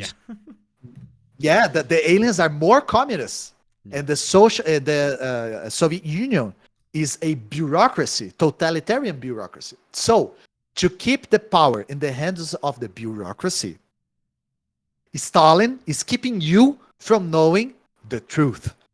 I love it. It's fucking brilliant. I think This is borderline genius. This is a great fucking movie. That is what this is.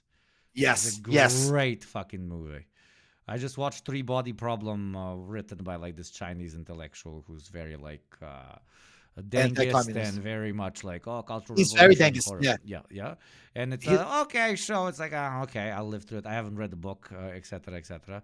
But some of the like intermingled anti-communist memes in it, or let's say anti-Mao memes in it, are absolutely fucking hilarious. There's a scene where the guy is like, hey, we should point the satellite to the sun. It's going to increase the speed. And the local ideological chairman is like, are you crazy? This is reactionary sentiment. The sun is what guides us. How are we going to point a satellite at the sun? You reactionary the book. dog. Like, what the fuck? Like, This is definitely no joke in happened. the book. This definitely happened. 1,000,000% Definitely. happened. Yeah, definitely. 100. This There's guy a good is American he's very man there that is helping replant trees that evil yeah. developing The country evil is cutting down. Блядь, такой курац. It's a show. That's my review. It's a show. I read the book. The book is brilliant. It's really good. The story is really good. But he's a dead anti-communist. He's crazy anti-communist. He treats communists like the followers of a cult, people who act by command, who don't think by themselves, and he's very he's very Western loving. He is a cook for Western technology and culture. Yeah. But the story of the book is really good. So the book is very anti-communist. It's hard to swallow with this This scene that Hugo just described happens in the book. They cannot point the satellite at the sun because Mao is the red sun in the sky. It's fucking idiotic. Finally, And, someone I can share this with to understand. And my partner, my girlfriend, like she's very political, very anti-capitalist, but she's still very class conscious. But she really doesn't want to call herself a Marxist. But because of some of her family's experiences in the country, blah blah blah. I'm not gonna go into it. But she screams like we watch it separately, and she screams from the living room. She's like, "Oh, come the fuck on!" And I'm like, "Is it the scene? Is it the scene?" It's and I come and ridiculous. say, it's the fucking scene. Jesus. It's fuck. really cringy. Like it's very cringy, and even It's like, really fucking cringy. Yeah. And it's kind of a spoiler, but the Cultural Revolution and the communists set up the nihilism of the main character.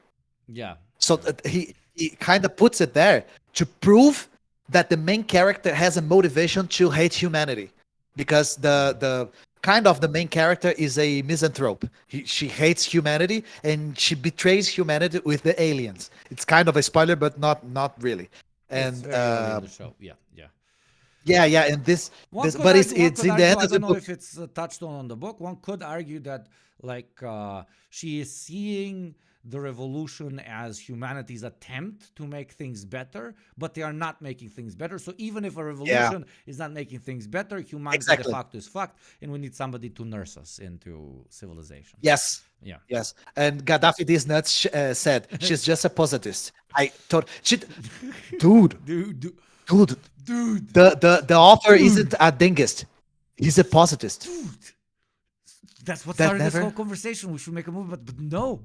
He was, dude. Look up when he was born, and look up when Posadas Posadas was born. Dude, no. When did he publish his shit, and how many years is it in relation past when this guy wrote the book?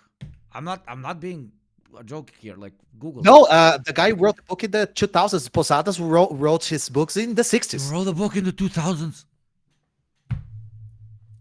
The guy is a Posadist. Dude, I'm convinced. And the guy is a complete fucking fraud. He fucking just copied the fucking ideology into. He copied the story of the book. Copied the story of the fucking. No, but for real, the book is good. It's very well written, Show's and okay, the story is yeah. very. No. And it is very the sci-fi part and the physics part is very interesting. And I And really it has enjoyed kind that- of a suspense to it. Go on. No, it has kind of a suspense to it because the series presents things in a different order. The book is very linear, So it really makes you interested in understanding the three-body problem, which gives the book its title. Yeah, I really like the potential, which obviously is going to develop as an ideological current the moment we kind of interact with other species, and that is the question, because racism is fucking idiotic, obviously, but racism at the core is fucking idiotic because we are the same, right? But what about if you meet another species? Would it then be rational for a human to de facto put his species first and hate sometimes even the other? There's an interesting in that case, the other is different. It is different. I am no different to a person from Laos or from Ghana or from Brazil, right? Laos nation. But Laos too. Yes, Laos 3. But Laos 2. Compared to a potential invading alien, I am. So that kind of the reason why we shouldn't be bigoted against each other based on ethnicity amongst humans falls in the water when it comes to interspecies relationships. So yeah, I don't know. The funny thing is, we see a surge on sci-fi in countries that have mostly scientific development. So we see sci-fi first in the UK. Then we see a lot of sci-fi being produced in the US, then the Soviet Union. Now we see a lot of sci-fi books and movies and series being produced in China. Yeah. So what I wanted to say is, if you see the way the United States and the UK portray the aliens, it's almost like a colonial empire. And the Soviets usually portray the aliens as kind of mutual interest, like one race trying to understand the other better. So I think this is directly connected to the world vision that each other society had. Absolutely. And not even in sci-fi, even in regular fiction, the invading orc hordes, and then the beautiful cultured ancient civilization of elves defending itself against the etc. It's kind of like colonialism is natural. The colonial dispute between races and different species is something that will happen always, because that blah blah blah, that humans are tribal and human. By the way, I used your video on human nature recently to a video of mine, so thank you. I will not be crediting you with money, but I will be crediting you with a 4-hour long stream. So I hope it is worth it. More boy. Dude, I thought our streaming together would last 45 minutes to an hour and a half, but I'm glad you stayed, and I'm glad I've seen those Brazilian interpretations. That is for sure. I mean, the fucking memes, etc., etc. Obviously, I'm glad for all the brilliant insight that you've given throughout this experience. But those take the cake, as they say. I agree. It's human nature to play ads on stream. The book as well. Yeah. What? Oh, I really recommend. Someone asked if I read the trilogy. I just read the first book, The Three-Body Problem. I don't know what the other books are about, but I'm interested, and it's I think it's an easy read for us that read so much theory. When we read literature, it's really easy. So you go. I have to go right now. I have to have dinner. Go and join me as well, but I'm going to stay a bit after you go to spam chat and thank all the beautiful subscribers. Thank you one more time, Ian, for coming on. It was a pleasure. I would like to do this annually or semi-annually, both on the D program and here. I look forward to coming on your show. I'll prepare. Actually, obviously we'll talk just like I used you. I orientalize you to an extent and only use you to talk about South American countries. You're gonna orientalize me and talk about the Balkans. But I'll copy you, and I'll get some Balkan shit posting as well for you to understand. Definitely, I would love the Balkan posting. I would love some Serbian posting. And thank you. The pleasure was all mine. We can make a series annually not that I only have to come in the channel annually, but we can have a series that what crazy shit happened in Brazil last year. Fuck yeah, Like absolutely, the annual report on crazy Brazilian shit. Yeah. And can be totally serious because the reason I stayed for so long is I very rarely do a loose stream. For the past 2 years, more or less, I have been doing only scripted streams. So every time I come into a stream, I have a script prepared. That's wild. Okay. Yeah, because I can tell you the reason. Do you know your tumors? Do you know the fucking guys in our field that attack themselves? Every time I make a mistake because I didn't prepare properly, Yeah.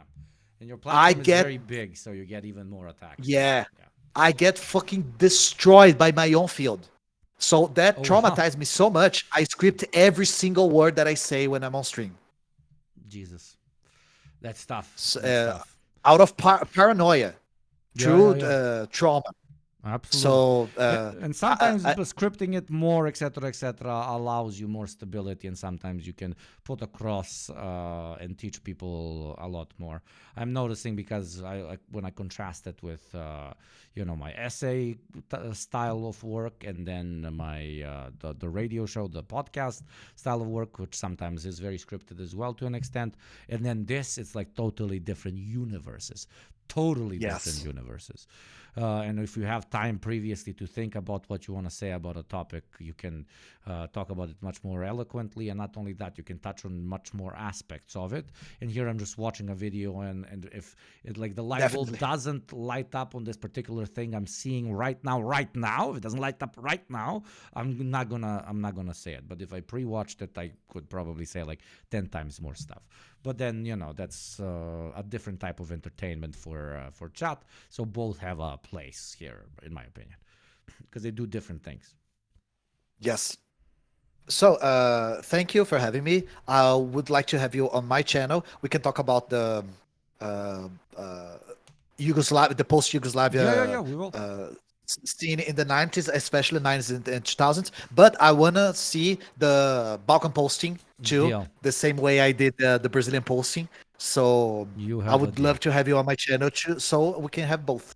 Thank you very much for coming on. Have a lovely rest of the day. This was an absolute pleasure, and you should be very proud because you're the first guy I ever, quote unquote, interviewed live on the show. So if all the guests are as entertaining and, more importantly, informative as yourself, this is the beginning of a beautiful friendship. This is the beginning of a decent series. So thank you again for coming on. Everybody in chat, if you do not go and fucking subscribe /follow /everything on Ian, I will come to your home and I will make your fucking dick inerectable, okay?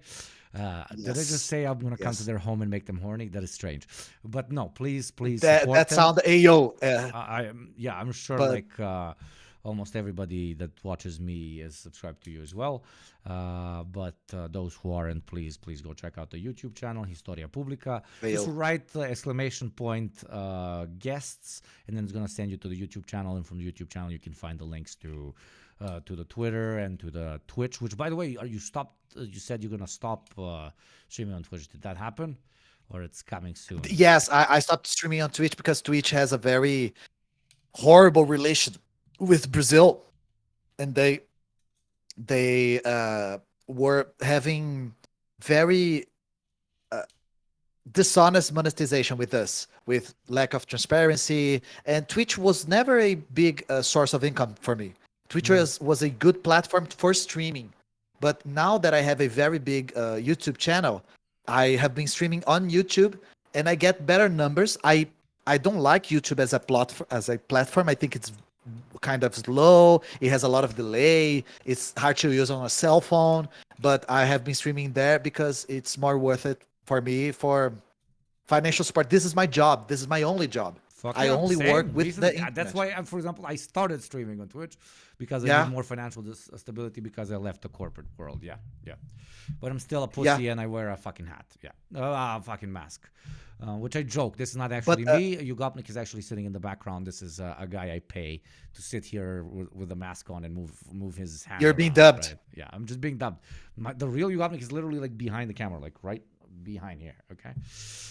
Oh, I don't know how Twitch is in Europe, but it is better for you. But in Brazil, with our currency, with the conversions, with the taxes, it was horrible. It wasn't worth it. And YouTube has offices in Brazil, has a kind of closer relation with the professionals in Brazil. The proportion of pay in YouTube is much better for us. So it was more worth it. But I had a good time on Twitch. I like the Twitch culture. I like the Twitch community. I like its tools. But we have to flow with the changes in the internet. If we insist in doing what we want and not what the internet is doing, we will not have a very long career doing this weird post-Fordist late stage capitalism job that we have. Exactly. And I think that is a great note to end this on. Go and eat, enjoy life, enjoy Brazil. Hit me up about me coming on. And thank you very much. Bye, guys, and stay rigid and hard. Hell to the yes. What a way to plug the fuck out. Absolutely legendary. And talking about absolutely legendary, please everybody go and subscribe, as I said previously. And also, thank you very much, motherfucking Jocula, for the 10 gifted subs.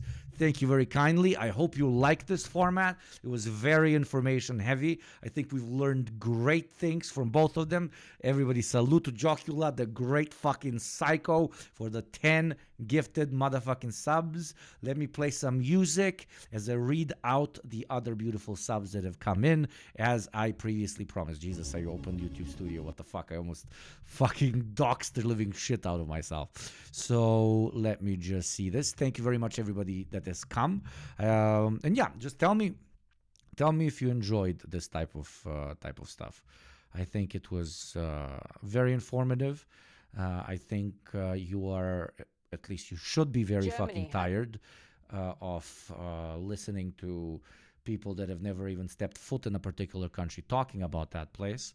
So both over on the D program, but also here, more intensively than even at the D program, I'm going to try and bring you different voices from different parts of the world so that you can learn. Not enough cum. Great, but not enough cum. Need more cum. Venus blood flow. I guess there's a lot of blood flow there. Do not come. Do not come. Yes, I'm going to come. Okay. By the way, this is the link. This is the link to this insanity, which was posted 8 hours ago. So let me see. What the fuck, man? My setup is insane because of this. Okay. Now, thank you very much, Jocula, for the 10 gifted subs. Thank you, EcoWaves, the OG EcoWaves, for 5 gifted subs right before that. Thank you, EcoWaves, for another gifted sub and another gifted sub. We salute the great EcoWaves and the great Jocula, who fucking own this motherfucking thing. EcoWaves then proceeded to give another gifted sub. Jesus Christ, fucking carrying this motherfucker. Thank you, Cocosmonaut, for resubbing. Thank you very much to Comrade Banter Boss for another gifted sub. Thank you very much, Mr. Ivans, for the sub. Thank you very much to the legendary Nana Shimakoto. Brazil mentioned in chat. Let's go. Also loved Historias, the program episode. Listen last week. Thank you very kindly, Nana Shimakoto. Now we move on to ZFIH, who gifted a 3-month sub to Red918. Thank you, Krasmazov, for the sub. And thank you, Marincha89. The rest, I believe, I already talked about. So, with that being said, my beautiful camaradi, thank you for all the subs. Thank you for all the follows. Thank you for all our beautiful South American friends that have joined us for the first time. I will stream the early stream most likely tomorrow, and then the schedule is going to be switched up than the one it is now, but look out for it. Join my large, at this point, very large, very thick, very engorged, very leaking Discord channel where you can follow pretty regularly exactly what kind of schedule I have at that point, blah, blah, blah. And follow me on Instagram. I post there as well. Thank you very much to all the mods for doing your work, as always. Yes, Toasty Android, our Discord is unlimpable. Thank you for the subs. Next time, you didn't get the cat this time because you didn't reach 1,150, but next time you might get it, though the target will be higher. Anyways, the guest episodes, I'm really glad that you like them. I'm gonna try and do them as often as I can. I have some ideas of people that can come on in the future. Well, it might not exactly be like financially sustainable because I can't read out the ad reads. I can't read out the subs, so there's not as many subs coming in. In a different way, it's sustainable and it's, international solidarity. I'm not here just to make some fucking dough, okay? So I'm not going to let that motivate what kind of content I give you, beautiful, beautiful Pokemon, okay? I think the thing that is holding my mic is going to fall. Now tell me, you beautiful, disgusting little piggies, who I should raid. Who is going to be raided today? Who is going to be raided today? I wanted to do left flank vets, for fuck's sakes.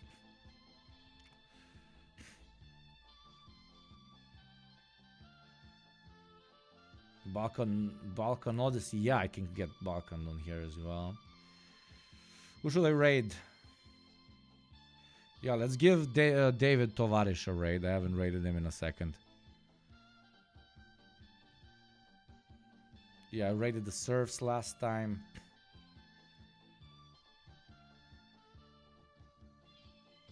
Okay, so those three are my options. Okay. The beautiful David. Let's send some people to the beautiful, beautiful David Tavarish. We love our David. Go and make his day. There we go. Raid. What the fuck?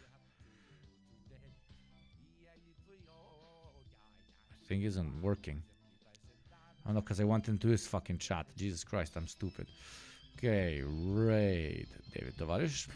Go enjoy, say hi to David Tavarish. Look out for a stream most likely tomorrow during the day, if not on another day, because the Friday one might be moved. So probably tomorrow and then on Sunday. I love you all very much. Thank you for doing this with me, and see you soon. Bye bye.